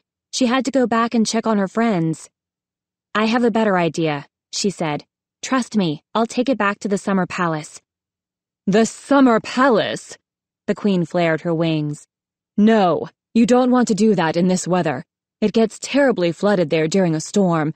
Better to wait out the rain here at the deep palace, where you'll hardly notice it's happening. Flooded? Tsunami echoed. Do you mean the caves? And the beaches? Where my friends are? Oh. Queen Coral waved her claws dismissively. I'm sure they'll be all right. Can't they swim? Not like we can, Tsunami said. I'm going back to check on them. With my egg? Coral growled. You've tried trusting everyone else, Tsunami said, taking a step back toward the pounding rain outside. Now trust me. I promise this dragonet will hatch safely. Her heart beat like the thunder in the clouds. Was this, finally, the right thing to do? Was she doing it for the right reasons? Or was she being impulsive again, trying to prove something instead of thinking it through? I'm doing this for my father. I'm doing this to make up for all my mistakes. And I'm doing this to save my little sister. How can that be wrong? If anything happens to that egg, Queen Coral hissed, I'll lose 2 daughters that day. So much for being a special princess. I need a harness for it, Tsunami said, looking her mother in the eye. See, I'm not afraid of you. Maybe you should think about how your next queen will come to power before you start threatening me. The harnesses they were making for the dragonets, Anemone piped up. One of those should work. How will you get back to the summer palace? Coral demanded. You don't know the way, and my court is staying here with me. I'll find it, Tsunami said, but a nervous shiver went through her wings. She did not want to be wandering the ocean alone during a storm, especially when her friends needed her. If Riptide is still out there, please let Riptide still be out there. Wait, she said, as the Queen started for the entrance. I have a question. Tortoise pointed at Shark while she was dying. Was she saying he attacked the egg? Coral flared her wings, looking shocked. Certainly not, she said. My own brother. He wouldn't dare. She wasn't saying he killed the egg, Anemone agreed. She said he'd given her permission to leave her post. He brought her an octopus to eat. The fool. Coral gnashed her teeth. I've told Shark 1,000,000 times that vigilance is the only way to protect the eggs. If that means going days without eating, then that is what my trusted counselor must do. He's too soft with them. Right, Tsunami thought. Soft is definitely how I'd describe Shark. Well, Tortoise didn't think anything could happen, Anemone said. Not while she was right outside the door and only away from the egg for a few moments. Why didn't she stay with the egg to eat? Tsunami asked. Nobody eats inside the royal hatchery, Anemone said primly. It's a pristine hatching place designed for royal dragonets, and if you get blood in the water, sharks will try to find their way in. Regular sharks who eat dragonets and eggs, that is. Hatcheries other than the royal hatchery get attacked by them all the time. Tsunami shook her head. She couldn't help feeling like following all these rules was only helping the assassin. And it was pretty convenient that Shark had set Tortoise up like that, not to mention giving himself a chance to sneak in and kill the dragonet. She shook out her wings. Take me to the harness, she said. Queen Coral reached toward the egg, then stopped herself. She gave Tsunami another hard look and led the way out into the storm. This time, they swam down through the murky, churning water and around to the back entrance to the palace. The Queen burst into a room that seemed to be a workshop, where small SeaWings crouched over seagrass weavings and marble carvings. Tsunami paused as her mother thundered to the far end of the room. She lifted one of the weavings in her claws and realized it was made of the same material as the harness, rubbery, stretchy, and waterproof. Only these were woven in colors, not clear like the harness.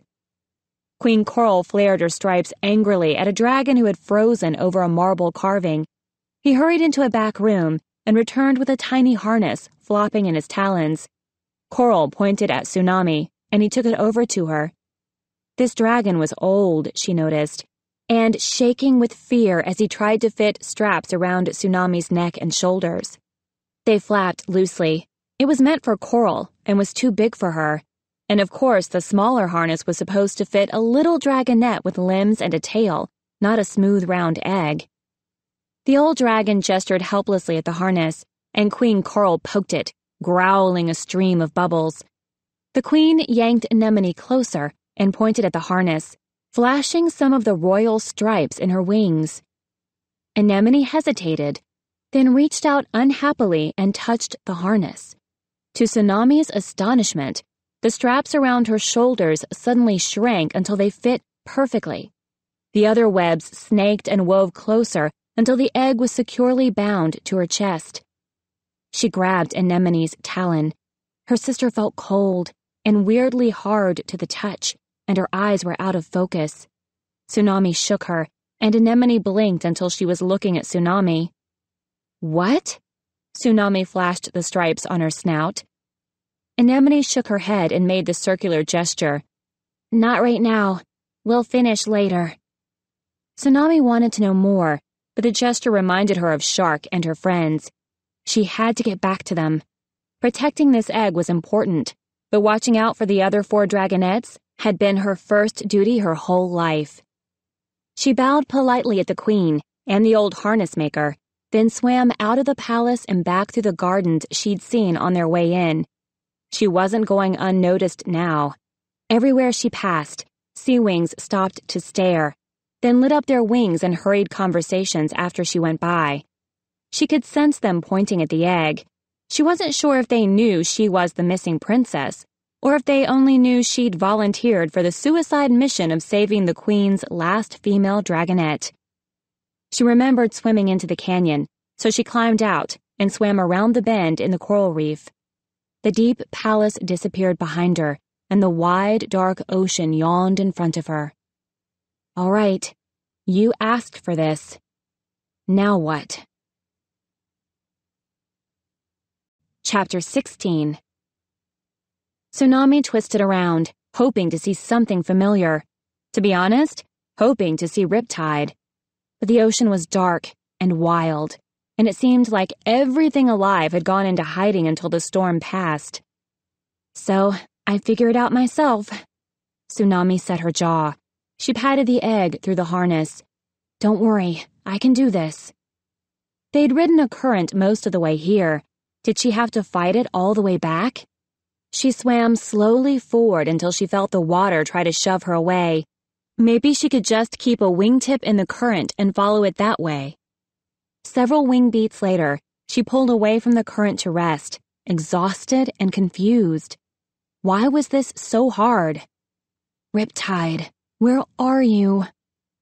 Perhaps she could find her way back in the air instead. She just had to look for the island shaped like a dragon skeleton. How hard could that be? Tsunami lashed her tail to power to the surface. She burst out into a pounding cacophony of thunder and roaring waves. Rain crashed down on her scales like hailstones. The wind immediately tried to grab her and carry her off. She fought to stay balanced and fly straight, but she was already lost. She could see an island to her left, but she didn't know if that was the one close to the deep palace or if she'd been swept to another, and whether it was on the way back to the summer palace or not. A dark shape on the surface of the water caught her eye. She rubbed her snout, shaking off raindrops. Riptide? She flew lower. It wasn't a dragon. It was some kind of odd vessel, like a large bowl floating on the water, and huddled inside of it were 2 scavengers, scrawny and soaking wet. "That doesn't help me at all," Tsunami thought. I'm not even hungry right now. She beat her wings to soar upward again, and one of the scavengers looked up. Its eyes were as green as Glory's, and a smooth face the same brown color as Clay's scales. Tangled dark hair snarled around its shoulders. Tsunami had seen a few scavengers up close before, one in the mountains and two in the SeaWing arena. It struck her again how dragon-like their eyes were. It was sort of unsettling, really. She wondered if they could breathe underwater or swim, because these two were about to get swamped and end up at the bottom of the ocean. Unless I help them. As if I have time for that. She hesitated. Maybe all scavengers looked that way all the time, but if she had to guess, she'd say their expressions were terrified. On the other hand, I might as well help somebody. Maybe it'll give me luck. Tsunami swooped down and snatched up the vessel in her talons. It was heavier than it looked, and she immediately dropped it. The two scavengers let out their long, piercing bird shrieks as the vessel smacked back into the water. Oh, calm down, Tsunami thought. She flew around in a circle, fighting the gusts of wind, and wrapped a front talon around each scavenger. They both shrieked some more and banged uselessly against her claws. How do scavengers accomplish anything? Tsunami wondered, flapping toward the island. They don't seem to have any useful dragon qualities, and yet they manage to steal treasure and occasionally kill a queen and start a war. That's right, she remembered, giving the scavengers a little shake. I'm mad at your kind. It's your fault all of this is happening. They screamed in a satisfyingly terrified way. On the other hand, it's pretty unlikely that it was these exact scavengers who killed Queen Oasis and set off the Sandwing War of Succession. So, I suppose I'll let them live. She dropped them on the island beach. They staggered to their feet and fled up toward the trees and the caves without a backward glance.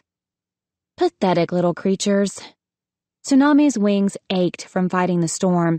She had to try going back underwater.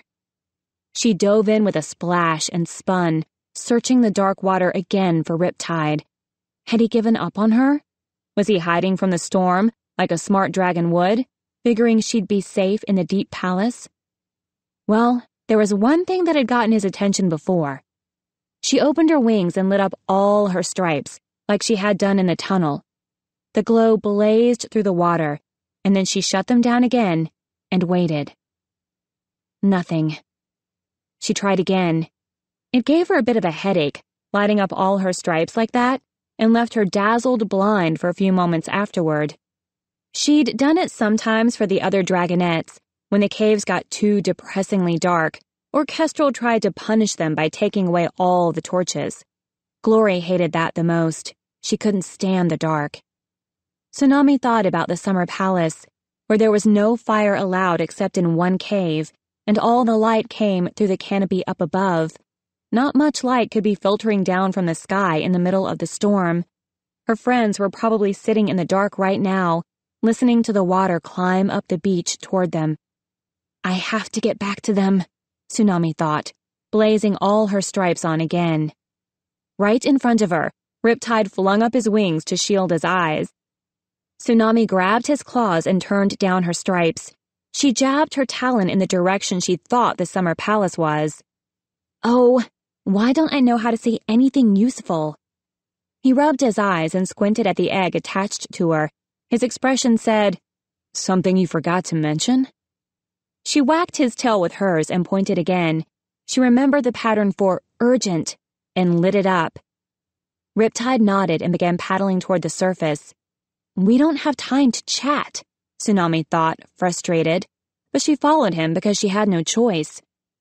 But before he reached the air, Riptide swung around and slid into another current.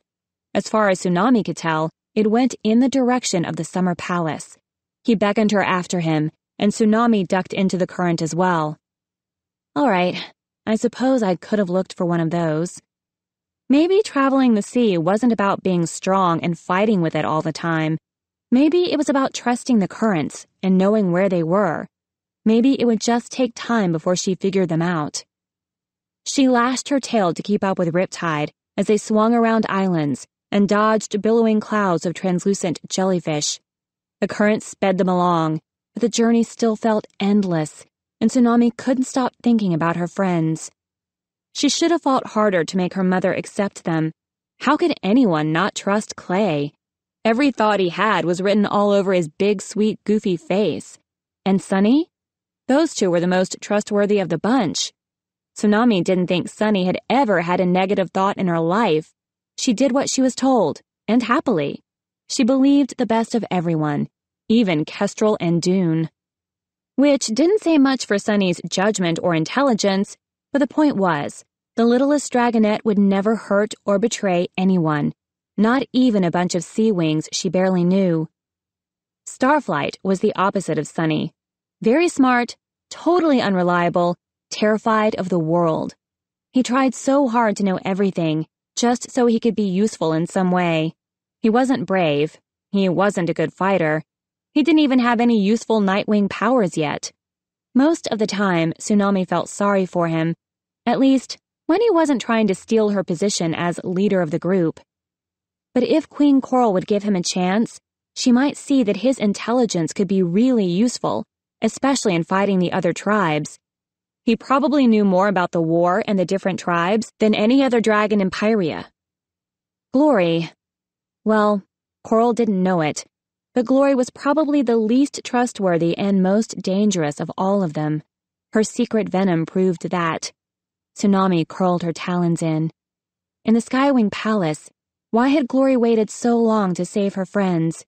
If she'd used the venom on Queen Scarlet earlier, Tsunami wouldn't have had to kill her father. Plus, she always talked like she didn't care about the prophecy, then got mad when other dragons pointed out that she wasn't in it. It was hard to figure out what she really wanted. And Tsunami could definitely live without her sarcastic comments. But Glory had saved them all, in the end, in the Sky Kingdom. She'd killed to protect her friends. And I notice nobody seems all mad at her about that, Tsunami thought bitterly. Instead, I'm the crazy, impulsive one. Like that's fair. Still, if Glory would do that for them, then Queen Coral should learn to trust her too. When Mother gets back to the Summer Palace, Tsunami thought, I'll talk to her. I'll make sure she treats them like my friends, not prisoners.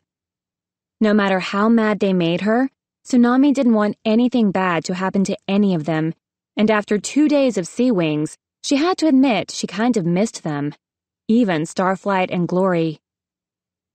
The spiral horn rocks loomed out of the dark ahead of her, with a golden seagrass curtain behind them. Riptide paused at the rocks, swimming backward as if he was going to leave her there. Tsunami wound her tail around his and faced him. Come, she said, wishing she knew the patterns for please and I might need your help, and the queen is far away and won't return until the storm is over. But all she could say was, come.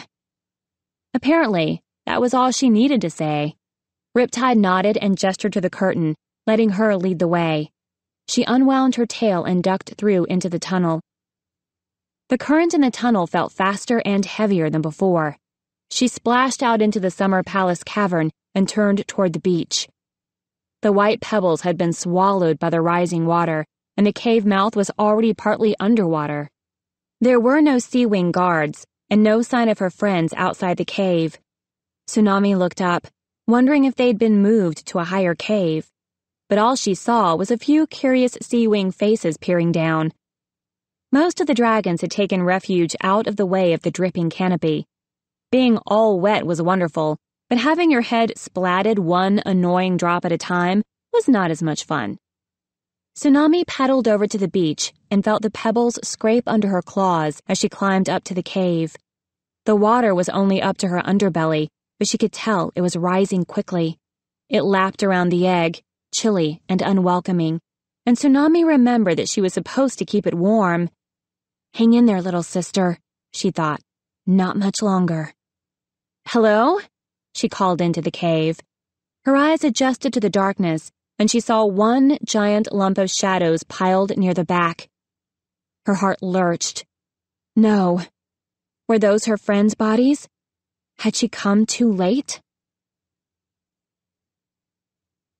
Chapter 17. A small head lifted up from the top of the lump. "Tsunami?" squeaked Sunny's voice. "Are you all right?" Tsunami blurted.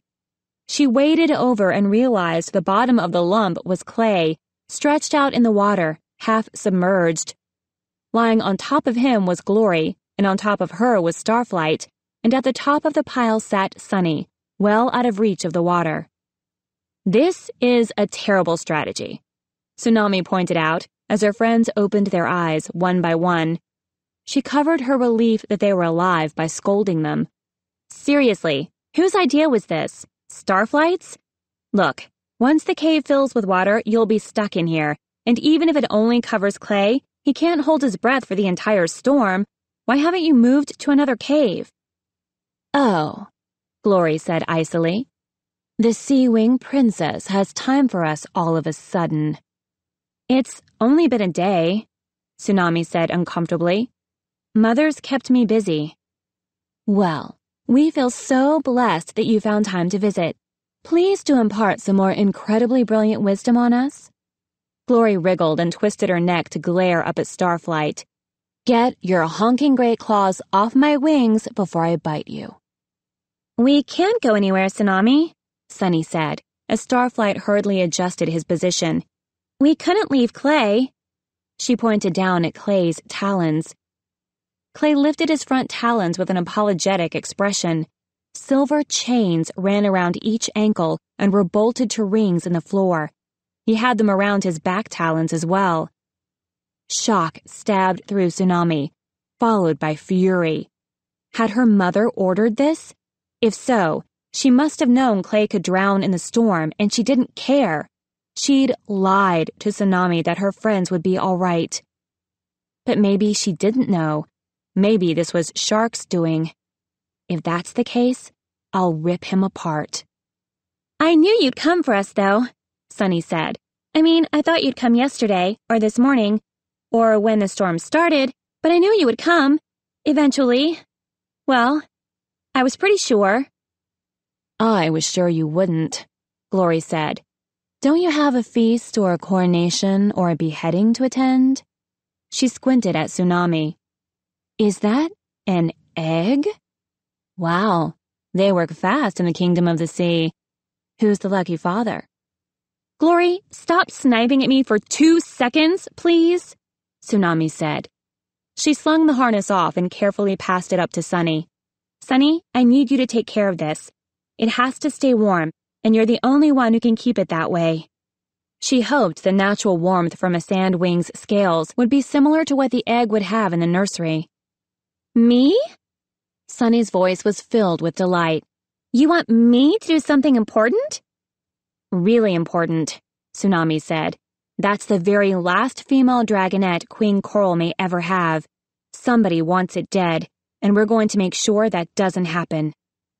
Sunny wrapped the harness around herself twice and nestled the egg into her warm scales. When Tsunami glanced up, she thought she saw a pulse of dark blue moving inside the egg. "So keep it warm and safe, and for goodness sake, don't break it. And don't let Clay anywhere near it in case he accidentally sits on it." "I would never," Clay protested. His stomach growled loudly. "Haven't they at least fed you?" Tsunami asked. "We got some breakfast leftovers this morning," Clay said with a sigh. "Very extremely tiny small crabs." "I am going to claw someone," Tsunami snarled. So was Lagoon lying to Queen Coral? Or was she neglecting the dragonets on the Queen's orders? Tsunami crouched to study the chains. "Did you try melting them?" she asked Sunny and Starflight, "like you did when you freed me, under the mountain?" Starflight leaned over and pointed at a few blackened sections of the chain. "We tried," he said.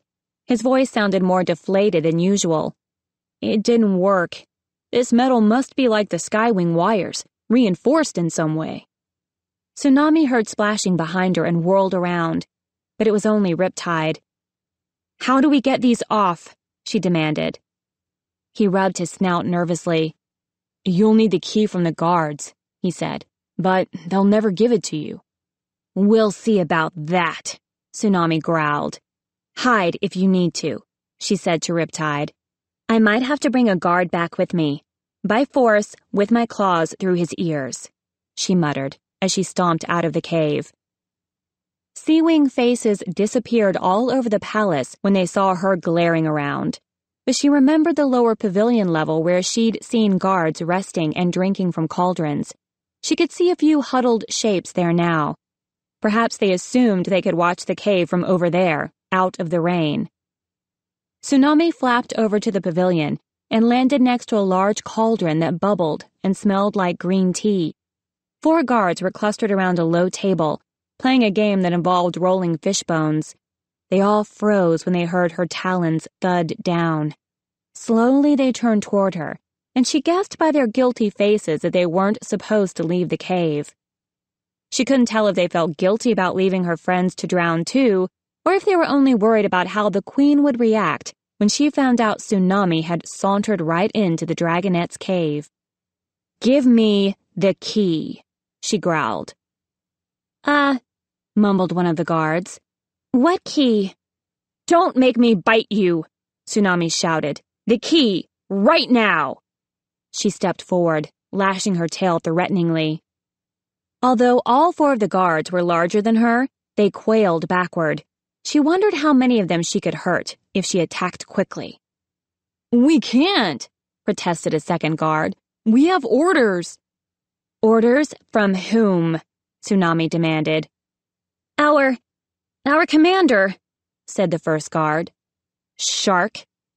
They all nodded fervently, as if they were hoping she'd now go away and yell at him instead of them. "Too bad for him," Tsunami said. "Key." She held out her talon. "But we can't," said the second guard again. Tsunami studied his scales, looking for weak spots. She knew she was fast and strong, and she was pretty sure she could knock 2 guards over the side with her tail while she clawed a third in the face with her talons. Perhaps she could use her teeth on the 4th. She remembered the feeling of SeaWing scales sliding under her claws and shuddered. She'd looked at Gil this way too, in the arena, sizing him up so she could defeat him. What was she about to do? Hurt more dragons, just for being in her way? Dragons she didn't even know. Dragons who could be her brothers, her cousins. Dragons who had families, who were more than nameless guards to somebody. Maybe her friends were right about her. The guards looked terrified, as if they were waiting for her to attack them. But they also knew what Coral was capable of, and surely Shark as well. Tsunami couldn't think of anything scarier than what her mother had done to Tortoise. She didn't really want to try. So if she couldn't be more scary than her mother, maybe there was another way. Maybe she could convince the guards instead of fighting them. She remembered the dragons in the SeaWing prison, singing the song about the dragonets coming to save the day. Maybe these guards were like those dragons, believing in the prophecy, wanting it to come true. Maybe she could use that instead of just hitting them with her tail like she was tempted to. "Listen," she said fiercely. "Don't you know about the prophecy?" The guards exchanged glances. She guessed that the prophecy had been talked about plenty since the dragonets arrived. "Great. So do you remember anything in the prophecy about a group of octopus heads letting the mudwing drown before he could save the world? Did I miss that part?" She lashed her tail. "Do you want to be the ones who ruined Pyria's only chance of stopping the war?" "No," blurted the third guard. "The war has to end." He ducked his head. "You saved my brother today, when you sent him to have his wounds tended. She would have kept him standing there for the rest of the council meeting." Tsunami was shocked into silence for a moment. Was that true? Did Queen Coral let soldiers die like that? For no reason? "Which one was your brother?" she asked. He indicated his throat, the one with the gash and the blood coming from his gills. "Oh," Tsunami said. "What happened to his friend?" All the guards shook their heads. "Too late," said the first guard, She crushed the fish bones between her front claws and looked away. "We want to help you," said the third guard. "But if we support a new queen before the challenge is even made, it could go really badly for us." So, somebody does see me as a potential queen, Tsunami thought, pleased. "I told you, she can't be our new queen," said the first guard. "The dragonets in the prophecy have to be outside the war to stop it." "Besides, Anemone is supposed to be our next queen," growled the fourth guard. "You don't know what the prophecy means," argued the third guard. "Maybe they're all supposed to rule their tribes and stop the war that way." "That's not possible," insisted the second guard. "Two of them are male." Tsunami got the feeling they'd been having this argument for a while. The third guard turned to her suddenly. "You tell us," he said. "What's your plan? If you really are the dragonets of the prophecy, how are you going to make it come true?" Tsunami shifted her weight on her talons. That was the question she couldn't answer. The talons of peace hadn't taught them what to do. Nobody seemed to know. As much as she liked to talk about how the dragonets would choose the next Sandwing queen, she couldn't imagine how that would work. Who would listen to them? Even if they went around the whole continent saying, "How about Blister? We like her. Let's have Blister win." What good would that do? It wouldn't stop Burn and Blaze from fighting. But some dragons believed in the prophecy. Soldiers, exactly like these four. She couldn't let them see that she had no idea what she was doing. "Listen," she said. "I don't know if I'm supposed to be the next SeaWing Queen or not. Sometimes I think Queen Coral is doing everything right. And then sometimes—" She stopped, remembering Tortoise. Would Anemone be a better queen, one day when she was old enough? Would Tsunami? "But I do know this," she went on. "We can't fulfill the prophecy without Clay. He's the heart of our group. Without him, the rest of us will fall apart, and we won't be worthy of any destiny at all." She stepped toward the first guard, whose expression was wavering between belief and worry. "I know you don't trust Mudwings. I know you obey Shark in everything. But we're talking about the end of the war. You thought nothing you ever did could bring peace or save the dragons you care about. But right now, you can make all the difference." She took another step closer. "Just give me the key." The guard twisted her talons together and looked at the others. Two of them nodded. The fourth looked away, her tail twitching as if she wanted to be left out of the blame. "I'll do everything I can to protect you," Tsunami promised. The first guard reached into a niche in the table and pulled out a pair of heavy silver keys. She placed them carefully in Tsunami's talons. "Thank you," Tsunami said. "What are your names?" "Snail," said the first guard. She pointed at the others. "Flounder, Herring, and Kelp. Please," she paused. "If you do become queen, please remember us. Whatever she does to punish us, please, take care of our families." "And stop the war," Herring said fiercely. "Whatever you have to do." Tsunami stepped back, curling her claws around the keys, and saluted to the guards. She took off from the pavilion and flew back down to the cave. The water was nearly up to her wings by now. Clay was standing, watching the rising water unhappily, with Sunny still perched on his back. Glory and Starflight were in the water with Riptide. They both looked tremendously irritated at how wet they were. "Hooray!" Sunny yelped when Tsunami held up the keys. "Wow," Glory said. Swirling waves of bright yellow shifted through her scales. "I did not think that was going to work." Tsunami plunged her head under the water and lifted the shackles around Clay's ankles. She found the lock for the front talons quickly, inserted one of the keys, and freed him. The other key unlocked the chains on his back talons. Clay kicked them away and shook out his wings as Tsunami stood up again. "All better," he said, grinning at her. His stomach roared in disagreement. "Well, almost all better," he amended. Let's find somewhere dry, and I'll see about food, Tsunami said. She herded them out of the cave ahead of her. Riptide paused, still in the shadows, and she turned to him. Thank you, she whispered. You saved my friends. I didn't do much, he whispered back. I could never boss anybody into doing what I want. You're really good at it.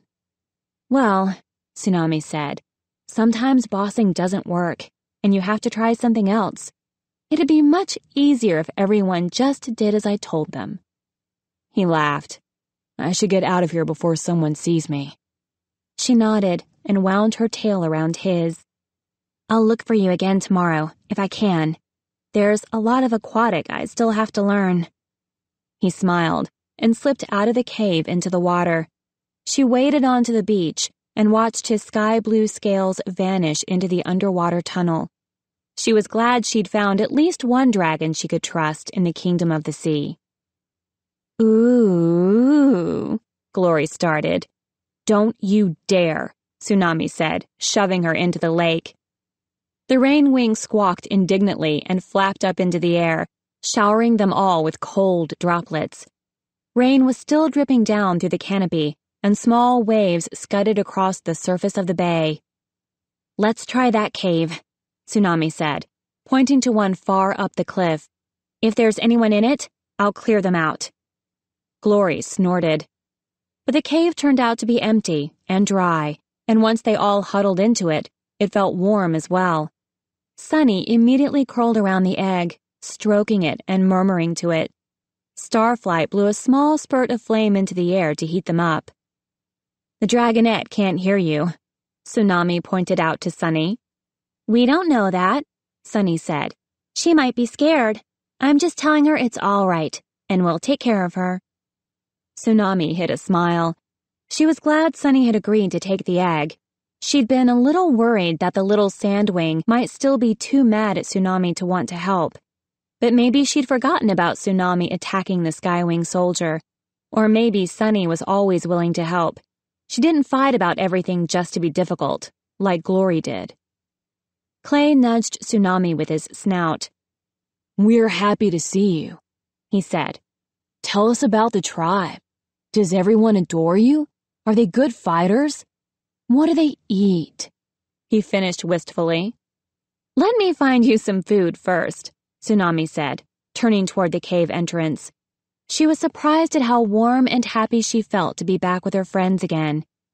This was how she'd expected to feel among the SeaWings, like she was coming home. So why don't I? Chapter 18. Tsunami dropped 3 cauldrons on the cave floor, one packed with fish, one with clear water, and one with a seaweed mushroom salad. She'd found them on the kitchen level, unguarded, so she thought they might as well go to the dragonets. Sunny seized the salad cauldron and shoved her nose into it. Starflight peered at the fish, and then, without even asking the others if they'd mind, he shot a burst of fire into the cauldron, which left all the fish blackened and smoky tasting. Hey, Tsunami protested. I like them raw. Overruled, Glory said. Raw fish is gross. Raw fish is awesome, Tsunami insisted. You have unreliable taste, said Glory. You think your terrifying mother is awesome. She is not terrifying, Tsunami said. She's a wonderful queen. That is what all the scrolls say, Starflight pointed out, through a mouthful of charred fish. Tsunami looked up at the cave ceiling and shifted from talon to talon. She said. Well, apparently she wrote a lot of those herself. Really? Starflight blinked in astonishment. She's a writer? I had no idea. That's so... I wish I... Do you think she'd read something He stammered to a stop and fidgeted for a moment with the cauldron. It's cool, is all, he mumbled, shoving a fish in his mouth. Anyway, it's not just the scrolls. Her subjects think she's a great queen, too, Tsunami said loyally. Most of them, I think. Compelling, said Glory. except for the part where she's killing off all her daughters. Tsunami stared at Glory, too shocked to respond. Well, wait, Clay said. That's just a theory.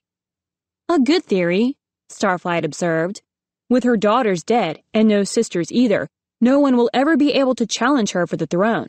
She could be queen for 100 years and die peacefully in her sleep instead of in combat. Sunny pulled the egg closer to her and patted it reassuringly. No, Tsunami blurted. You're so wrong. She would never. You haven't seen how protective she is. I mean, look at how she takes care of Anemone. Like a crazy dragon, Glory interjected, waving a smoky fish at Tsunami. It's a good way to make herself look innocent, Starflight offered. Besides, think about when the murders started. He waited, with an isn't it obvious look on his face. Oh dear, Clay said, rubbing his head. Did we really study this? I don't know either, Sunny whispered to him. Starflight, Tsunami growled. Just tell us. Very well, he said. It was right after the only challenge Queen Coral has ever faced. Her first clutch of eggs had one female in it. Orca, Tsunami guessed. Starflight nodded with a pleased expression. You do remember. She challenged the queen almost the moment she was full grown.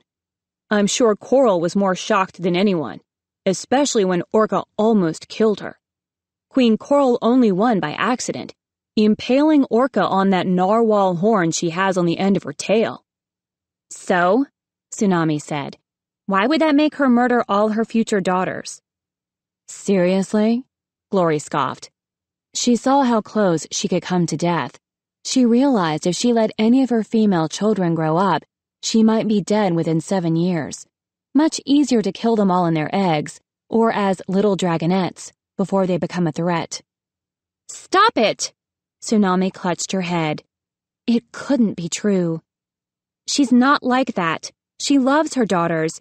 When she found the other egg broken... Tsunami paused, realizing how much they didn't know. She backed up to tell them all about the council, her mother's scrolls, the mysterious dragon who'd tried to kill her in the tunnel, and the way Queen Coral had reacted when Tortoise failed her. So you see, she finished, it can't be her killing off the female dragonets. She wants them alive more than anyone. Someone tried to kill you? Clay said. Are you all right? I'd like to know what would have happened to us if they'd succeeded, Glory said angrily. Are you saying Sunny's in danger now? Starflight demanded at the same time. Because of that egg? Why would you do that to her? I don't mind, Sunny said, cuddling the egg to her chest. But she looked paler than usual. No, listen, Tsunami said. She took a step back toward the cave entrance. Don't you see? We're doing a good thing by keeping this egg alive. And now Queen Coral has to take care of all of us, because we're protecting her daughter. She can't chain you up and not feed you anymore, if that was even her idea in the first place. Glory and Starflight exchanged, yeah, right, glances. Tsunami frowned at them. And if we find the real assassin, she hurried on, then we'll be heroes. Not if it's your mom, Glory said firmly, which it is. Tsunami wanted to kick her. It can't be my mother, she said again. The dragon who attacked me in the tunnel didn't have a dragonet attached. Where are you suggesting she stashed Anemone while she came after me? And how could she have broken one of her eggs when Anemone is with her at all times? She could have sent someone else, Starflight said. Or the attack on you could be unrelated to the princess murders. Perhaps there's another reason someone wants you dead. Ooh, I have a few guesses, Glory said. I think it's Shark, Tsunami said, ignoring her. Tortoise pointed at him before she died. He was at the Deep Palace before the rest of the council. If I'm right, and there's a secret entrance to the hatchery, he could have snuck in to kill the dragonets without anyone knowing. And he could have attacked me in the tunnel, too. Queen Coral thought she'd sent him on ahead already, so nobody knew where he was exactly. Tsunami, Clay said, nosing her with his snout. His forehead crinkled worriedly. It doesn't sound like you're safe here. Maybe we should go. Or at least, we should go, Glory suggested. You can stay here if you really want to. We could leave now, while no one is guarding us. Tsunami hesitated. It was so much harder to fit in with the SeaWings than she'd expected, and she didn't like seeing sides of her mother that scared her. She preferred the image in her head that she'd dreamed about her whole life, the loving queen from The Missing Princess. She fingered the pearls around her neck, thinking of how Coral had given them to her the moment she saw her, and how happy she had been. No, Sunny said unexpectedly. I'm not leaving this egg until it hatches. She rested her talons on it protectively. And we can't split up. We have to fulfill the prophecy together. I agree with Sunny, said Starflight. I don't love it here either, but we have to stay until we meet Blister. That was the whole point of coming here. Not for me, Tsunami thought. She'd forgotten that Blister would be coming to meet the dragonets. She was not at all sure that was something to look forward to. Then I think you should stay with us, Clay said, taking Tsunami's talons in his again, so we can keep one another safe. That was what Tsunami had planned to do anyway, but hearing it from Clay and seeing Sunny nodding vigorously behind him made her feel much better. They couldn't hate her too much if they wanted her to stay with them. All right, she said, as if he'd convinced her. Then I can help you protect the egg as well. You'd better, Starflight muttered, glancing at Sunny with a worried look. They curled up together to sleep, sheltering the egg in the middle of their pile. Tsunami rested her head on Clay's shoulder and listened to the rain pattering on the canopy far above them. Last night, she'd slept underwater on seaweed, and it had been the most comfortable sleep she'd ever had. But even though she was back in a cave, something about the rise and fall of Clay's deep breathing under her snout was more calming than any seaweed bed or pearl-studded underwater palace. It wasn't until she was almost asleep that she remembered she'd forgotten to tell the others about Kestrel. Chapter 19. Where are they? Tsunami bolted awake out of a nightmare about the last egg slipping through her claws and smashing on a coral reef. She blinked and checked under her wing. Sunny was still curled neatly around the egg, keeping it warm. The little sandwing lifted her head as if something had woken her up as well. What was it? Where are the dragonets? Where is my daughter? Where is my egg? Up here, called an unfamiliar voice with a weird hiss to it. Tsunami leaped to her feet. A shape was coiled in the cave entrance, watching them. Glittering black eyes met Tsunami's. A poisonous tail barb flicked up and down. White gold scales marked with black diamond patterns caught the glint of sunlight now trickling through the canopy. The storm had passed. And there was a sandwing watching them sleep. Tsunami didn't have to remember the illustrations in their scrolls to guess who it was. She poked her friends with her claws. "Wake up, you lazy snoring manatees," she hissed.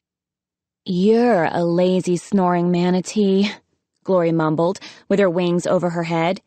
"And you smell like one, too." "You're going to feel very silly in a minute," Tsunami whispered crossly. "Oh, if you insist," Clay muttered, mostly asleep. "I suppose I could eat one more hippo." "Clay!" Tsunami yanked on his ears, and he sat up with a bewildered look, shaking his head. "Aw," he said, his wings drooping. "What happened to the hippos?" "Look," Tsunami whispered, pointing toward the cave entrance. Her friends all went silent as they saw the sandwing in the shadows. "Well, hello," said the stranger with a sly smile. Tsunami shivered, without quite knowing why. "So nice to meet you." I'm Queen Blister. They're up here, she called again. Staying dry out of the storm, I presume, she went on conversationally. Very wise. I would have done the same thing. A flurry of wing beats announced Queen Coral's arrival on the ledge behind her, followed by Anemone and 3 SeaWing guards. The Queen poked her head into the cave and saw Tsunami. "Where is my egg?" she demanded, eyeing the other 4 dragonets. Safe, and warm, like I promised. Tsunami stepped aside and let her see Sunny coiled around the egg. Queen Coral hissed and lashed her tail. "You never said anything about a sandwing touching my egg."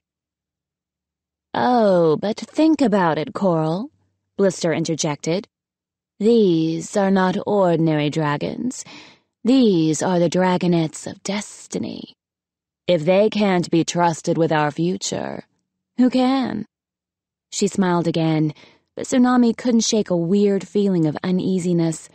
Queen Coral took a deep breath, then turned to Blister with outstretched arms and wings spread wide. "Queen Blister, my friend," she said. "You got my message. I'm so glad you came. I knew you'd want to hear right away that we found the dragonets." She waved her tail at Tsunami and her friends. Tsunami squashed a flare of irritation. Blister clasped Coral's front talons in hers and quickly let go.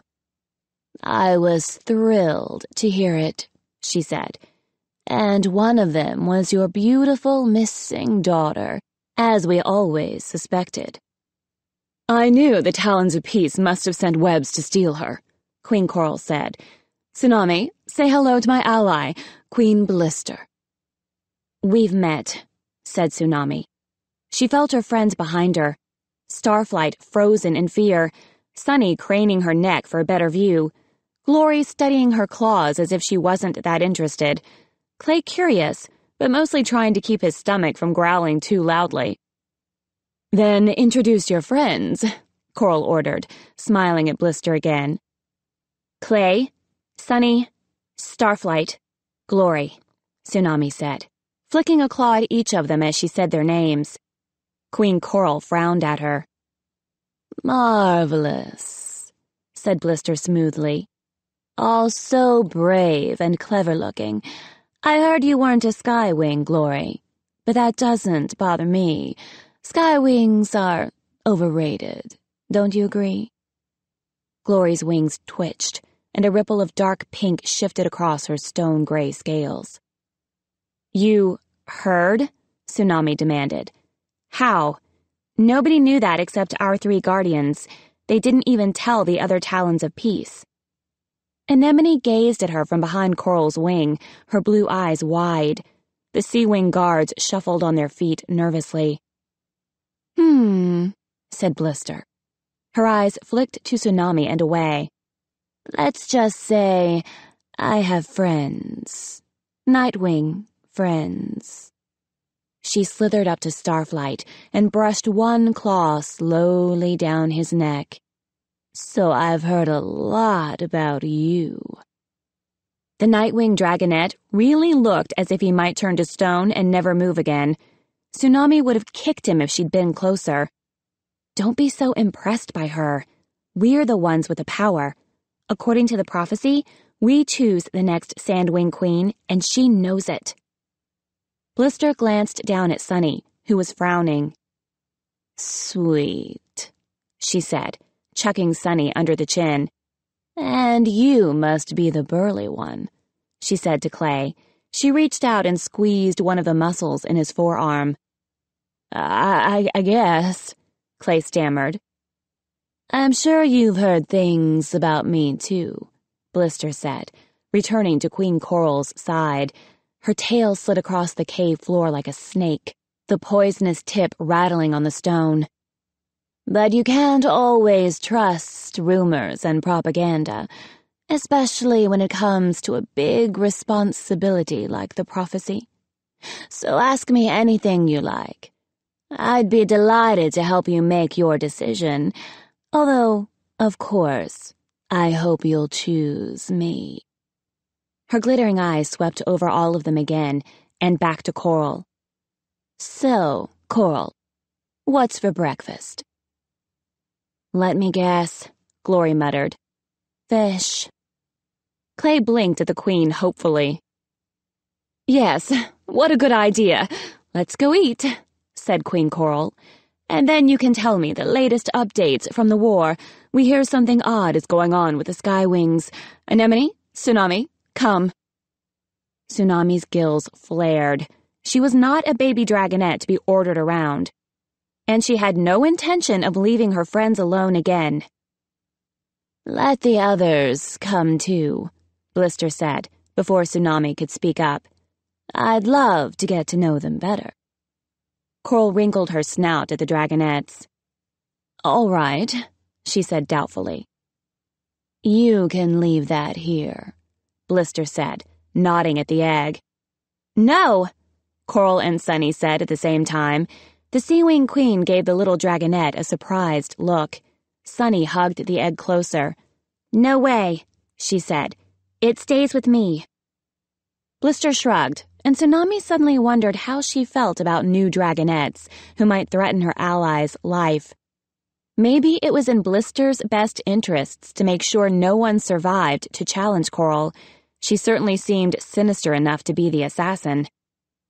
But Blister couldn't breathe underwater, so she couldn't get to the royal hatchery. She might be involved, but she couldn't actually be committing the murders. It had to be a fellow SeaWing.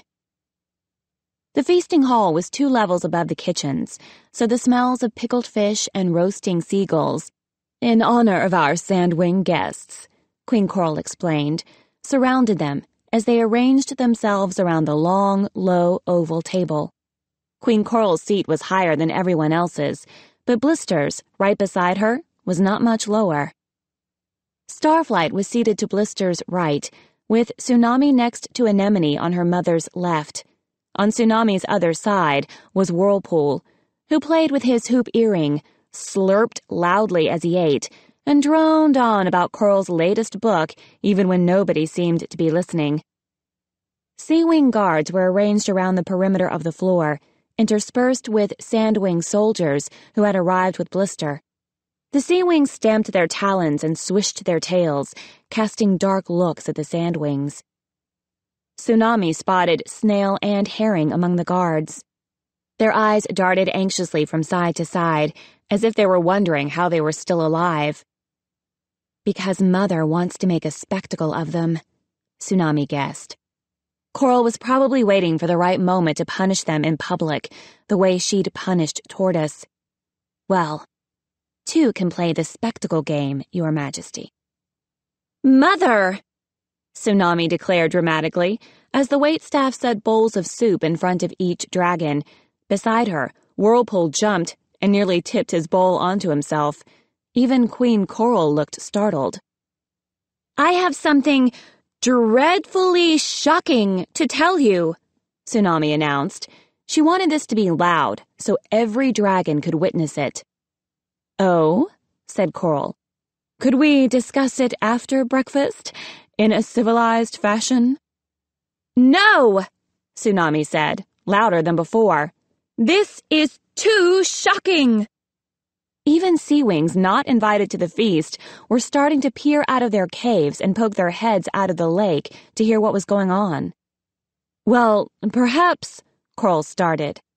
Would you believe, Tsunami said, that my friends, the dragonets of destiny, remember, were chained up and starved in your caves by your dragons? What? Coral said, flapping her wings. She looked thoroughly alarmed, but Tsunami couldn't tell whether that was because the news actually surprised her or because she was being confronted openly with what she'd done. I know! Tsunami practically bellowed. It's unbelievable! I'm sure you didn't know anything about it, of course. Of course, Coral said in a hurry.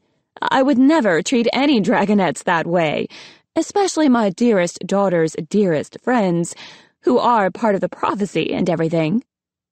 And I'm sure you'll want to punish the dragons who disobeyed you by treating my friends so terribly, Tsunami said. Right? Like, for instance, the one who lied to you about keeping them well fed?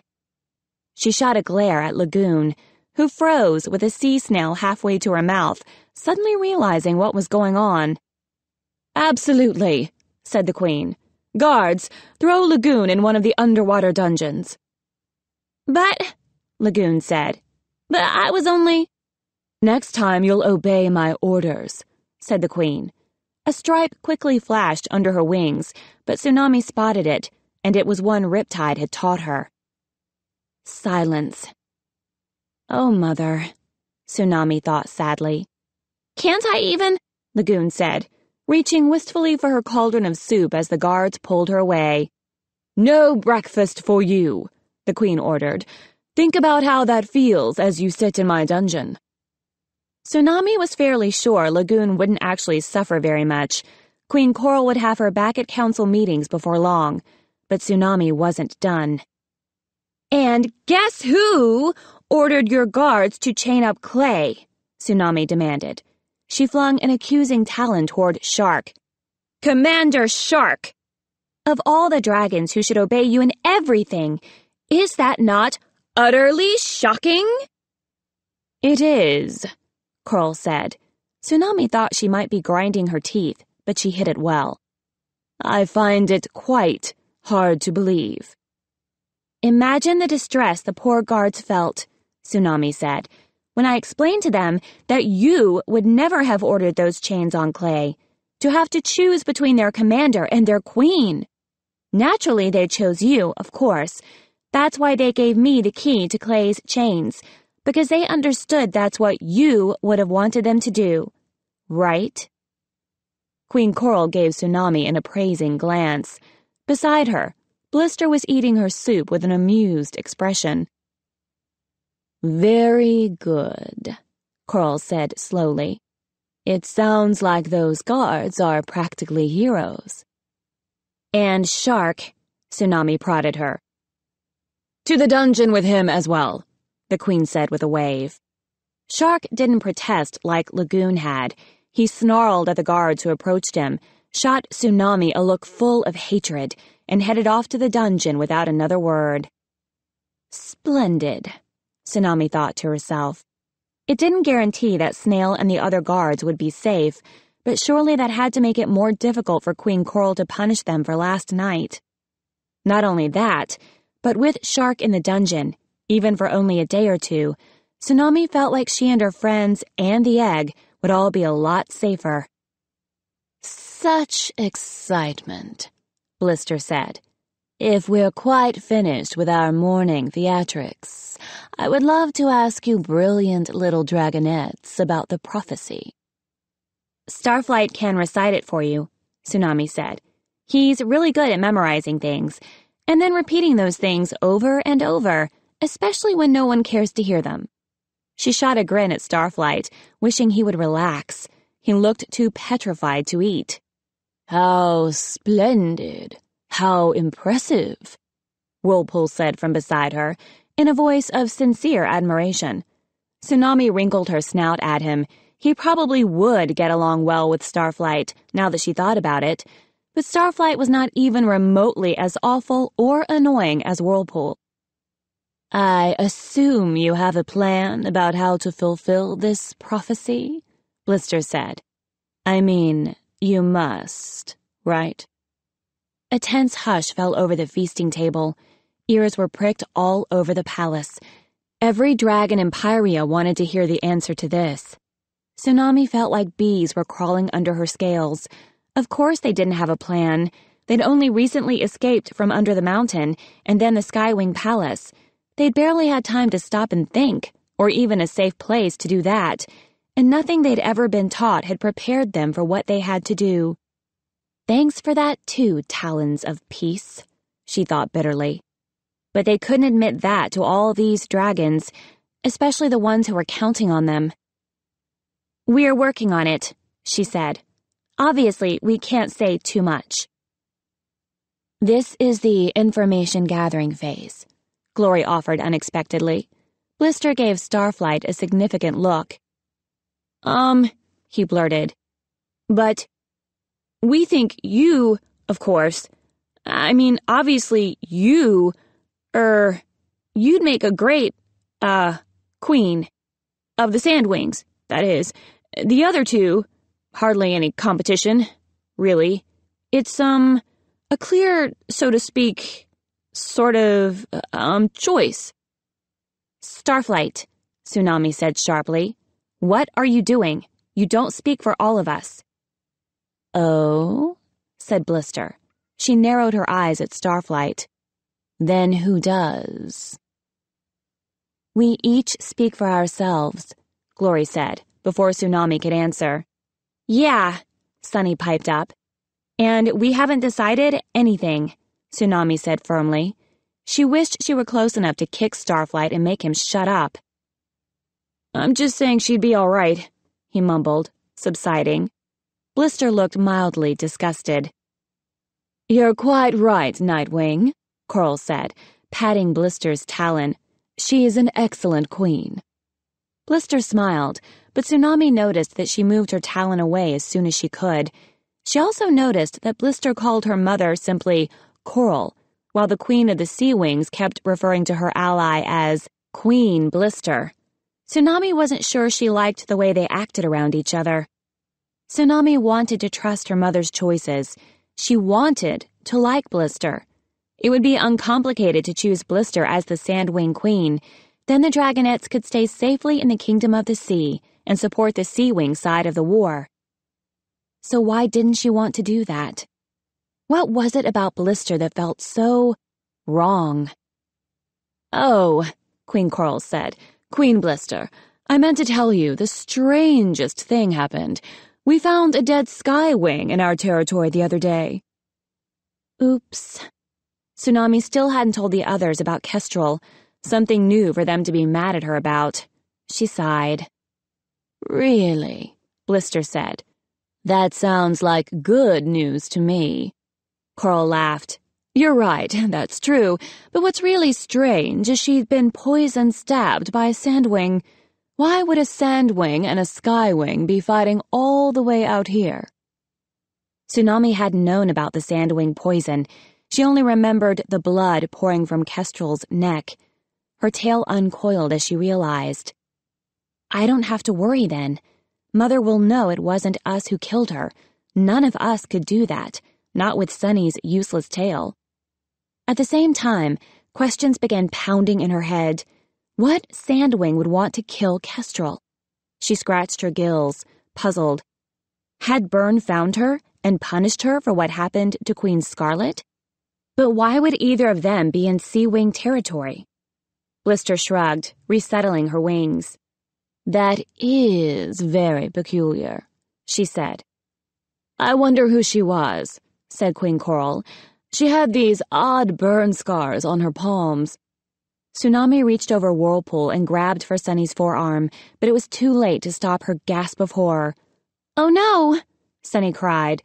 That sounds like Kestrel. Tsunami? What if it was Kestrel?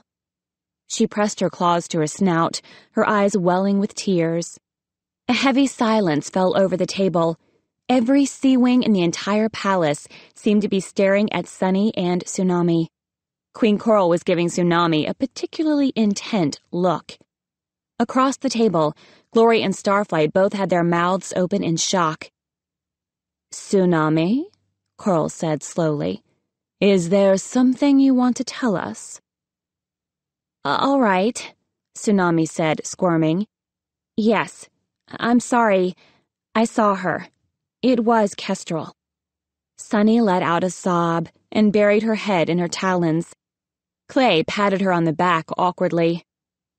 Your sandwing seems surprisingly distressed about this SeaWing, Blister observed. Kestrel was one of the guardians who raised us, Tsunami said. Although she wasn't very nice, Sunny. She doesn't deserve your grief. Sunny's wings trembled, and she didn't look up. So, Coral said, leaning toward Tsunami, explain this to me.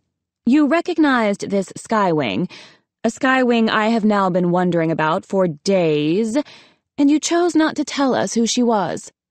Why is that? I didn't think knowing who she was would explain anything, Tsunami said. I knew her, but I have no idea why she was out here, or who killed her. She glanced at Glory and Starflight and Clay apologetically. And I wanted to tell my friends first. Kestrel wasn't a good parent, but she was one of the only parents we ever knew. I thought they should know, and I just haven't had a chance to tell them.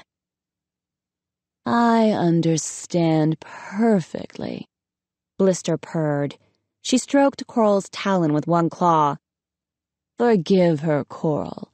It can be very shocking, seeing the dead body of a dragon you know, especially when you've probably wanted to slash her throat yourself once or twice in your lifetime, right, Tsunami? I know I felt that way about my mother most of the time. Tsunami looked up slowly, her green eyes meeting Blister's cold black gaze. How did she know? Queen Coral had only said that Kestrel was stabbed by a sandwing. Tsunami clenched her talons under the table. So how did Blister know that Kestrel's throat was slashed? Chapter 20. Tsunami didn't know what to do. Should she accuse Blister of lying? Of murder? In front of all these dragons? How would Queen Coral react? Stop yourself, she thought. Think. Don't lash out immediately the way you want to. She shot a glance at Starflight. He was smart enough to have noticed Blister's mistake, and sure enough, there was a puzzled expression on his face. He met her eyes and shook his head a tiny bit. Tsunami took a deep breath and let it out slowly. Perhaps he was right. She might put her friends at risk if she picked a fight with Blister right now. Better to wait and watch, and hope that Starflight could use that giant brain to figure out why in the world Blister would have killed Kestrel. Blister's dark tongue flickered in and out of her mouth. She leaned toward Coral, smiled at Anemone, and said, How is our secret weapon coming along? Anemone dropped her head and stared unhappily at the table. Wonderfully, Coral said. She patted Anemone's head, beaming with pride. Why don't we show you? Whirlpool, come along. Whirlpool puffed out his chest and stood up. Curious, Tsunami got to her feet at the same time, but Queen Coral shook her head, her pearls dancing in the green light. You can skip this, dear. I'm sure it won't interest you. I'd like her to come, Anemone piped up. Please? Coral and Blister exchanged a significant look. They don't trust me, Tsunami guessed. They don't want me to know about any secret weapon until they're sure I'm on Blister's side. Well, too bad. I'm sure it'll be very interesting, Tsunami said, with earnest enthusiasm. Everything you do is interesting, Mother. She blinked her large green eyes at Queen Coral. Across the table, Glory snorted and then tried to hide it with a bout of coughing. Please, Anemone said again. All right, Coral said with a sigh, but not the others. Her gaze flicked suspiciously to Clay. Tsunami followed Coral, Blister, Anemone, and Whirlpool to a high level of the pavilion she hadn't visited before. It was shaped like a bowl, with low walls and a slight slope down to the center. Weapons were lined up along one side, white twisting horn spears like the one attached to Coral's tail, battle armor of chain link, or scales hammered over more scales, gleaming metal claws like the ones scavengers carried in all the scrolls. None of the weapons looked particularly special or secret. But Tsunami looked sharply at the wall of weapons again. That battle armor. Surely that was what her attacker had been wearing in the tunnel. That was why she hadn't been able to claw him, or her. She remembered her claws scraping uselessly against metal, and one of the vests definitely had a nick in it. So who had access to this level? Probably everyone. she thought ruefully. May I? Whirlpool said officiously, gesturing to one of the strands of pearls on Coral's wings. She dipped her wing so he could remove it. He strutted to the center of the bowl and carefully laid the rope of pearls on the floor in front of him. All right, he said, rubbing his talons together. See if you can make it crawl over to the wall. Tsunami looked around. Who on earth was he talking to? Where was the secret weapon? Anemone sat down next to Tsunami and sighed. Do I have to? She said. It seems like a waste. Tsunami stared at her. Practicing is never time wasted, Whirlpool said, wagging a claw in a way that made Tsunami want to snap it off. But I don't want to end up like Albatross, Anemone said. She flicked her wings and edged a little closer to Tsunami. He made an entire pavilion grow from stone before he went mad and tried to kill everyone, Whirlpool said patronizingly. You have a way to go before that happens. Now, the necklace, please. Anemone sighed again.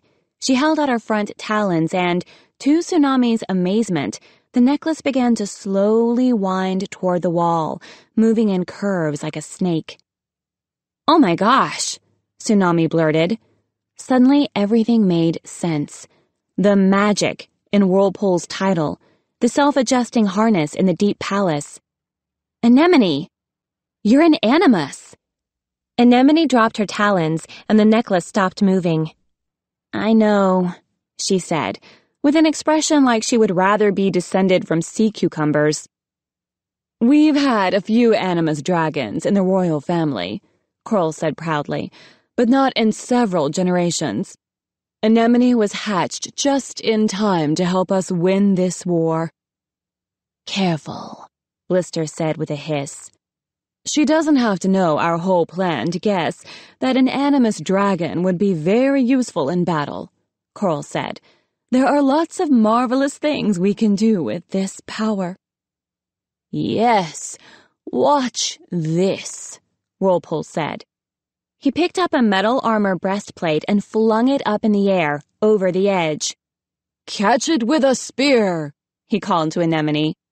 None of the spears moved. The breastplate plummeted toward the lake.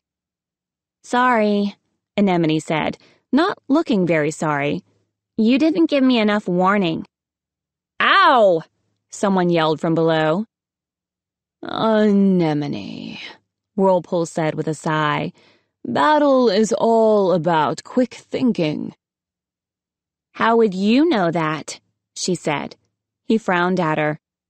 Try it again, Queen Coral said, clapping her front talons together. And this time, do as you're told, Anemone.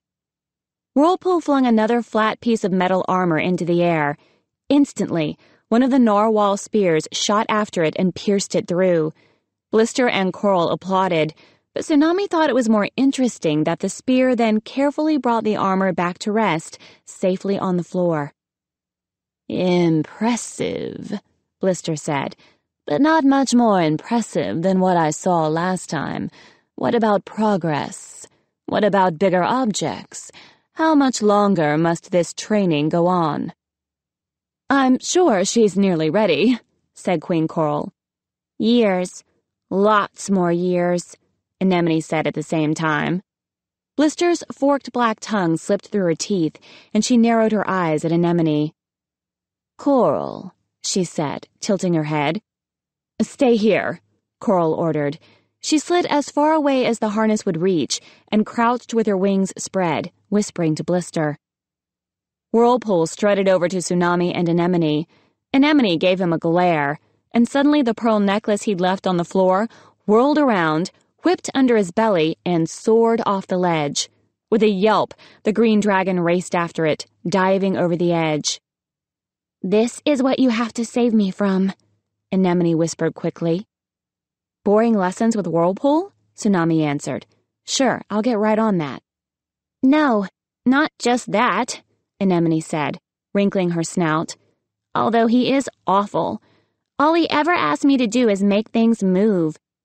I can enchant any inanimate object to do my bidding, and he's like, make this spear dance.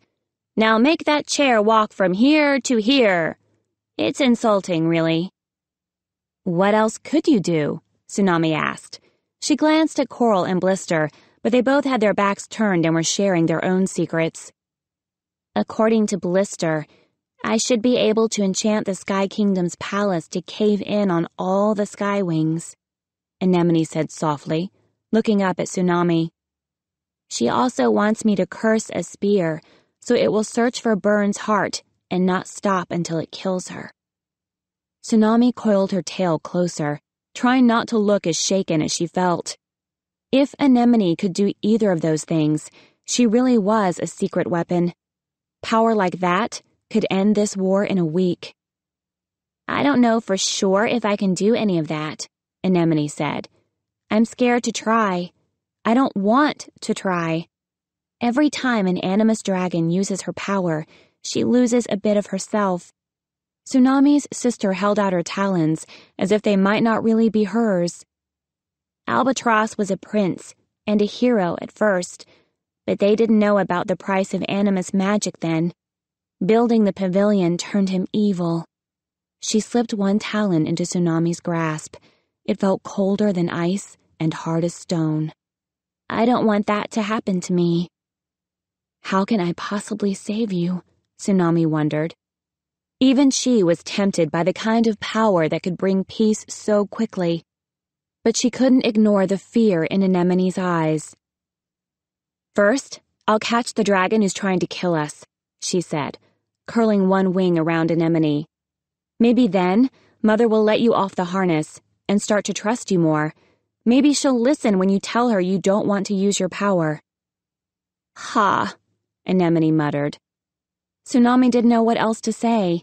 She had no words of advice ready for dealing with strange magical problems, but she did have a lot of other questions for Anemone, and this might be her only time to ask them.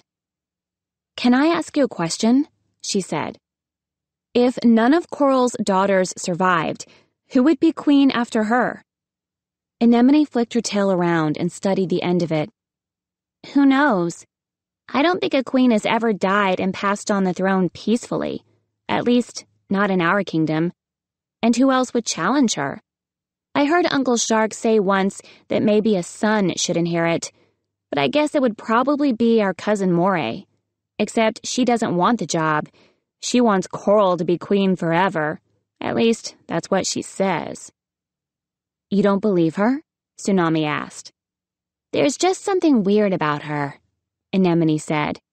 Isn't there? It's like she must be faking, because nobody could really act like that all the time and mean it. Maybe, Tsunami said. But I think the assassin is Shark. I bet he wants Moray to be queen, and if none of Coral's daughters survive, it'll have to be her. Anemone snorted. Moray would rather die than challenge the queen.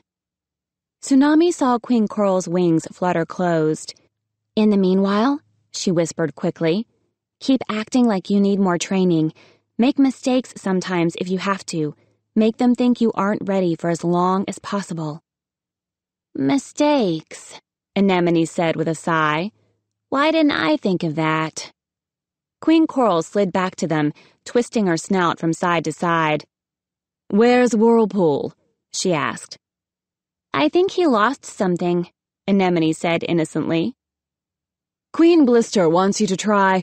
Coral started, but stopped as the sandwing's head suddenly went up. Blister stared around the cavern, poised in her eerie stillness, nothing but her eyes moving. Tsunami felt hypnotized by her. Anemone and Coral were equally silent, waiting. Blister's gaze slowly lifted to the canopy of leaves and vines overhead. Then Tsunami heard it too. Something was moving around up there.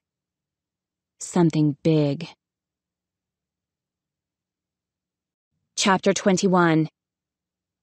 Queen Coral hissed softly. I'll call my guards, she said. Wait. Blister lifted one claw. Her voice barely stirred the air. We want to catch whoever it is. not scare them away. She flicked her tail. Come. Quietly, she slid over the side of the pavilion and flew to the cliff wall. Coral and Anemone went after her, and Tsunami followed close behind. She wasn't sure she'd been invited, but she didn't care. Blister landed on a ledge beside the tallest waterfall. The water spilled out of a hole high above, nearly at the level of the canopy. It rushed in torrents down the cliff wall, dividing around boulders and sending out small clouds of spray. And it was loud enough to hide the sound of their wing beats as the four of them flew higher, staying close to the falls. She is clever, Tsunami thought, glancing at Blister. Why does that make me more nervous about her instead of less? At the top of the waterfall, the sandwing hovered for a moment, studying the canopy with her glittering dark eyes. From this high, the dragons far below looked like lizards, scurrying around the pavilion and swimming in the lake. Tsunami spotted Whirlpool, paddling frantically in circles with his talons outstretched. He was still trying to catch the pearl necklace as it twisted away from him. The canopy was thick and green, with vines twisted together over centuries and leaves the size of dragon talons. Up close, Tsunami could also see small blue flowers shaped like broken eggshells shining in the small sunlit gaps. Something stirred the leaves. Something was crawling through the vines not far from the edge of the cliff. Something the size of a dragon. A spy, Queen Coral hissed under her breath. Suddenly Blister darted up into the leaves, quick as a cobra striking. She sank her talons into the hidden dragon and ripped it out of the canopy. In the same movement, she whirled and threw the dragon at Tsunami. Startled, Tsunami reached to catch him and found herself face to face with Webs. Webs, one of the guardians from the Talons of Peace. The traitor who had stolen her egg from the royal hatchery, who had never taught her the underwater language. She barely had time to register the terror on his face before he slammed into her, and they both crashed into the cliff wall. He flapped his wings, pulling back, and she caught her breath as she righted herself. "Oh," Blister said, sounding disappointed. "It's just a SeaWing." "Not just a SeaWing." Queen Coral seized Webs by his neck and shook him. Her green eyes were sparks of rage and triumph. "This is Webs, our tribe's biggest traitor. I've been looking for him for years." "Your Majesty," Webs croaked. He scrabbled at his throat. "Please, I've come to beg for mercy." "Mercy?" Coral hissed. "After what you did." She shook him again, harder. "Mercy denied." She flung him into the air and slammed her tail into the side of his head with a horrible-sounding crack. Webs went limp, his eyes closed, and he plummeted toward the lake below. "Webs!" Tsunami yelled. She knew she should hate him too, considering the life he'd forced on her, but she found herself diving after him. All over the summer palace, SeaWings stopped to look up, gaping at the sight of a dragon falling from the sky. None of them moved to help him. Tsunami beat her wings desperately, trying to catch up. Would he die if he hit the water from such a height? "Clay!" she shouted. "Clay, help!" Clay immediately burst out of their cave, blinking and befuddled but ready. "Catch him!" Tsunami shouted, pointing. Clay shot away from the cliff, banking around to intercept Webs's body as he fell. The two dragons collided in midair, and Clay tumbled, trying to hang on to the heavier, larger dragon. But he slowed him down enough for Tsunami to catch up. She lifted Webs from the other side until his front half rested on Clay's back and his back half lay across her shoulders. Carefully, she and Clay struggled over to the pavilion, collapsing on the first level they could reach, the library, as it turned out. Webs sprawled across the black and blue talon prints, his head lolling to the side. Blood trickled out of one ear. "Wake up," Tsunami said, shaking him. "Come on, you can't die, not before I get a chance to yell at you." "Where did he come from?" Clay asked. Thump, thump, thump. The other 3 dragonets landed around them. Glory looked down her nose at Webbs, dark green zigzagging through her wings. Sunny crouched beside his head. The egg was cradled underneath her, making it hard for her to get too close, but she reached out and touched his snout with one front talon. "Webbs," she said softly, "what are you doing here?" "Search the area," Tsunami heard Queen Coral's voice barking orders. "Make sure there are no more talons of peace lurking around." She spat out the words talons of peace as if they tasted like rotten fish.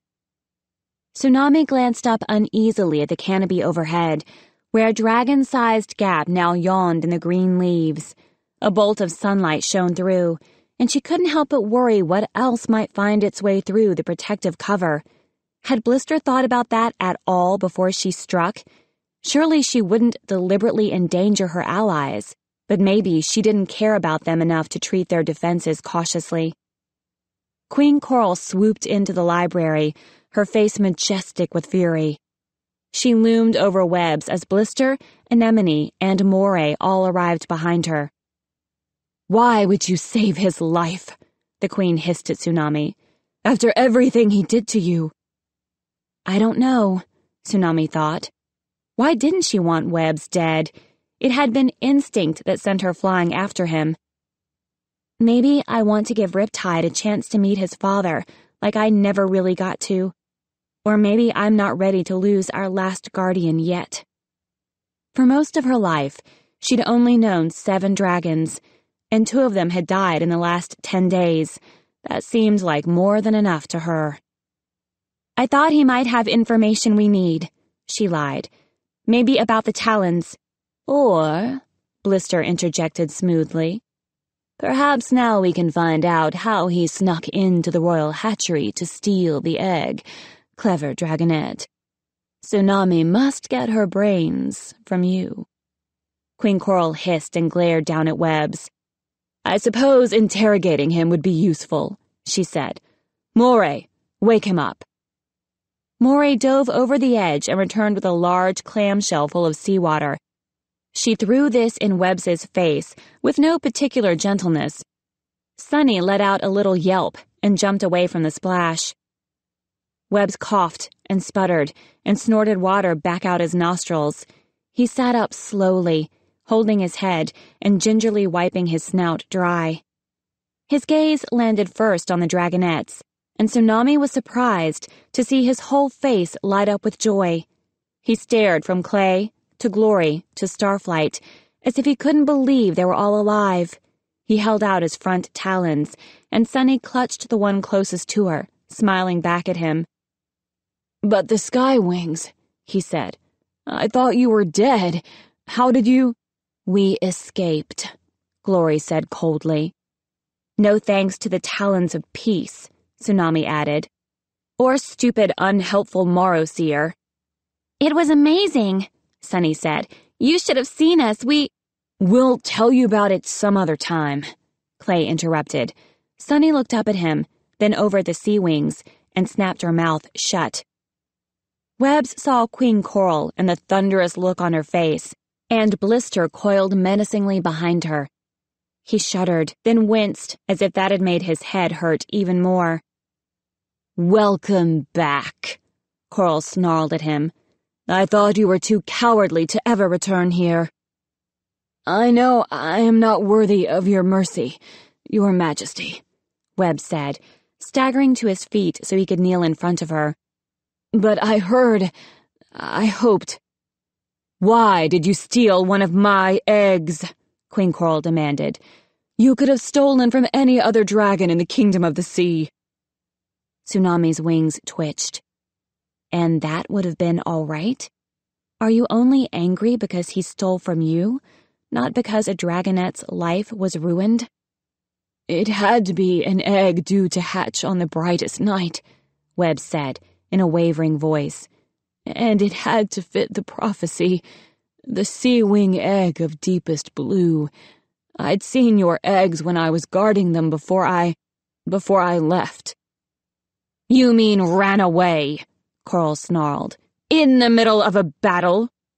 Looking at Webbs, Tsunami couldn't believe he was Riptide's father. Riptide was so much stronger and braver than this shivering old dragon. I remembered her egg, Webbs pressed on, his wings drooping. It was so blue. It had to be the right one. I'm so sorry, Your Majesty, he said in a rush, but the prophecy is so important. I would never have betrayed you for anything else, but for peace.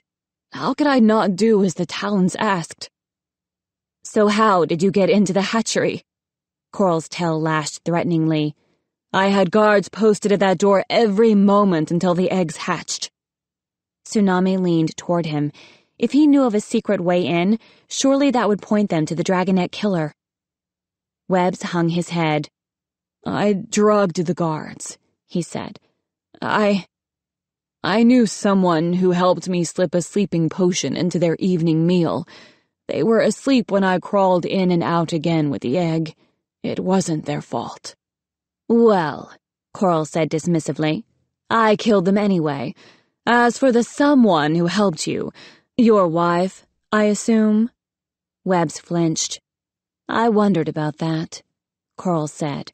Her expression was mildly pleased, as if she was finally putting the pieces of an old puzzle into place. Stupid of her not to run away with you. Of course, that's why she was reassigned from the kitchens to active duty in the war soon after. Too bad that first battle was such a bloodbath. Webbs looked as if all the light had been scraped out of his scales. Sunny made a woeful, sympathetic noise and edged closer, twining her tail around his. Even Glory looked a little sorry for him. Tsunami had never thought about Webbs leaving behind a family until she met Riptide. Even then, she hadn't pictured him abandoning a wife and baby dragonet.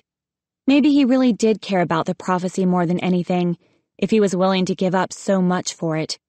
She would not have made the same choice herself. Now I know the dragonets are safe, Webbs said quietly. So you can do whatever you like to me.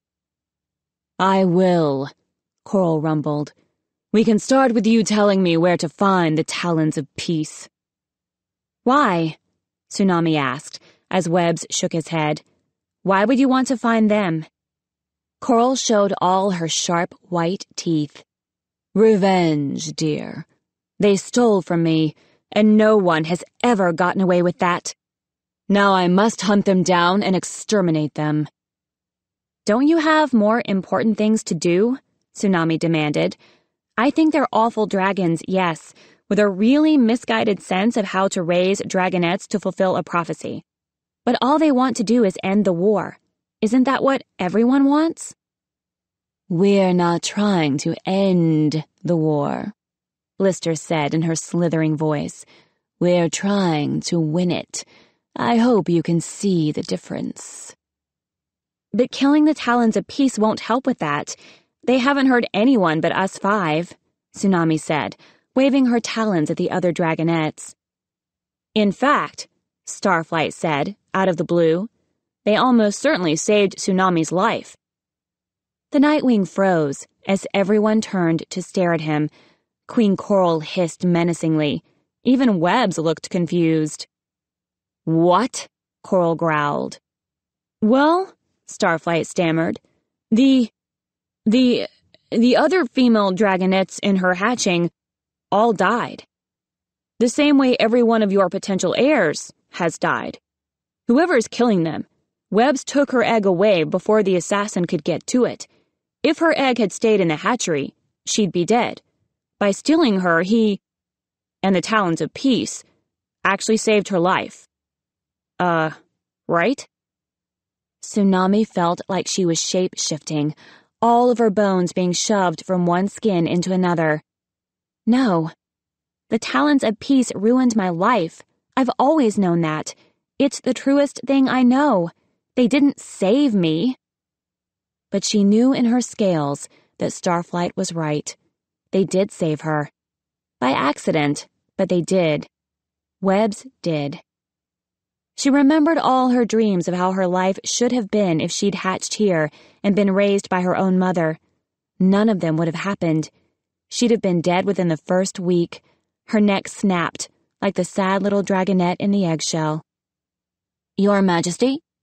The small messenger dragon from before, Urchin, Tsunami remembered, tumbled out of the air and skidded to a stop at Queen Coral's claws. He bowed as low as he could, covering his head. "We found a suspicious dragon lurking outside. He must be working with webs." "Bring him to me," Queen Coral growled, in a voice that rang off the cavern walls. Urchin pointed down at the tunnel, and they all leaned over to see Piranha and a troop of SeaWing soldiers dragging someone into the summer palace. They heaved him out of the water to fly him up to the queen. His webbed talons flopped to the side, his eyes were closed, and a claw mark slashed along his sky-blue scales was bleeding heavily. Tsunami's stomach flipped inside out like a jellyfish. It was Riptide. Chapter 22. Webbs's green scales paled nearly to gray as Riptide was tossed onto the floor between him and Queen Coral. "No," he cried. "He had nothing to do with this. He's never had any contact with me." Moray tossed another clamshell of water over Riptide, and he groaned, shielding his eyes. "It's true," Tsunami said desperately. "Riptide wasn't here with webs. He's been helping me. With my aquatic." It was true, but it sounded like a lie, even to her own ears. "Whirlpool is supposed to teach you that, not this miserable creature," Queen Coral said, with narrowed eyes. "Whirlpool is a horrible teacher," Tsunami flared. "I'd be better off taking lessons from a barnacle." Riptide pushed himself slowly up to sitting. He glanced around at all the faces staring at him. His gaze stopped on Webb's, and the two dragons looked at each other for a long moment. "Admit your treachery," said the queen. "Betrayal runs in your family, after all." She swiped at Riptide's snout, but he stepped out of reach. Piranha hissed and poked him in the side with a narwhal spear. "Don't hurt him," Tsunami said. "Please. He's not working for the Talons of Peace, I promise." She was surprised to see Riptide wince. He looked down at his claws, avoiding her eyes. Was there something he hadn't told her? "Throw them both in the new prison," Coral said with deep disgust. "We'll find out what we need to know about the Talons later, when I'm feeling a little more violent." "Don't you have one more question for them?" Blister interjected. She'd been quiet for so long, it made Tsunami jump to hear her voice. Coral swung her head to look at the sandwing. "Why they killed all of your heirs?" Blister purred. "I mean, obviously, it was them, right?" "Obviously!" Coral burst out. She glared at Webbs and Riptide. "Working together," Blister murmured. "It's the perfect climax to the story." "It is," Coral agreed. "No," Tsunami said. "That makes no sense." "Just like one of your brilliant mysteries," Blister went on, ignoring Tsunami. "The Claws of Murder, for instance, or A Tale of Blood. That one was genius." "It was," Coral agreed, even more fervently. "They're the perfect murderers. It all fits." "No, it doesn't," Tsunami shouted. "Why would they do that? There's no motive." "Of course there is," Coral snarled. "Blister, explain it to her." "So that Tsunami could return as the only living heir, of course," Blister said smoothly. "If they killed off all the other possible heirs, she would become more and more valuable. A bargaining chip, if they ever needed it. A powerful tool when they wanted to use her." "Nobody uses me," Tsunami spat. "Wait, Webbs can't be the murderer," Clay said, his large brown head tilted to the side. "He hates killing other dragons. That's why he ran away from you in the first place." "Nonsense," Queen Coral said, waving a talon. "He ran away to protect his own scales." "Even so, I'm not sure that theory works," Starflight said, gazing vaguely into the air as if he was trying to solve a math equation. "The princess murders started 2 years before they stole Tsunami's egg, so the Talons, and especially Webbs, wouldn't have known they were going to steal a royal egg at that point. Webbs didn't even know he was going to be a Talon at that point, and Webbs has been underground with us for the last 6 years. He couldn't have flown here and back every time he wanted to murder a dragonet." Starflight shook his head. "No, I'm afraid it doesn't." His eyes met Blister's, and he abruptly slammed his mouth shut. "What he said," Tsunami said desperately. "Exactly." "So, his allies in the Talons of Peace did his dirty work," Blister said, unperturbed. "You know it makes sense, Coral. The Talons have been your enemies for so long. Of course, it would turn out that they're the ones behind the murders. It's the ending that wraps everything together." Coral nodded. Her talons twitched toward the nearest scroll, as if she couldn't wait to write all this down. "Why are you doing this?" Tsunami demanded, stepping closer to Blister. "Why pin the murders on Webbs and Riptide, unless you're covering your own tracks?" Blister gave a hoot of laughter. "It doesn't matter to me what happens to SeaWing princesses," she said, "except that I feel my poor allies' pain, of course. I'm merely pointing out the obvious to her. These two should be executed for their crimes as soon as possible." "You want Webbs dead," Tsunami thought. "And you killed Kestrel, I'm sure of it. But why?" "Brilliant, just brilliant," Coral said, clapping her talons together. "Take them away, and we'll plan their execution later." Piranha and her guards closed around Webbs and Riptide. Tsunami didn't have a chance to say anything more to them before they were dragged off, and Riptide still wouldn't meet her eyes. She clenched her talons in frustration. "You know what this means?" Coral went on, delighted. "We can return the egg to the royal hatchery. It's safe now." "It isn't," Sunny cried. She wrapped her talons around the egg. "It certainly is," said the Queen. "With Webbs locked up, the egg can hatch in the royal hatchery, just like it's supposed to." "You're wrong," Tsunami said. "I'm not risking a dragonet's life because you've fallen for this crazy story Blister has invented." Blister's obsidian-black eyes glittered malevolently at Tsunami. "It will be perfectly safe," Coral said, waving her claws. "Besides, every queen in SeaWing history has hatched in the royal hatchery." Silence prickled between them. Tsunami was thinking, "I didn't." And surely Coral was too. "You'll eat those words when I'm queen," Tsunami thought. But she wasn't sure she meant it anymore. Did she even want to be queen here? Especially if it meant allying herself with Blister, or breaking away from her and then dealing with the consequences. Only one dragon could change Coral's mind about the egg. Tsunami glanced at Blister and realized at least one thing was true. Blister couldn't care less what happened to the SeaWing heirs. She was studying her claws, looking slightly bored. "Fine," Tsunami said, squaring her shoulders. "But I'm staying with it until it hatches." Queen Coral tilted her head. "In the royal hatchery," she said. "All night." "I'll make sure she hatches safely," Tsunami said. She glanced at the egg, glowing blue and green below the white shell. The dragonet was close to hatching, pressed against the thinning walls. Every once in a while the egg rocked in Sunny's arms.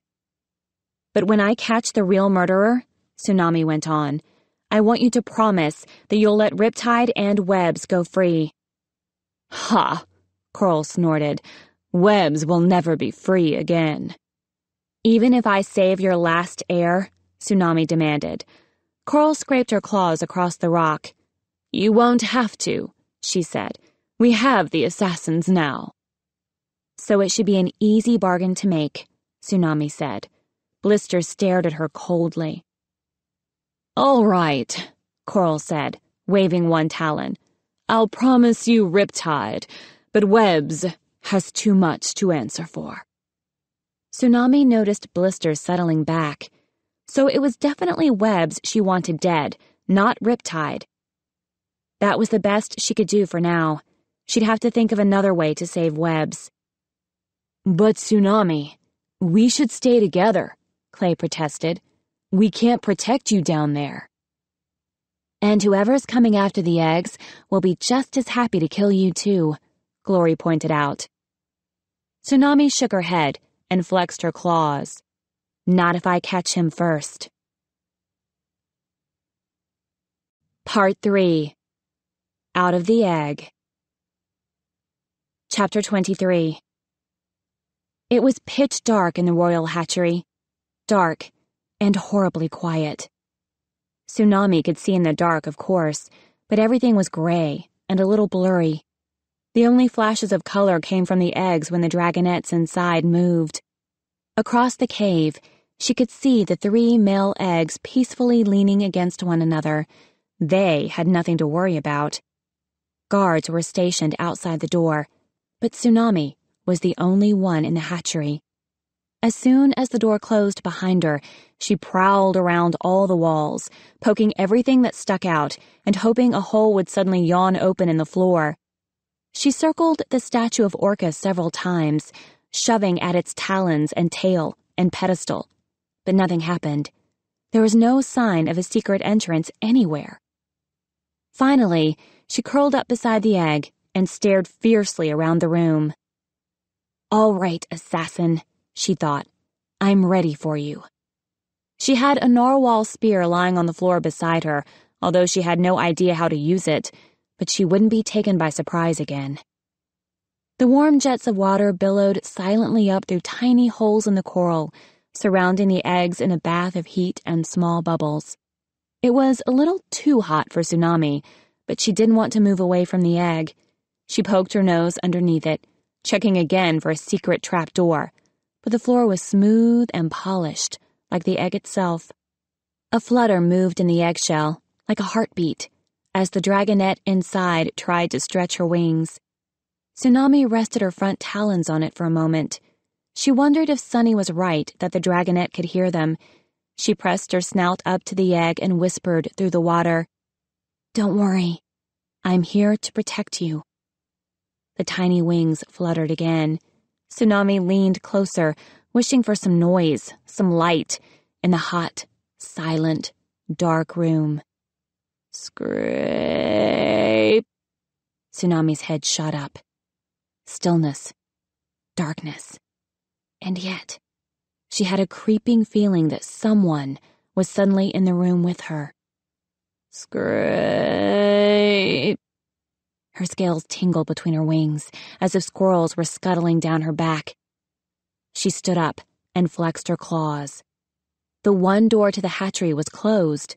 The eggs were still. The only movement in the room was the blip of small bubbles rising from the floor. But wait. The statue. Hadn't it been facing the door before?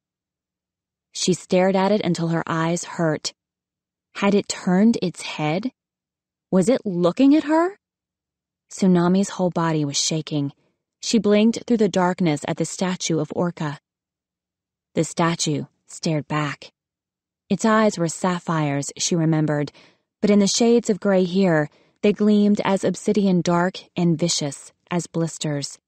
She was sure the statue had been facing the door when she came in, but now its head was turned toward her and the egg, watching them darkly. Impossible, she started to think, and then, scrape, scrape, scrape. Stone claws curled around the top of the pedestal. A stone tongue flicked between jagged, shark-like teeth. Nobody's sneaking in, Tsunami had a moment to think. The assassin's already here. She's been here all along. And then the statue hurtled off the pedestal, talons reaching to snatch the egg. Tsunami flung herself between the statue and her unhatched sister. Green marble claws raked Tsunami's neck, heavier and thicker than a real dragon's, like shards of rock stabbing between her scales. One caught in her gills and ripped a wider hole. Blood bubbled out as Tsunami shoved the statue away. Sorry, broke the rules. Blood in the hatchery, Tsunami thought dizzily. She staggered back, pressing one talon to her neck. How could she fight a statue? How could anyone beat a dragon of solid stone? It attacked again, relentless as the tide. The statue plowed into Tsunami and knocked her backward. Its weight bore down on her, crushing her against the floor. She struggled, clawing at its snout, but her claws scraped uselessly against marble and sang with pain. The statue was trying to walk over her, willing to trample her on its way to the egg. One foot came down heavily on Tsunami's chest, and she felt tiny cracks stabbing through her ribs. You are not getting to that egg. Tsunami reached up and wrapped her front talons around the dragon's snout. She yanked it down toward her, dug her claws into the eye sockets, and popped the two sapphires free. They tumbled into her palms, gleaming and heavy. The stone dragon didn't roar in pain, or collapse, or any of the things Tsunami had been hoping for. It stopped, swung its head from side to side for a moment, and sat back on its haunches, lifting its weight just long enough for her to wriggle free. She took a deep breath, thick with gurgling blood, and yelled, "Help!" as loud as she could. Even muffled by the water, surely a scream would be heard by the guards outside. Help! Help! If there were still guards outside.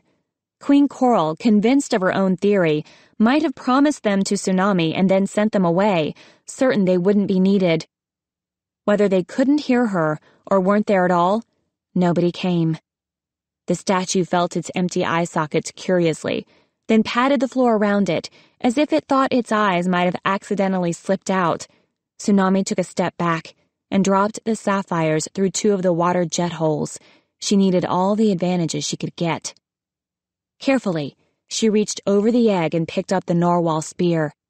Would this do anything against stone? The statue flicked its tongue in and out, tasting the water. Slowly, it turned its sightless face toward Tsunami. She knew an animus dragon must have cursed the statue, but she didn't know how these enchantments worked. Would blinding it stop it, or was it set to keep trying, to kill no matter what, until all the royal heirs in the hatchery were dead? She guessed it was enchanted to kill only when it was sure no guards were around, no queen, no one to witness its crimes and stop it from striking again. But Tsunami was an heir. She wasn't a witness. She was a target. It stepped toward her. The floor trembled a little at the weight of each talon coming down. Tsunami wanted to lead it away from the egg. If she could open the door, would that be enough to turn it into a frozen statue again? Or if there was no one there, would it chase her into the palace? But she was afraid to leave the egg, even for a moment. The statue was fast. It could crush the egg with one foot and keep chasing her without missing a beat. And if she tried to carry the egg with her, the statue could crash down on both of them, shattering it easily. It was safest in the nest, as long as Tsunami stood in front of it. She hefted the spear and pointed it at the dragon. Normal fight rules didn't apply here.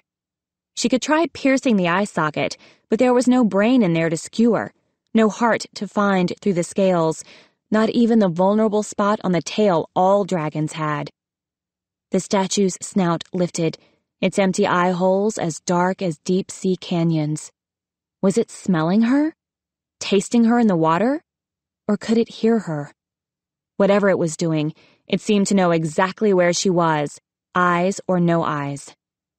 The statue leaped straight at her.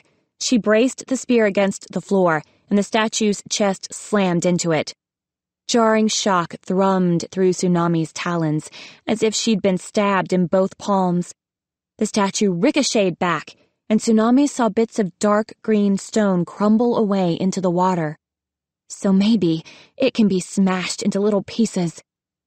The statue came on again, fast, but this time reaching out in front of it. Tsunami tried to move the spear out of its reach, but it caught the narwhal horn in its front talons and yanked it sharply out of her grasp. It swung the spear around in an arc, and Tsunami had to duck and roll away to avoid being skewered. The only sound the statue made was the scraping of stone against stone. It didn't roar, or growl, or grunt like a regular dragon in battle. It was as horribly silent as the rest of the hatchery. Tsunami wondered if it could talk, or hear, or communicate in any way. "Can you hear me?" she shouted at it, throwing caution to the currents. "Who enchanted you?" Instead of answering, it tossed the spear aside and leaped at her once more. Tsunami dove underneath it, grabbed the spear, and whirled to put herself in front of the egg again. She couldn't smash the statue while it was moving. It was too fast and too strong. But if she could trap it somehow... The statue spun and crashed its tail into her side. Tsunami was knocked off her feet, flying through the water into the wall. Crack went something in her chest. And stab went another bolt of pain through her whole body. Breathless, she forced herself back to the egg, jabbing at the statue with the spear to push it away. It reached for the spear again. This time, she tilted the spear up and stabbed it violently into the statue's open mouth. The spear lodged in the stone and stuck. The statue's claws scrabbled along the shaft of the horn and tried to yank it out, but it was wedged in tightly. Tsunami shook the spear from side to side, and the statue's head wobbled along with it. She leaped to an empty nest and jammed the blunt end of the spear into one of the crevices. Now the statue was pinned like a sheep in a dragon's claws. It whipped its tail and beat the floor with its talons, trying to push itself free. Its wings thrashed the water into wild currents so Tsunami could barely stay upright. Tsunami fought her way back to the egg and picked it up. Just as she did, tap, tap, tap, the egg cracked down the middle, and a small green head poked out. Dark green eyes blinked at Tsunami. Tsunami smiled and flashed a few tiny stripes along her snout to say hello. The statue was writhing and smashing the floor now. Tsunami was afraid it would knock itself free in a minute. She clutched the dragonet and swam for the door as fast as she could. When she kicked it open, she found that, indeed, there were no guards outside. But as the door opened, the statue went still. Tsunami turned in the open doorway to look at it. The enchantment only worked in secret. It dropped away when the door was open. Whoever had set the curse didn't want anyone to look in and catch the statue at its deadly work. Tsunami guessed that the spell also alerted the statue when someone was coming down the passageway, so it normally had time to return to its pedestal. And the statue would remain still as long as anyone else was around, like the queen or her guards. This statue was meant to keep murdering dragonets for as long as it could. Well, not anymore, Tsunami thought fiercely. Even Queen Coral would have to believe the truth once she saw the statue as it was now. Marble Orca, once serene and regal on her pedestal, was trapped by the spear in battle position. Her claws reached out hungrily, and a snarl transfigured her face. Coral would know for certain that this was the killer who had been hiding in her hatchery all these years. Now the question was, who had enchanted it? An animus dragon, of course, but it couldn't be Anemone, who hadn't hatched yet when the princess murders began. Tsunami had a new theory. Animus power runs in the royal family. But if Shark or Moray had this kind of power, they would be using it for so much more. They would use it to fight battles, to win the queen's favor, to be the secret weapon she wanted so badly. If Shark's goal was the throne for his daughter, he'd have used his magic to get rid of Coral herself instead of knocking off her dragonets. And if the animus was Moray, she'd have offered her power to the queen long ago, for Coral to use however she wanted. No, it was another royal dragon. Tsunami was sure of it.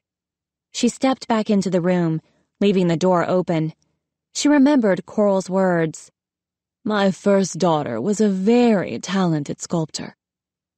Tsunami settled the newly hatched dragonet around her neck, wincing at the pain from her gills. Orca may have died years ago, but she left a deadly gift behind. Carefully, she stepped over the nests and stared into the statue's face. Empty. Lifeless. Just a statue now. A statue that she and Coral would be happy to smash and smash and smash until it became a million of the smallest pieces of rock in the ocean. Orca's weapon would never assassinate another dragonet or crush another egg. Its killing days were over. Chapter 24.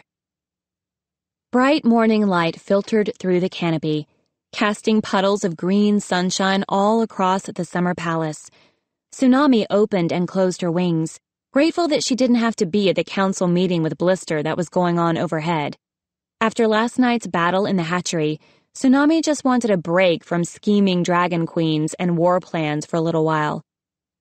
The little emerald green dragonet romped on the beach, kicking up sand and stopping in surprise when it drifted into her nose. She sneezed hard enough to knock herself backward, then sat up and gave Tsunami an indignant look. "Well, stop putting sand in your nose then," Tsunami suggested. Her little sister shook herself, spotted a tiny crab digging in the sand, and pounced. The crab vanished into its hole, and the dragonet looked at her empty talons in confusion. "What's her name?" Sunny asked. She leaned into Tsunami's side for a moment, and Tsunami felt a fizz of relief in her chest. Sunny had forgiven her, or forgotten she was mad in the first place. Either one was fine with Tsunami. "I'm trying to think of the perfect name," Tsunami said. "Mother said it was up to me." The dragonet glanced up from her digging. Sand covered her snout like a mustache. "Maybe you should call her Walrus," Glory offered, dissolving in giggles. "She's not a walrus," Tsunami said. "She's much more dignified than that." The dragonet jumped at an insect in the air, lost her balance, and landed with her head in the sand and her tail sticking straight up. She flailed her wings furiously until Sunny gently lifted her free. "Very," Glory said. "Very dignified." "She's awfully cute," Clay said. "I think she has your snout, Tsunami." Tsunami flicked her tail, pleased. She looked around proudly and noticed that Starflight was sitting a short way from the rest of them. He was staring up at the pavilion with an anxious expression, running sand through his claws. Glory followed her gaze. She leaned over and poked the Nightwing sharply in the ribs. "What's going on with you?" Glory demanded. "Why are you crawling around licking Blister's talons?" "I'm not," he protested. "You really are," Tsunami said. Starflight wouldn't meet their eyes. "I just think she'd be a good queen," he mumbled. "No, you don't," Glory said. "Back under the mountain, you specifically said she was kind of evil and probably had sinister plans for all of Pyria." "Oh, you did say that," Clay agreed. He poked a hole in the sand for the dragonet to climb into. "I remember that." Starflight flashed him an annoyed look. "That you remember?" "So why do you suddenly love her so much?" Tsunami asked. Her little sister rolled into the hole and then jumped back out, flapping her wings to shake off the sand. "Blister's smart," Starflight stammered. She's better than Burn or Blaze." "I don't like her," Sunny said, to Tsunami's surprise. "Really?" Starflight said, his wings drooping. Sunny shook her head. "She called me sweet, like that's all anyone needs to know about me." "But you are sweet," Clay said, patting her head. "It kind of does sum you up," Tsunami agreed. Sunny scowled at both of them in a way Tsunami thought was pretty cute. "But I agree that I don't like her either. More than that, I don't trust her. I think we need to meet Blaze. Maybe all the stories about her brainlessness have been exaggerated." "Doubtful," said Starflight glumly. "So, we can go?" Glory asked Tsunami. "And look for Blaze? You mean we're done here?" Even the baby dragon stopped digging for a moment to look at Tsunami. She felt a stab of guilt at the hopeful expressions on her friends' faces. She hadn't realized they wanted to leave the kingdom of the sea so badly. Wing beats sounded in the air above them, and they all looked up to see Coral, Anemone, Blister, and Moray circling down from the Summer Palace pavilion. The green dragonet scampered up to Anemone as soon as she landed and tackled one of her talons. Anemone laughed and flipped her over. Their little sister yelped, struggled upright again, and started clawing her way up Anemone's leg. "Have you picked a name?" Anemone asked Tsunami. "What do you think of auklet?" Tsunami said. "That's a kind of seabird," Starflight said, in his know-it-all voice to Clay. "Oh," Clay said. "Cool. I mean, I knew that." Tsunami liked the look on her mother's face, watching the two sisters. She looked proud, protective, happy for them. Tsunami was right about her. Queen Coral wouldn't kill her own daughters, even though one of them would one day grow up to take her place. She cared about them, perhaps a little too much, but Tsunami thought that was better than not caring at all. She wondered if Blister or Burn had any dragonets. Starflight would know. It must be in the scrolls somewhere. Tsunami had a feeling Blister would happily kill off her own dragonets if she thought it was necessary. Those glittering black eyes hid more secrets and plans than Tsunami wanted to know about. "Orca's statue has been destroyed," Queen Coral said with a sigh. "It was so beautiful, too. She was so talented. I can't believe she hid her animus powers from me. She could have trained with Whirlpool, too." "Wow, she really missed out," Tsunami said, winking at Anemone. "We'll have to examine all the things she carved," Coral mused, "just to make sure there aren't any other enchantments lurking around." "We're sure it was Orca, right?" Tsunami asked. "No one else in the palace could be an animus?" She wasn't able to stop herself from glancing at Moray, who glared back. Coral shook her head. "Before we destroyed it, Anemone reanimated the statue and made it reveal who had enchanted it. It said Orca, plain as day." She sighed again. "Orca carved that statue and dedicated it to the hatchery shortly before she challenged me. I gather she expected to win, so she was setting up a way to get rid of her possible heirs and challengers." "That explains her last words to you," Moray hissed. "Yes," said Coral sadly. "She said, 'I did this all wrong. You're going to rule forever, aren't you, Mother? You should thank me. No one can stop you now.'" The Queen looked down at Anemone and Auklet, playing in the sand. She stroked Anemone's head with a wistful expression. "But," Clay said hesitantly, "but if Orca was the assassin, then who attacked Tsunami in the tunnel?" Queen Coral shrugged. "We'll catch them eventually," she said. "That's how stories work." Anemone gave Tsunami a frustrated look. Tsunami still thought that her attacker might have been Shark.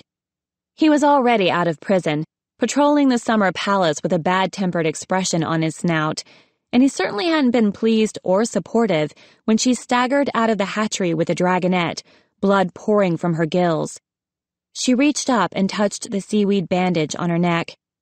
Her ribs ached whenever she moved, too, but the healers said she just had to rest and let the fractures fix themselves. Rest? The dragonets of destiny have no time for rest, she thought ruefully.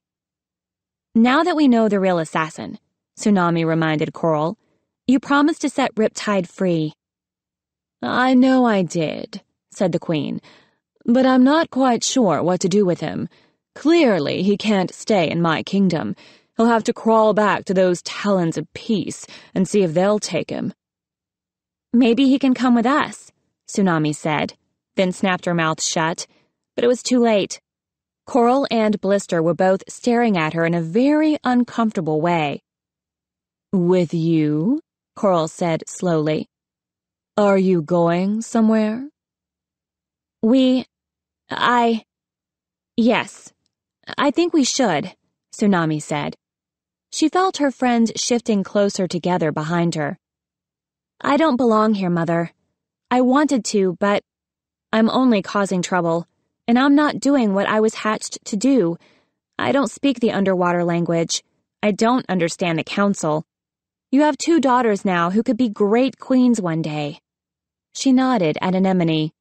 "But my destiny is somewhere else. I have to go stop the war. With my friends." "And how do you plan to do that?" Blister said softly. "I don't know," Tsunami said. "We'll figure it out." "We were thinking we should go meet Blaze," Clay suggested. "Just to be fair." "Ack, Clay, shut up," Tsunami thought with a wince.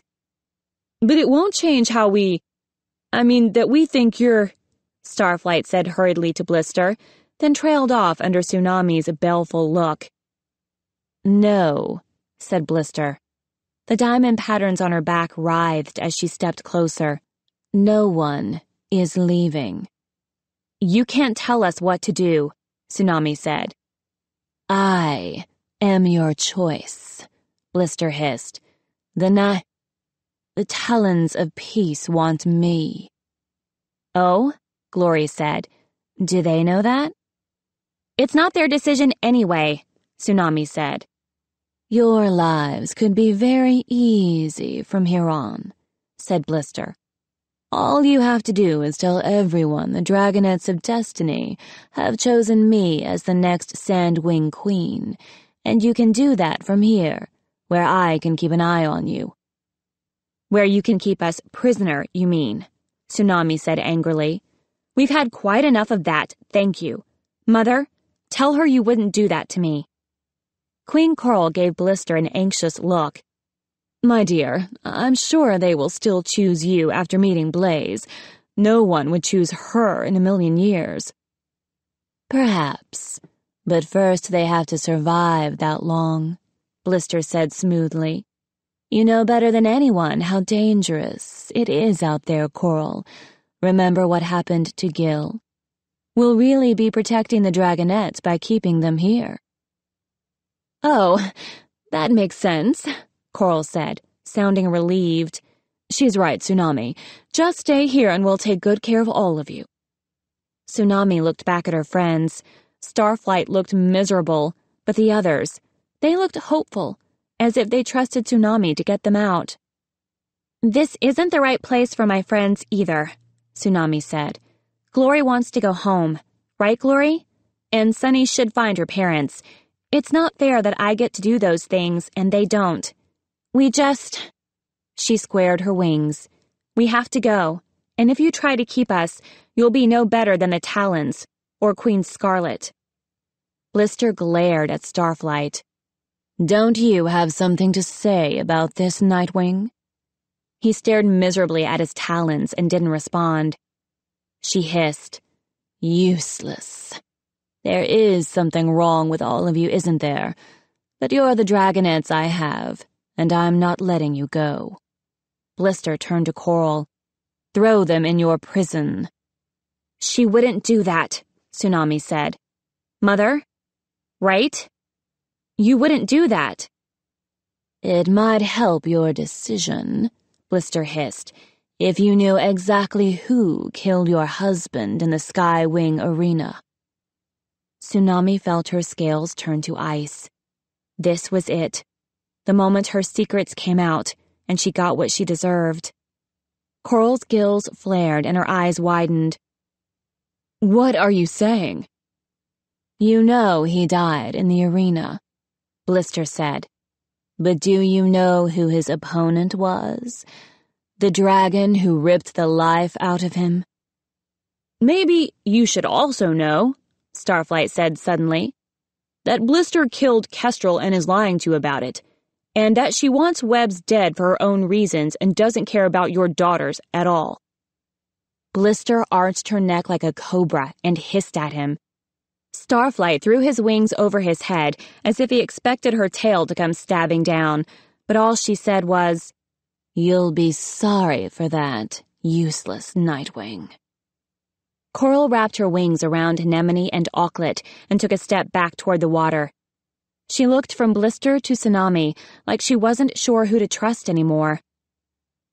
"Don't listen to them, Coral," Blister said. "They're only dragonets, and dragonets never know what's best for them." "I think we can be pretty sure prison isn't at the top of the list, though," Tsunami snapped. "And from now on, Blister, you show some respect and address my mother as Queen Coral." Smoke curled from Blister's snout. Tsunami wondered what Coral would do if the Sandwing attacked the dragonets of destiny right in front of her. "I don't know what's going on," Coral said, signaling with her tail. A platoon of SeaWing guards appeared from one of the caves. "But for your own safety, Tsunami, you're staying here for now." "Mother!" Tsunami yelled. She smacked a guard in the snout with her tail and bared her teeth at another. "Think for yourself for once. Let us go." But Queen Coral turned away, avoiding Blister's gaze as well.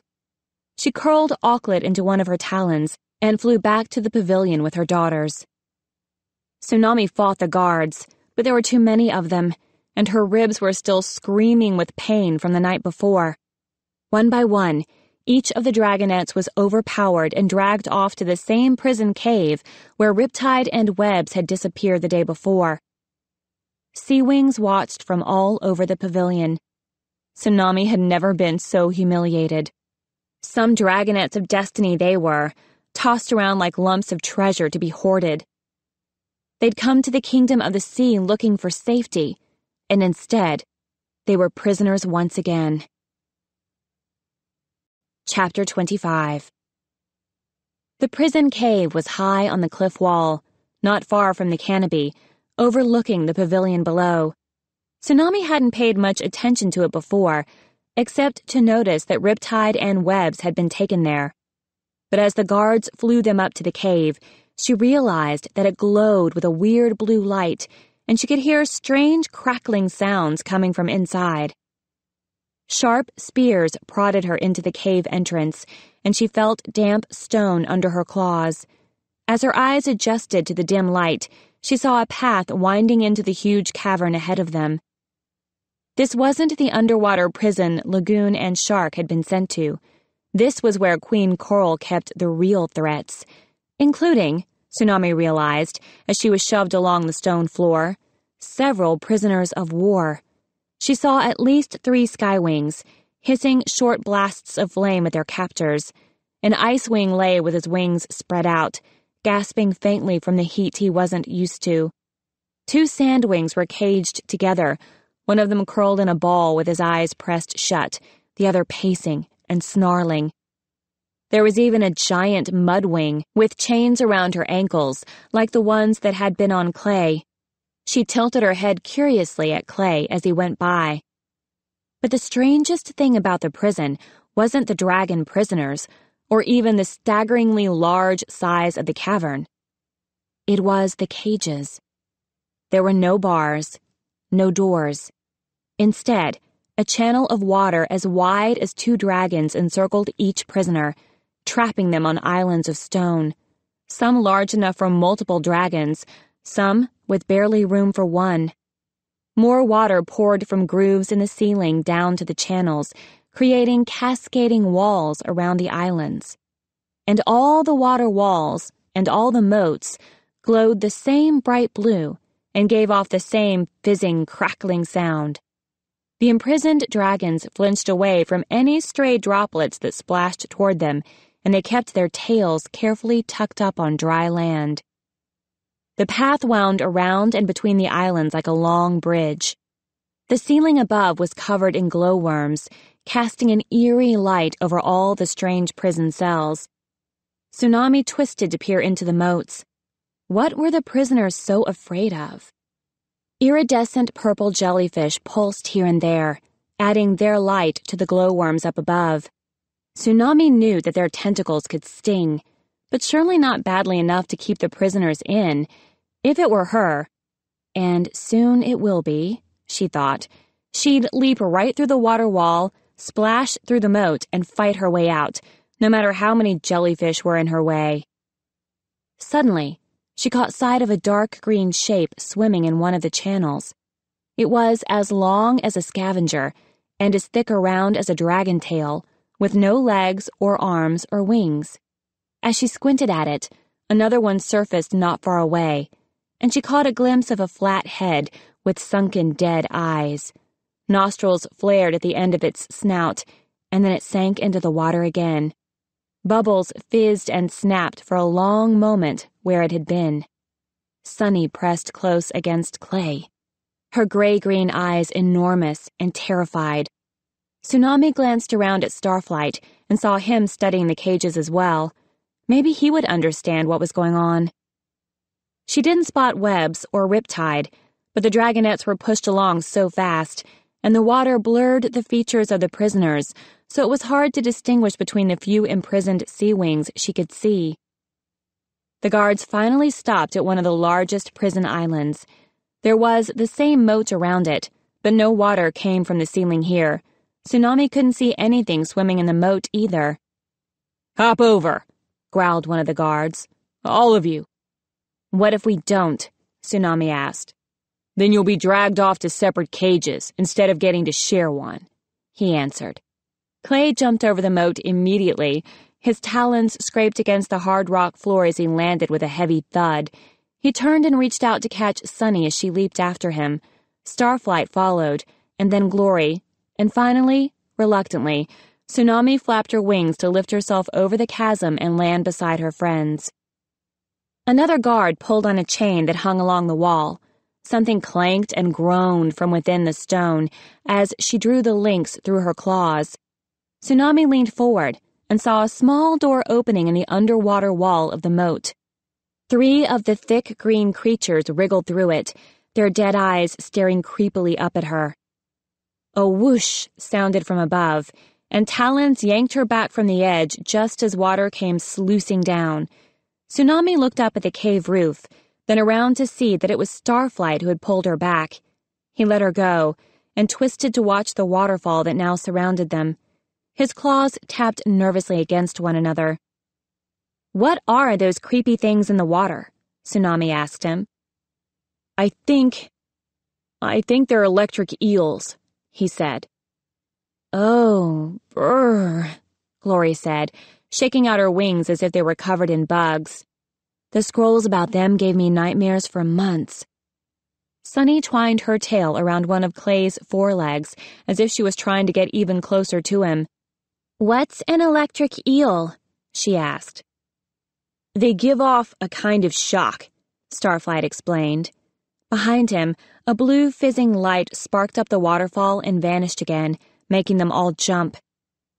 "It would feel like getting hit by lightning," Glory added. "And it can be strong enough to kill a dragon," said Starflight, "especially in salt water, and when the eels are as big as the ones down there." "So all this water around us," Tsunami started. "Could be charged with deadly force at any time," Starflight said. "Not all the time. It's not a constant current, but if they're mad or hungry, they're probably giving off shocks pretty frequently, and then just touching the water could transfer that to you. Even if it only stunned you, it would hurt a lot."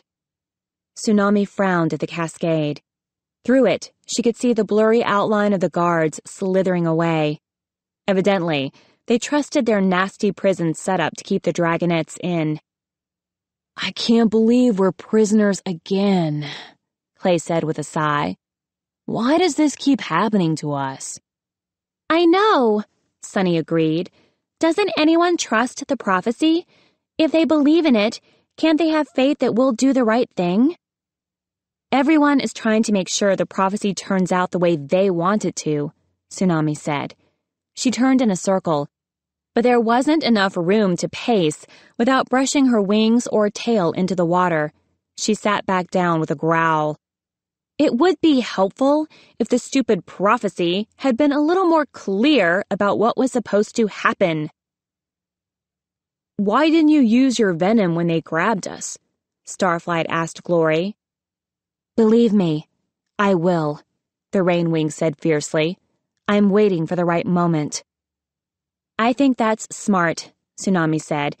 Even with Glory's magical death spit, we probably couldn't have fought off the whole palace, and it would have given away our best secret weapon. Glory looked surprised. "Well, thank you," she said, "although I'm going to vote against calling it magical death spit, please." "Maybe tonight," Tsunami said, lowering her voice.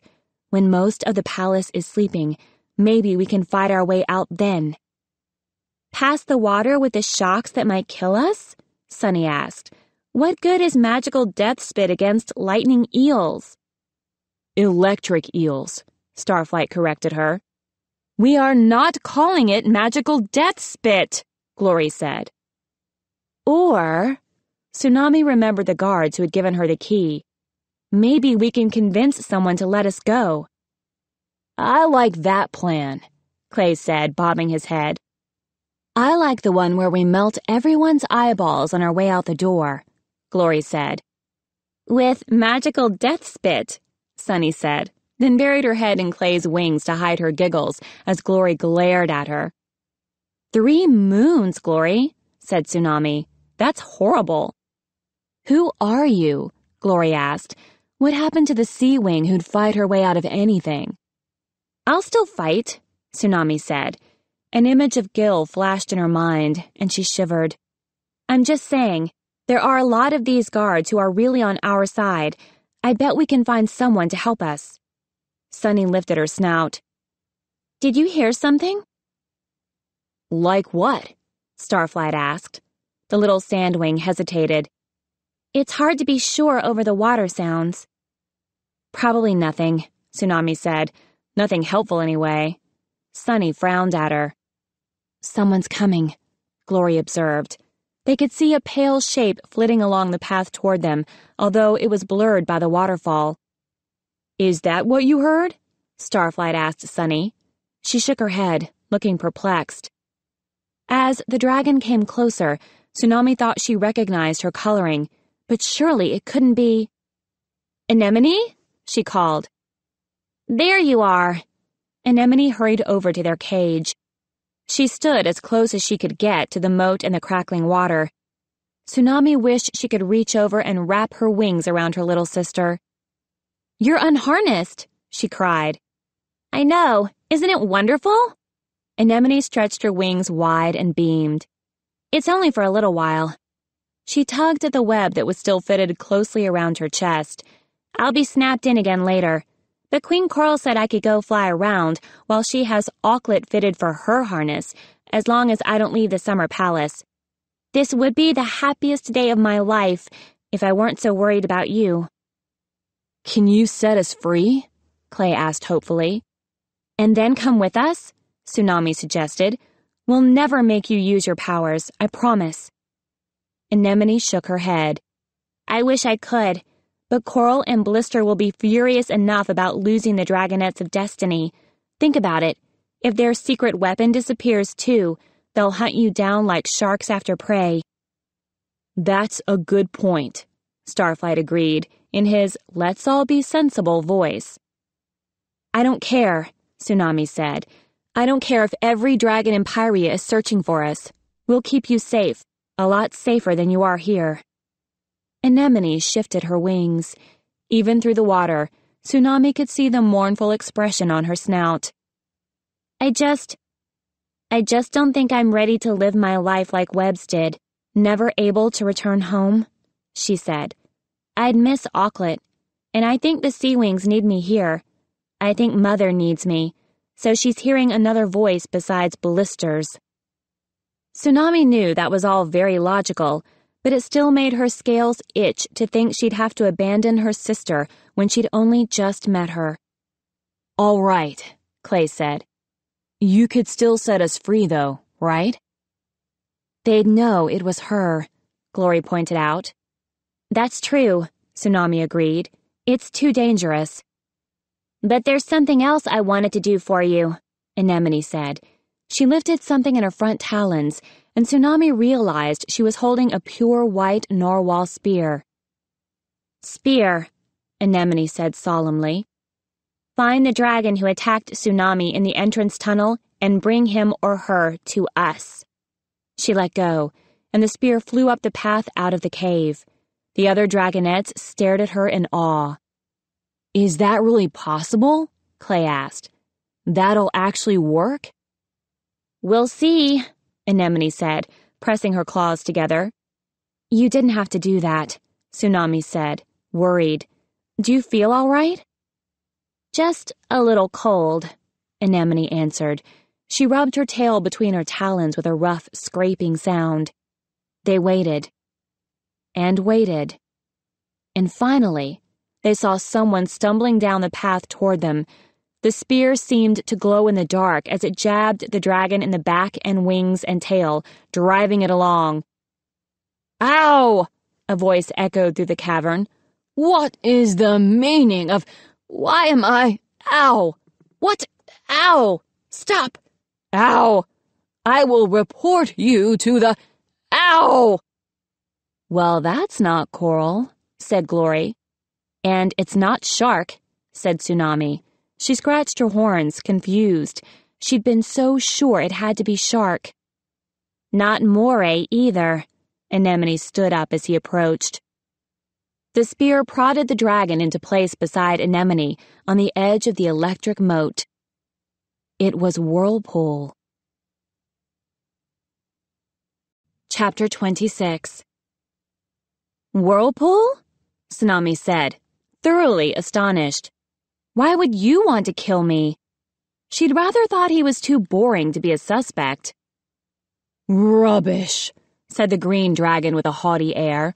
"I would never—" The spear poked him again, a little harder this time. "Ow! My goodness! Anemone, I had no idea you were capable of such powerful magic. I must be a brilliant teacher. Of course, I'd be more impressed if it weren't stabbing me. Ow!" Anemone shifted on her talons uncomfortably. "I didn't think it would be you," she said. "We should tell Queen Blister how accomplished you are," Whirlpool said in his oozy voice. "She'll be so terribly pleased." "Don't you dare," Tsunami snapped. "Do you really think I'll find you threatening from in there?" he asked. "If you do, I'll tell Mother you tried to kill me," she said. "How do you think she'll feel about that?" He shrugged and reached up to play with a gold hoop earring in his ear. "She may find it quite admirable, actually. After all, I was merely trying to ensure that Anemone dear would be queen." "Me?" Anemone's wings fluttered open and closed. "You don't even like me that much. Why do anything for me?" "Well," Whirlpool said, "frankly, I don't want to marry her." He pointed at Tsunami. "Wow," Glory said cheerfully.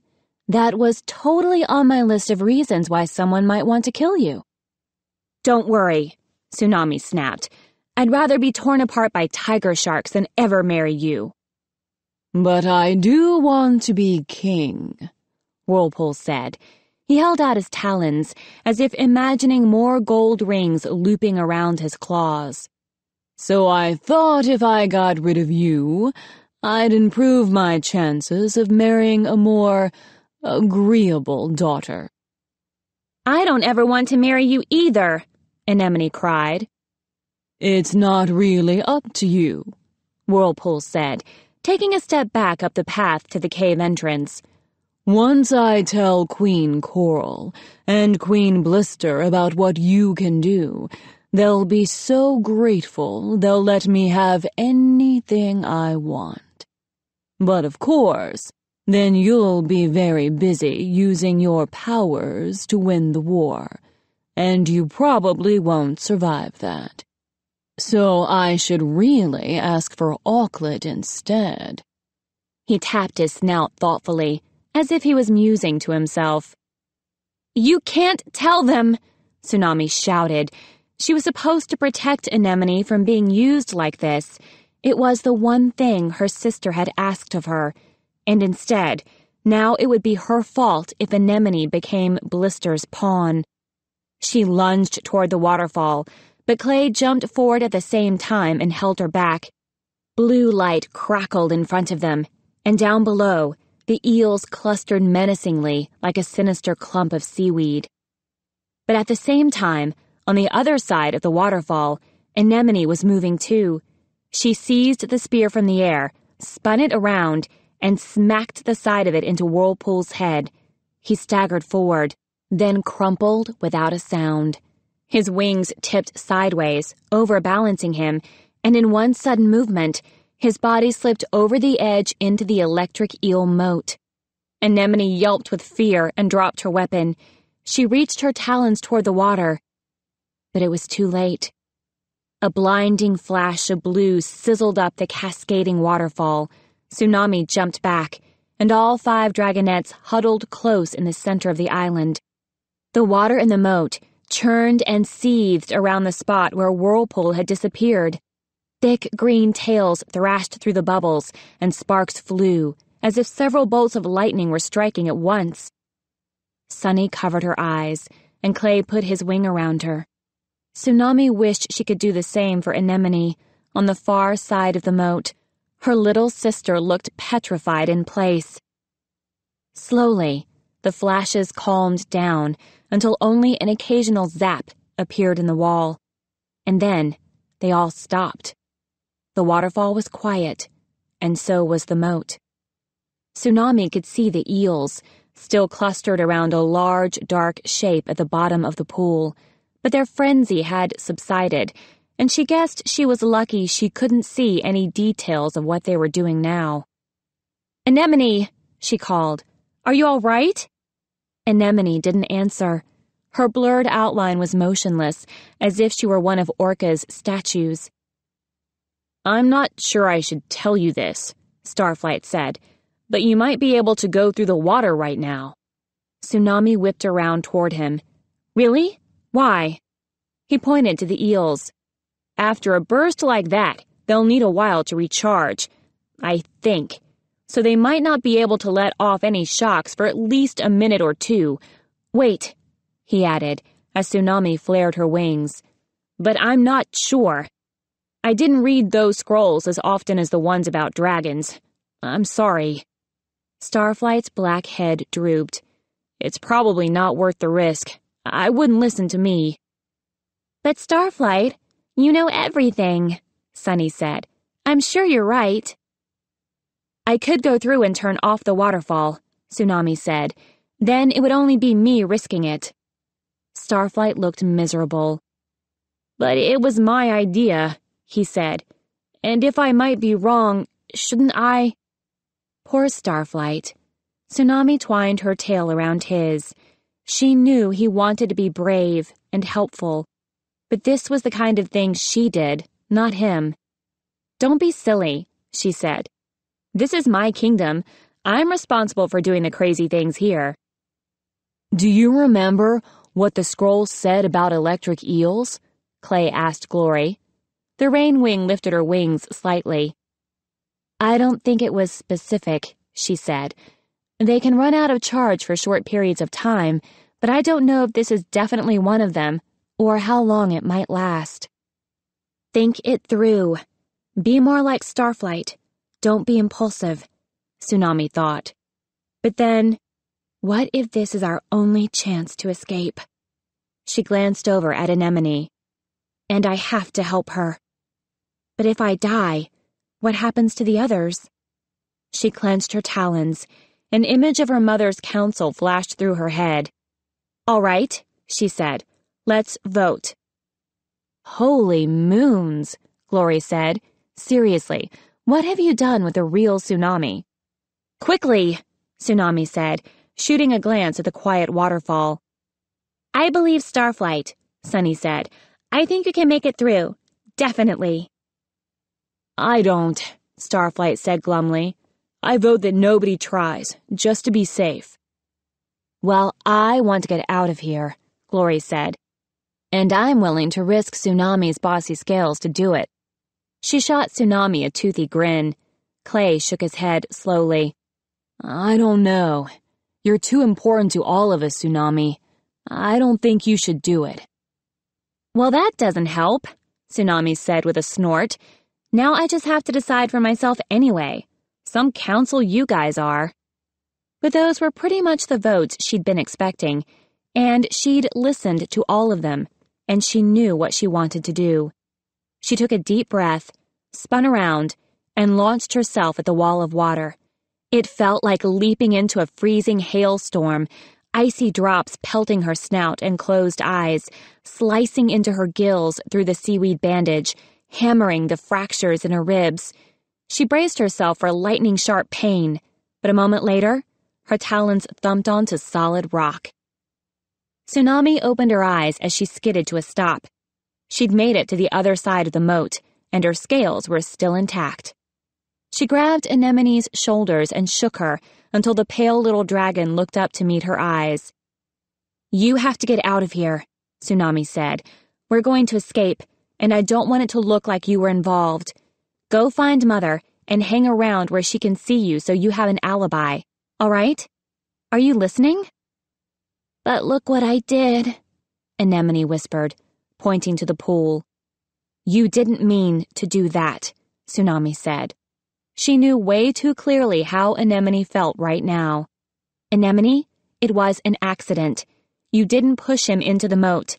And if it hadn't happened, think how many dragons you might have had to kill with your powers. Now you can tell Mother that with no trainer, your powers seem to be getting weaker. Mess up all the time. Make sure she thinks you aren't ready, and won't be for a long time." "But one day," Anemone started. "One day, very soon, this war will be over. We're going to end it. Trust me." Tsunami squeezed Anemone's front talons in hers. "Now get out of here." "Good luck," Anemone whispered. Tsunami wrapped her wings around her sister. "Good luck to you too." Anemone fled up the cave path. Her pale wings fluttered like moths as she disappeared around the bend. Tsunami hurried to the chain on the wall. The guard had yanked it down. Could she pull it back up? She tried hauling the chain in the opposite direction and felt it slide jerkily through her claws. Clanking noises rattled from the ceiling, and she stopped for a moment, glancing up the path where the guards had gone. Were there guards at the entrance? What if they heard her? "Hey, kid," a raspy voice croaked. Tsunami jumped and looked around. A scrawny sandwing was watching her from his prison island. Even through the waterfall, Tsunami could see the dark glitter of his eyes. "You could do the same thing for me," he hissed. "Set me free." Tsunami turned back to the chain and kept pulling. She didn't know what was in store for Coral's prisoners, but she also didn't know why they were here, or whether they deserved it. Except for two of them. Somewhere in this cavern, Riptide and Webs were trapped, possibly awaiting execution. She had to find them, too. What sounded like an enormous metallic groan echoed overhead, and then suddenly, the cascading water around her friends shut off. There was a beat of silence as they all stared up at the ceiling. Sunny leaped off first, flapping her wings to clear the moat, and the others followed her quickly. Tsunami pushed past them to lead the way up the path. "What about me?" yelled the imprisoned Sandwing. "I have to find Riptide and Webs," Tsunami said to her friends. "Did anyone see them on the way in?" "I did," Clay said. "They're on one island together, not far from the entrance." The five of them hurried along the path. Tsunami kept her wings curled in and tried not to look at the fizzing blue water walls or the lurking eels. They rounded the last corner and saw the greenish light of the summer palace up ahead. Tsunami spotted the guards first and pushed her friends back into the shadows. Only 3, she thought. 3 guards stood on the ledge outside the prison, chatting and tossing their spears from talon to talon. They didn't look very threatening, and perhaps they were secretly on the dragonets' side if they had allowed Anemone through to see Tsunami. She didn't want to fight them if she could avoid it. She didn't want to shed any more SeaWing blood ever again. "There," Clay whispered in her ear. He pointed over her shoulder. "That island, just inside the entrance." Tsunami spotted the two blue shapes moving beyond the wall of water. She also saw a chain running along the stone beside their island. If she could get to it without the guards noticing, and then move the mechanism without the guards hearing it, Riptide and Webbs would be free to escape with the dragonets. "There it is again," Sunny whispered. "Don't you all hear that?" "Hear what?" Clay whispered back. "I don't know," Sunny said. I think I'm hearing wing beats." "There are SeaWings flying all over the palace," Glory pointed out. "I know," Sunny said. "This is bigger, higher. I'm not sure." "Don't worry so much," Tsunami said. "I'm sure you're imagining things." Sunny stamped one of her feet and craned her neck toward the outside. "No, I'm definitely sure," she said firmly. "I hear wing beats above the canopy. Lots and lots of them." "Sunny," Tsunami started, but then Clay's head shot up, and so did Starflight's. "I think she's right," Clay said. Tsunami inhaled sharply, realizing what that meant. "You don't think—" Starflight lashed his tail. "I smell fire, too." Tsunami didn't have time to think or come up with a safe, logical solution. She burst out of their hiding spot and ran toward the guards. "Look out!" she yelled. "Warn the palace!" All three guards jumped, and two of them accidentally dropped their spears over the ledge. They stared at Tsunami as if her horns were blazing columns of fire. "Move!" she shouted.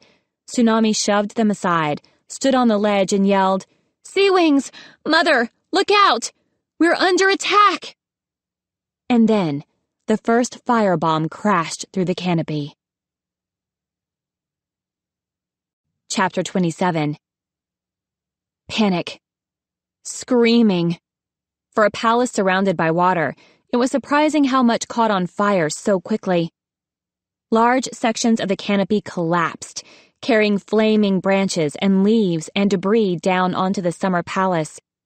Tsunami saw dragons spiraling toward the lake, their wings alight with flames, shrieking with pain. The firebombs were just logs set on fire, but they caused terrible damage as they crashed through the pavilion and knocked SeaWings out of the air. "The SkyWings found us," said one of the guards, looking skyward in terror. As he said it, they all saw a wing of red and orange dragons soar overhead, dropping more bombs and breathing more fire down on the canopy. "But how?" said the second guard. Tsunami thought of the hole left in the canopy when Blister ripped webs out of it. Would that have been enough to lead the SkyWings here? So quickly? What were the chances a scout had spotted the hole, reported back, and gathered the forces for an attack only a day later? It had to be something else. She looked down and saw the lake water churning as frantic dragons tried to shove their way into the exit tunnel. Only one way in meant only one way out, and it wasn't big enough for everyone at once. She felt sick at the thought of all those dragons crammed into the small space together.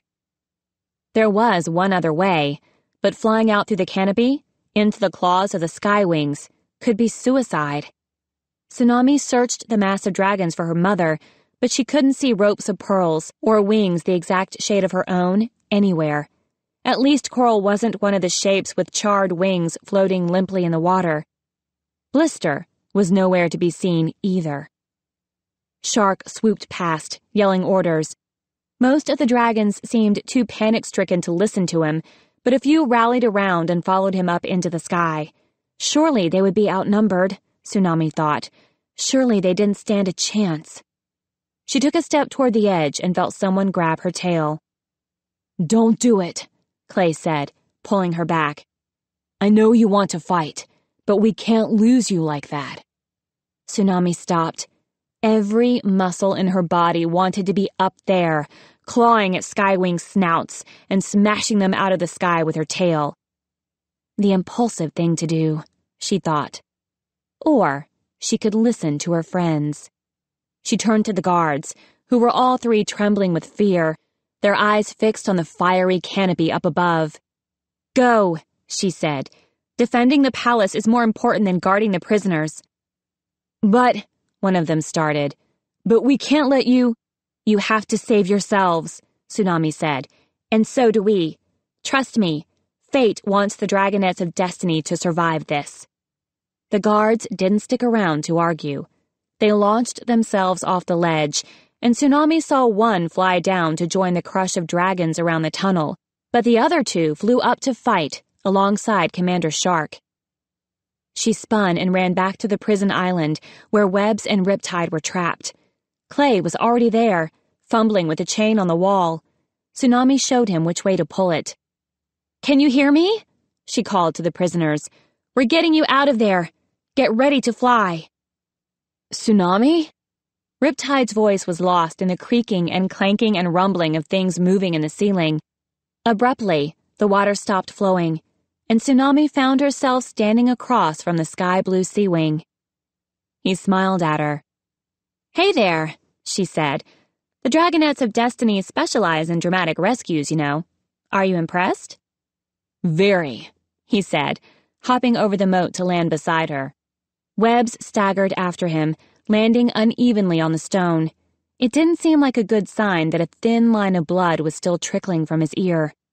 Another pair of fiery logs crashed past outside, and more screams echoed from below.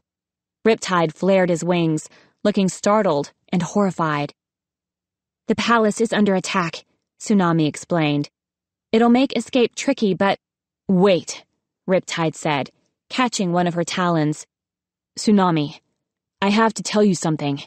I do work for the Talons of Peace." Tsunami stared at him. Her mother was right about Riptide? He was working with the dragons who'd ruined her life. She'd always hated the Talons of Peace. How could she have fallen for one of them? "Please, listen. I joined them because I wanted to find out more about my father, but they wouldn't tell me anything except that he was safe." He looked down. "I've been working with them for a few years now, passing them information about the SeaWings."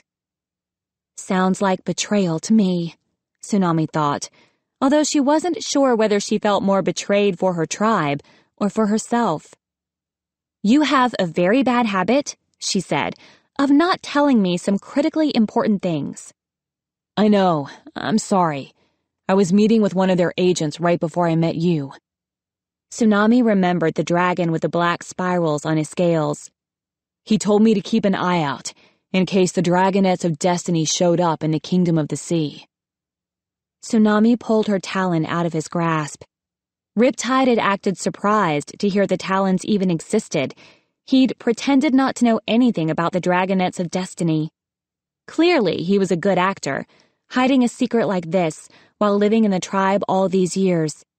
So could she believe anything he'd said to her? Blood trickled from the gash on his side as he moved. "I stayed close to make sure you and the other dragonets were safe." He spread his wings and held out his talons to Tsunami.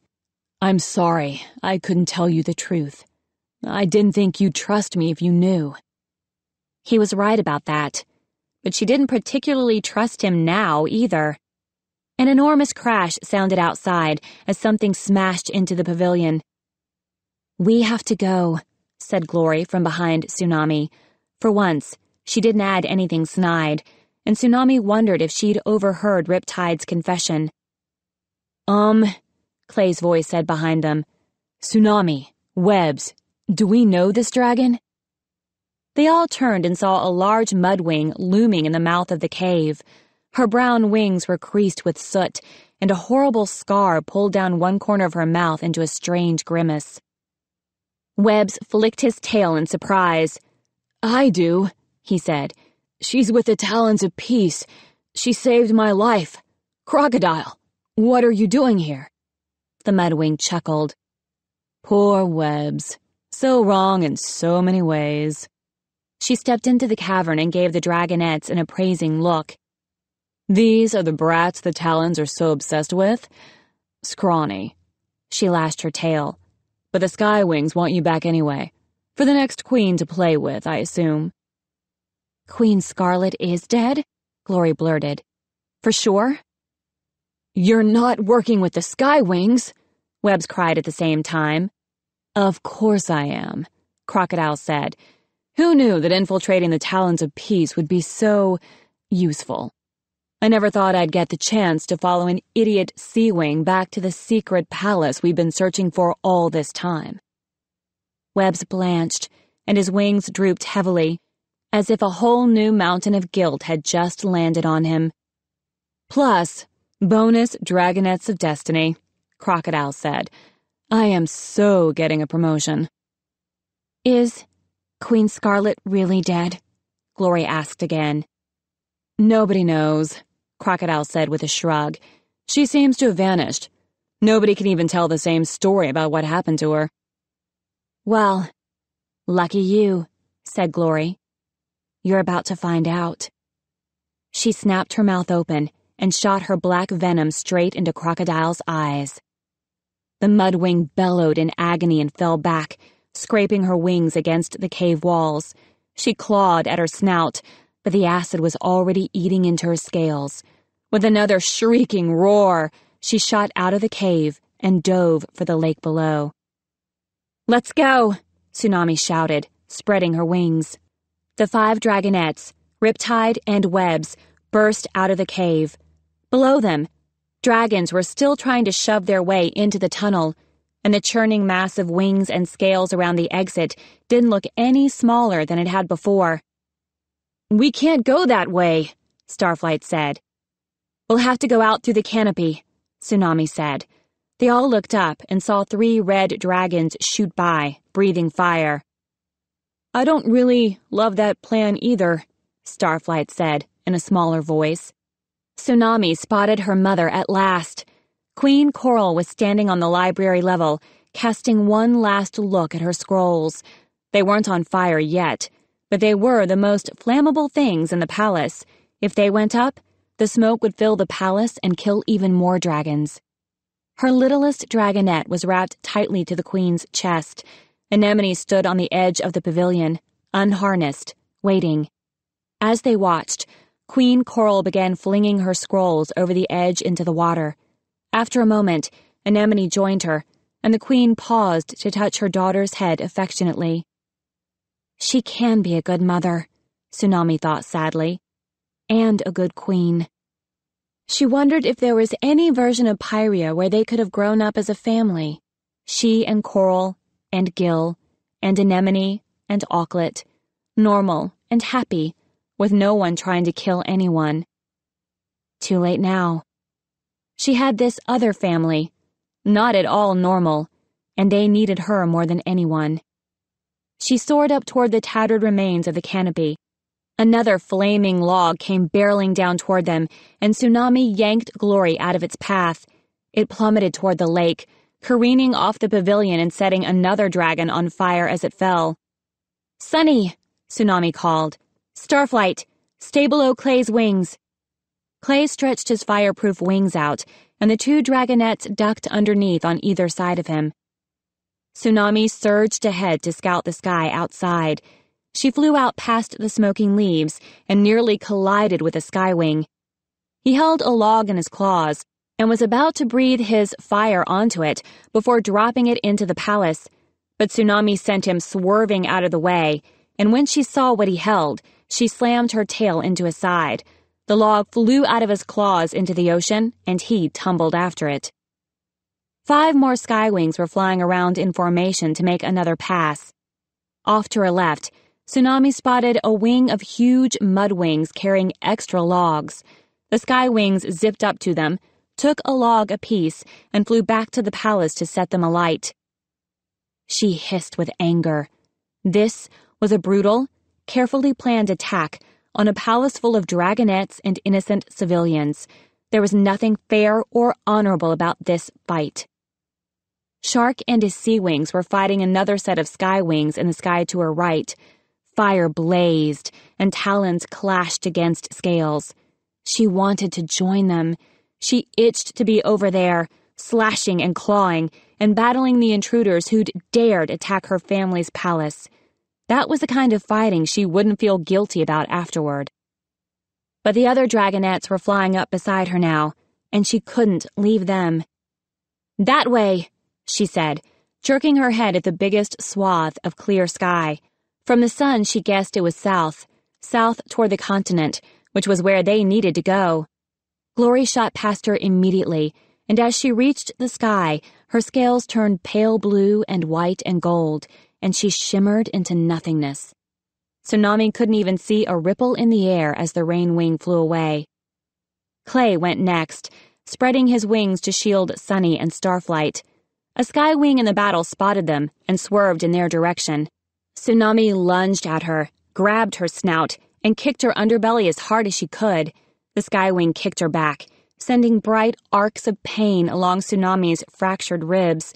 Tsunami lost her grip, and the sky wing roared a blast of flame at Clay's departing back. He shuddered as the heat licked along his scales, but beat his wings and flew on, the other two dragonets safely protected.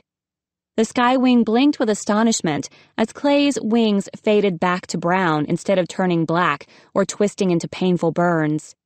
"Surprise," Tsunami said, and punched her in the snout. The sky wing crumpled and fell toward the ocean, landing with a splash and vanishing instantly below the waves. Riptide soared up out of the canopy, twisting around to make sure Webbs was safe behind him. Tsunami turned to fly south and heard Riptide call her name. "I have to help them," he called, lashing his tail toward the fighting SeaWings. "But they'll put you back in prison," Tsunami protested. "They'll punish you because we escaped." "Maybe," he said. "Probably. But I have to help if I can. This is my home." She knew exactly how he felt. "Tsunami." He paused. "I really am sorry. I hope next time... Well, I hope there is a next time, when things are better for everyone." She hoped so too. She wasn't sure she'd forgiven him, but she wanted the chance to decide. She wanted him to survive the war, and she wanted to meet him again in a world with no talons of peace, or destinies, or secrets to worry about. But there wasn't time to say all that. Tsunami flashed one of the patterns he taught her. "All right." Then she added, "Squid brain." And Riptide smiled before turning to fly away into the heart of the battle. Webbs and Tsunami swerved south together, wings beating side by side. But other wing beats were close behind them. Tsunami twisted just in time to see Blister lunge out of the canopy and seize Webbs by the tail. She yanked him back toward her and stabbed her poisonous barb toward his heart. With a yell, Tsunami barreled into them, knocking the sandwing off of Webbs. Blister fell back toward the palace, hissing. Tsunami grabbed Webbs by his front talons and towed him after her. A few wing beats later, Webbs groaned softly. "Did she get you?" Tsunami demanded. "She missed my heart," he said. "But..." He lifted his wing to show an oozing graze near his tail. "It's still poisonous," he said. "We'll find a way to fix it," Tsunami said. "Just keep flying until we get to land." She looked back again and saw Blister hovering in the air, watching them go. Her cold, glittering black eyes seemed to follow Tsunami all the way to the edge of the sky. Chapter 28. Tsunami was on a beach again. This time it was dark, long after sunset, and small stars shone in the sky, like the silver scales on the underside of Starflight's wings. Tsunami stared down at the waves lapping over her talons. She wondered if she'd ever see Riptide again, or Anemone, or Auklet, or her mother. "I know it's dark," Starflight said uncomfortably behind her. "But," Tsunami sighed, "but we should stay under the trees." She stood up and followed him into the woods, shaking the sand off her talons. "I'm trying to be more like you know," she said to him. "I'm trying to stop and think and use my head and all that smart stuff, but it drives me a little crazy sometimes." Starflight stumbled on a tree root and turned to stare at her. "Be more like me?" he echoed. "Why would you want to do that? I wish I were anything like you, especially brave." Tsunami brushed his wing with hers. "You're all right the way you are," she said. "Someone has to be the thoughtful, careful one. And you made Blister pretty mad. That took some courage. Besides, I don't think this group could handle two of me." In the moonlight, she caught a half-smile flitting across his face. Webbs lay on a patch of moss, breathing in a nasty, shallow way. Sunny was curled up beside him, so her scales could give him a little warmth. Clay was peering at the scratch near his tail, which was still oozing and starting to turn black around the edges. "We need help," Clay said. "I have no idea how to fix this." His expression was woeful. "Who would know how to cure someone of sandwing venom?" Sunny asked. "Sandwings, I guess," she answered herself, "but I don't know where we'd find one we could trust." "The Talons of Peace?" Starflight suggested doubtfully. "I can't go back there," Webb said. "And you shouldn't either." Tsunami tilted her head at him curiously. After all these years of being a good Talon foot soldier, obeying their every command, suddenly he'd changed his mind? "If Crocodile was an infiltrator," he said, catching her look, "there could be others. I don't know who's safe for you and who's not." "Seriously, even the good dragons all seem to have plans for us," Tsunami said, thinking of her mother. "Gosh, I hope Blaze is better than the other two," Sunny said fervently. Starflight winced, but didn't argue with her. "We can probably find her with the ice wings," he said, "but we'll have to be very, very careful this time." "Yeah," Clay agreed. "I vote for not getting locked up ever again." "Maybe we should try a different approach," Glory suggested. "Maybe this time we could not barge in yelling, 'We're the dragonets of destiny. We're awesome and special. We'd make terrific prisoners.' Just an idea." "Do you know what we're supposed to do?" Sunny asked Webbs hopefully. "Did the Talons have any plans about how we could fulfill the prophecy?" "If they did," Webbs said, "they didn't share them with me." "Awesome," Glory muttered. Tsunami glanced at her. The rain wings' scales were shades of black and dark green, blending in with the dark forest around them. An idea struck her. "I know who might help Webbs with the poison," Tsunami said. "Who?" Clay asked. "The rain wings," she said. Glory twisted around to give her a sharp look. "Think about it," Tsunami went on. "They have venom too, obviously. They must know something about what to do when you poison the wrong dragon." "True," Starflight said. "Even if it's a different kind of venom. That's still a good point." "And then we can look for Glory's family," Tsunami said, "which I think is only fair." Glory's face was expressionless, but small puffs of rose pink were blooming in her scales. Tsunami guessed that meant she was happy, since it wasn't a color they saw very often on her. Are you sure?" Glory said. "That's what we should do next?" "Absolutely," Sunny said. "We should definitely go find your home, Glory." "I bet it's beautiful," Clay said, in his sweet, earnest way. "And your family will be so happy to see you." Webbs let out a small groan, but when they turned to look at him, he closed his eyes, as if he'd fallen asleep. Tsunami was sure he was pretending, but what they did next wasn't up to him anyway. "It's also closer to here than most of the other tribes," Starflight pointed out. "We have to cross the outskirts of Mudwing territory, but the rainforest should be basically due southwest of here." "I know that," Glory said crossly.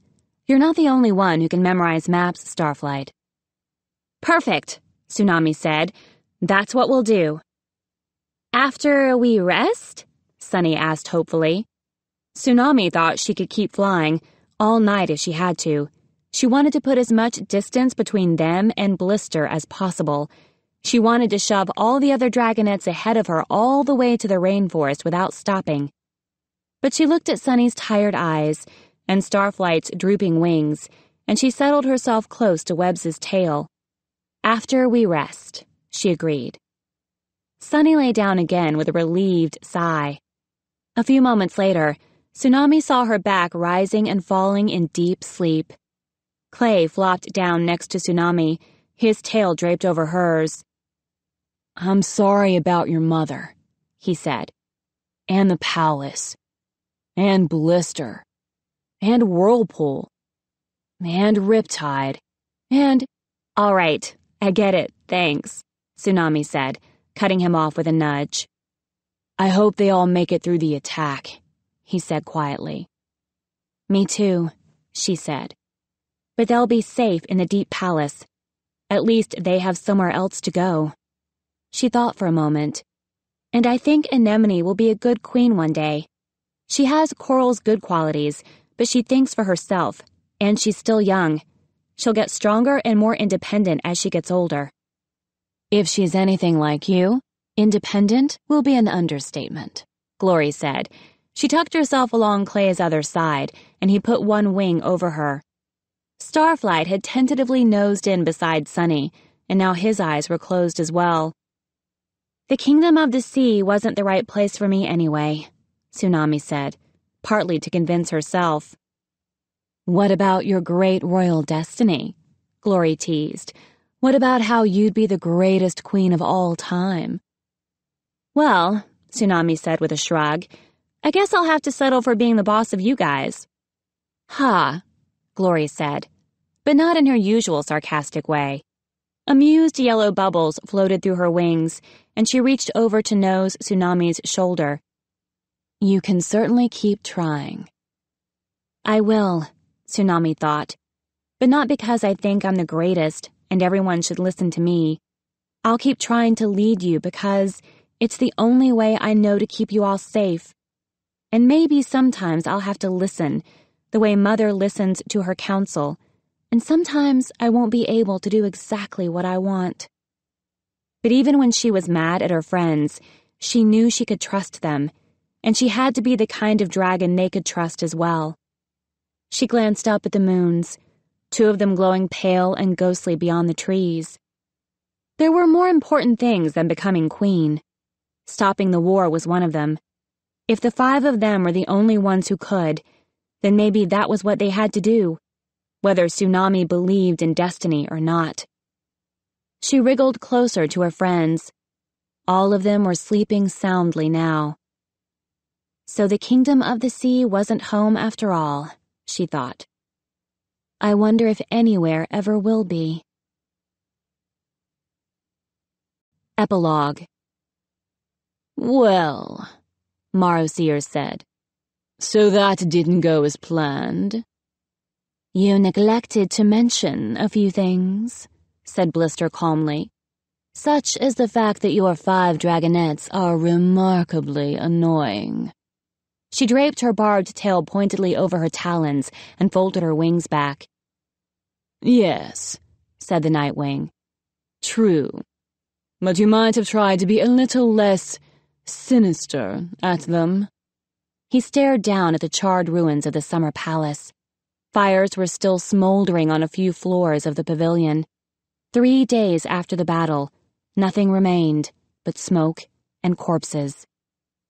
"At least Webbs is dead," he said. "Should be by now," she answered, flipping her tail up and down. "Queen Coral survived?" he asked. "And both her brats as well," said Blister. "It wouldn't be convenient for me if she died." She bared her teeth and hissed softly. "Of course. Now she's hiding in her deep palace where I can't get to her, and she insists that my secret weapon will be no use to me for years still. She's gotten all squeamish about Anima's powers since finding out about her first daughter. Like she'd rather waste that little one's magic just to keep her from turning homicidal." Blister sighed a small burst of flame. "It's not been my favorite week of the war." She batted away a piece of smoking foliage. So, Nightwing, I hope for your sake that you bring me news I want to hear. There is another option, Marosier said, but I'm not sure you'll like it much better. He spread his wings and beckoned to a green shape circling in the sky overhead. The SeaWing landed carefully on the cliffside, vines crumbling to ashes below his claws. He glanced down at the palace and shuddered. Marosier noticed that he stayed well away from Blister. Perhaps he'd heard, or guessed, what had happened to Kestrel. This is Nautilus, Marosier explained. One of the leaders of the Talons of Peace. Nautilus, explain your backup plan to the Queen. Possible future Queen, Nautilus corrected, then jumped back nervously as Blister raised her poisonous tail. He said quickly, we have a set of alternatives. Blister's black eyes glittered with interest. Alternatives? She said. Really? My, I had no idea the Talons of Peace could be so devious. Nautilus frowned. We prefer to think of it as planning for every contingency, he said. We have to do whatever's necessary so the prophecy will come true. Or true-ish, Marosier interjected. Of course, Blister said. Dragonets can be so unpredictable. You are very wise. Well, Nautilus said, pleased. It was my idea. Of course it was, she said. Very clever. We are talking about false dragonets, yes? But, rumbled Marosier. Yes, Nautilus said. His tail twitched. But they're, not quite perfect. Said Blister. Worse than the originals? Is that possible? Well, different. Or else they'd be Plan A, Nautilus said. Obviously. All I want to know is whether they'll do as they're told, Blister said. Nautilus wrinkled his snout and stared at the sky. Maybe? This does sound promising, Blister said dryly. I can't wait to meet them. Perhaps we can take the best options from each group, Marosier said. Kill the Rainwing, obviously. We can probably work with the original Mudwing. Your Nightwing is useless, Blister said. Worst traitor I've ever seen. Marosier shook his head. That is very disappointing. We don't often kill off our dragonets, but, he sighed, if we must. Said Nautilus. You might want to meet our other option first. I mean, not to interfere. Just a suggestion. And we'll definitely kill the SeaWing, Blister snarled. Nautilus flapped his wings, backing away in a hurry. Not you, she said impatiently. Well, not right now. I thought Tsunami had some potential, Marosier muttered. Potential to annoy my tail off, Blister growled. No, she definitely has to go. We have dragons working on it as we speak, Marosier promised. Recruiting assassins is surprisingly easy in the middle of a war. Good. Blister flicked her tail menacingly. Those dragonets need to know they're not as valuable as they think they are. Anyone can be replaced. She smiled with all her teeth. After all, there's more than one way to fulfill a prophecy.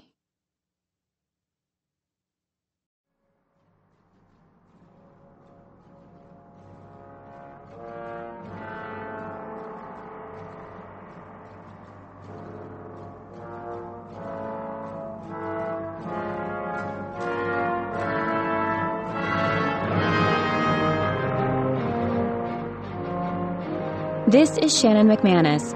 We hope that you have enjoyed this production of Wings of Fire, Book 2, The Lost Heir, by Tui T. Sutherland.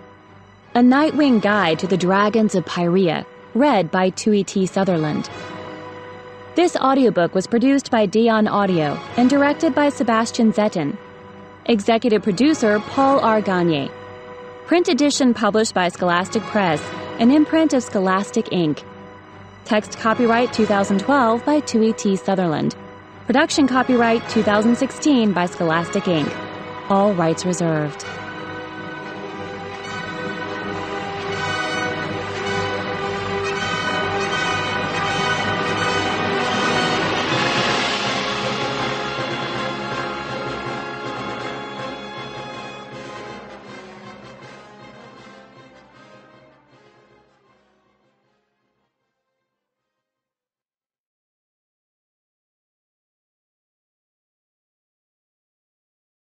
Hi, this is Tui Sutherland. A Nightwing Guide to the Dragons of Pyrea. Sandwings. Description: pale gold or white scales, the color of desert sand. Poisonous barbed tail. Forked black tongues. Abilities: can survive a long time without water. Poison enemies with the tips of their tails like scorpions. Bury themselves for camouflage in the desert sand. Breathe fire. Queen. Since the death of Queen Oasis, the tribe is split between 3 rivals for the throne, sisters Burn, Blister, and Blaze. Alliances. Burn fights alongside SeaWings and Mudwings. Blister is allied with the SeaWings, and Blaze has the support of most Sandwings as well as an alliance with the Icewings. Mudwings. Description: thick, armored brown scales, sometimes with amber and gold underscales. Large, flat heads with nostrils on top of the snout. Abilities: can breathe fire if warm enough, hold their breath for up to an hour, blend into large mud puddles, usually very strong. Queen Moorhen. Alliances: currently allied with Burn and the SeaWings in the Great War. SeaWings. Description: red, gold, or orange scales, enormous wings. Abilities: powerful fighters and flyers, can breathe fire. Queen Scarlet. Alliances: currently allied with Burn and the Mudwings in the Great War. SeaWings. Description: blue or green or aquamarine scales, webs between their claws, gills on their necks, glow-in-the-dark stripes on their tails, snouts, underbellies. Abilities: can breathe underwater, see in the dark, create huge waves with one splash of their powerful tails. Excellent swimmers. Queen Coral. Alliances: currently allied with Blister in the Great War. Icewings. Description: silvery scales like the moon or pale blue like ice. Ridged claws to grip the ice, forked blue tongues, tails narrow to a whip-thin end. Abilities: can withstand sub-zero temperatures and bright light. Exhale a deadly freezing breath. Queen Glacier. Alliances: currently allied with Blaze and most of the Sandwings in the Great War. Rainwings. Description: scales constantly shift colors, usually bright like birds of paradise. Prehensile tails. Abilities: can camouflage their scales to blend into their surroundings. Use their prehensile tails for climbing. No known natural weapons. Queen Dazzling. Alliances: not involved in the Great War. Nightwings. Description: purplish-black scales and scattered silver scales on the underside of their wings, like a night sky full of stars. Forked black tongues. Abilities: can breathe fire, disappear into dark shadows, read minds, foretell the future. Queen, a closely guarded secret. Alliances: too mysterious and powerful to be part of the war.